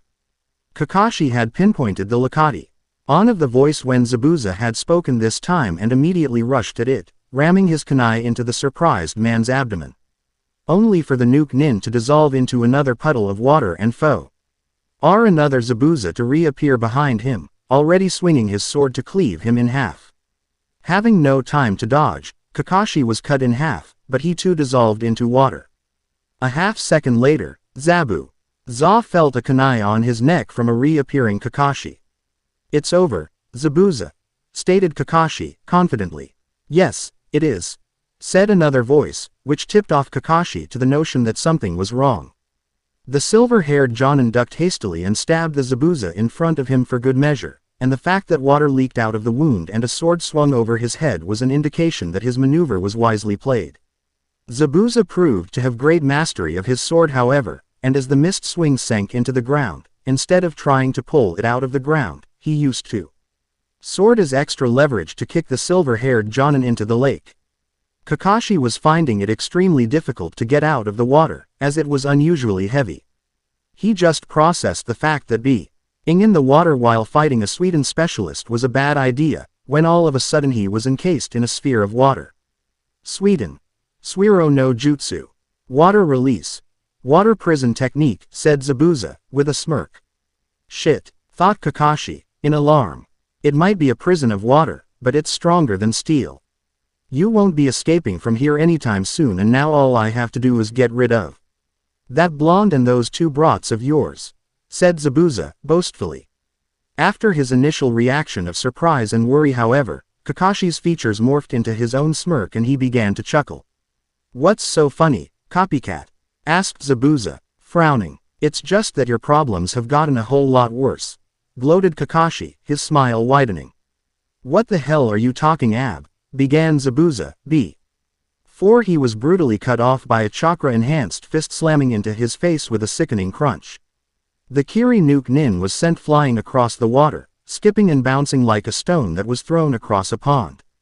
After about 10 skips, the bandage-masked Jonin was able to regain his bearings and flip in midair to land on his feet, skidding to a stop across the lake's surface. Zabuza looked up and glared at the audacious brat who had slugged him.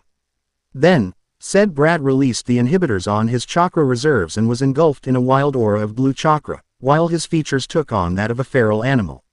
Wah! What the fuck? This guy, what kind of monster is he? Thought Zabuza in shock, as he felt the full force of Naruto's power. Naruto strolled up to Kakashi, who was crouching on the water surface and gasping for air, while keeping his eyes on Zabuza. Regardless, he couldn't resist the temptation of getting some snide remarks in. If you're done embarrassing yourself, Hatake, I will take over this battle now. Seriously though, you should start training again because it seems that you've gotten even weaker from when we fought, mocked Naruto, before unsheathing both his katanas which gleamed in the sunlight. The silver-haired Jonin shrugged, brushing off the insults before responding. He's all yours. Though you are right, I need to get back to training. I'm getting rusty, said Kakashi, nonchalantly. Naruto simply nodded, before cracking his neck as his fearsome power caused the water beneath him to splash wildly and the air around him to whip around ferociously. After a couple of seconds, Naruto shunshined forward, appearing before Zabuza in the blink of an eye. Kakashi on the other hand, walked back to his students and client. Sasuke glared at the Uzumaki, seething at being upstaged once again. Chizuna gaped in amazement, and Sakura looked worried. Even though she didn't have a very good opinion of the blonde, she was still worried about the well-being of a teammate. Sensei, what are you doing? We have to help him, he could get killed. Worried Sakura. Don't worry, he can take care of himself, said Kakashi, waving off the kunoichi's concerns. Zabuza wearily stood and took a defensive stance. That punch had hurt like a bitch, and he was still reeling from it. Whoever this boy was, he was on a completely different level. Kakashi had nothing on this kid, and seeing how easily the silver-haired Jonin had handed the reins to this kid, it was safe to say that the man had confidence in his skill as well. Momochi Zabuza, A-rank nuke nin from Kiri. Gakure and former member of the Kiri no Shinobugatana Shichinin Shu, it is an honor to meet you. Unfortunately, you will die here today by my hand, the same as the Oni Kyodai, stated Naruto, stoically. Listen here you little brat. I don't care who the hell you think you are, but you have no chance of matching me, growled Zabuza, regaining his poise and arrogance. I thought that was obvious. I'm already stronger than you, said Naruto, with a raised eyebrow. Pretty big words for a no-name punk. But this is the major leagues kid, you're outclassed, snarled Zabuza, while clenching his fists. Pretty big words for a lightweight bitch who was sent flying by a weak punch. Now enough talk, come Kurigakure no Kijin. Fight Konoha's resident demon child, and we shall see who is most deserving of their title, retorted Naruto. Before charging forward, the end. Remember to subscribe and like this video. See you in the next video.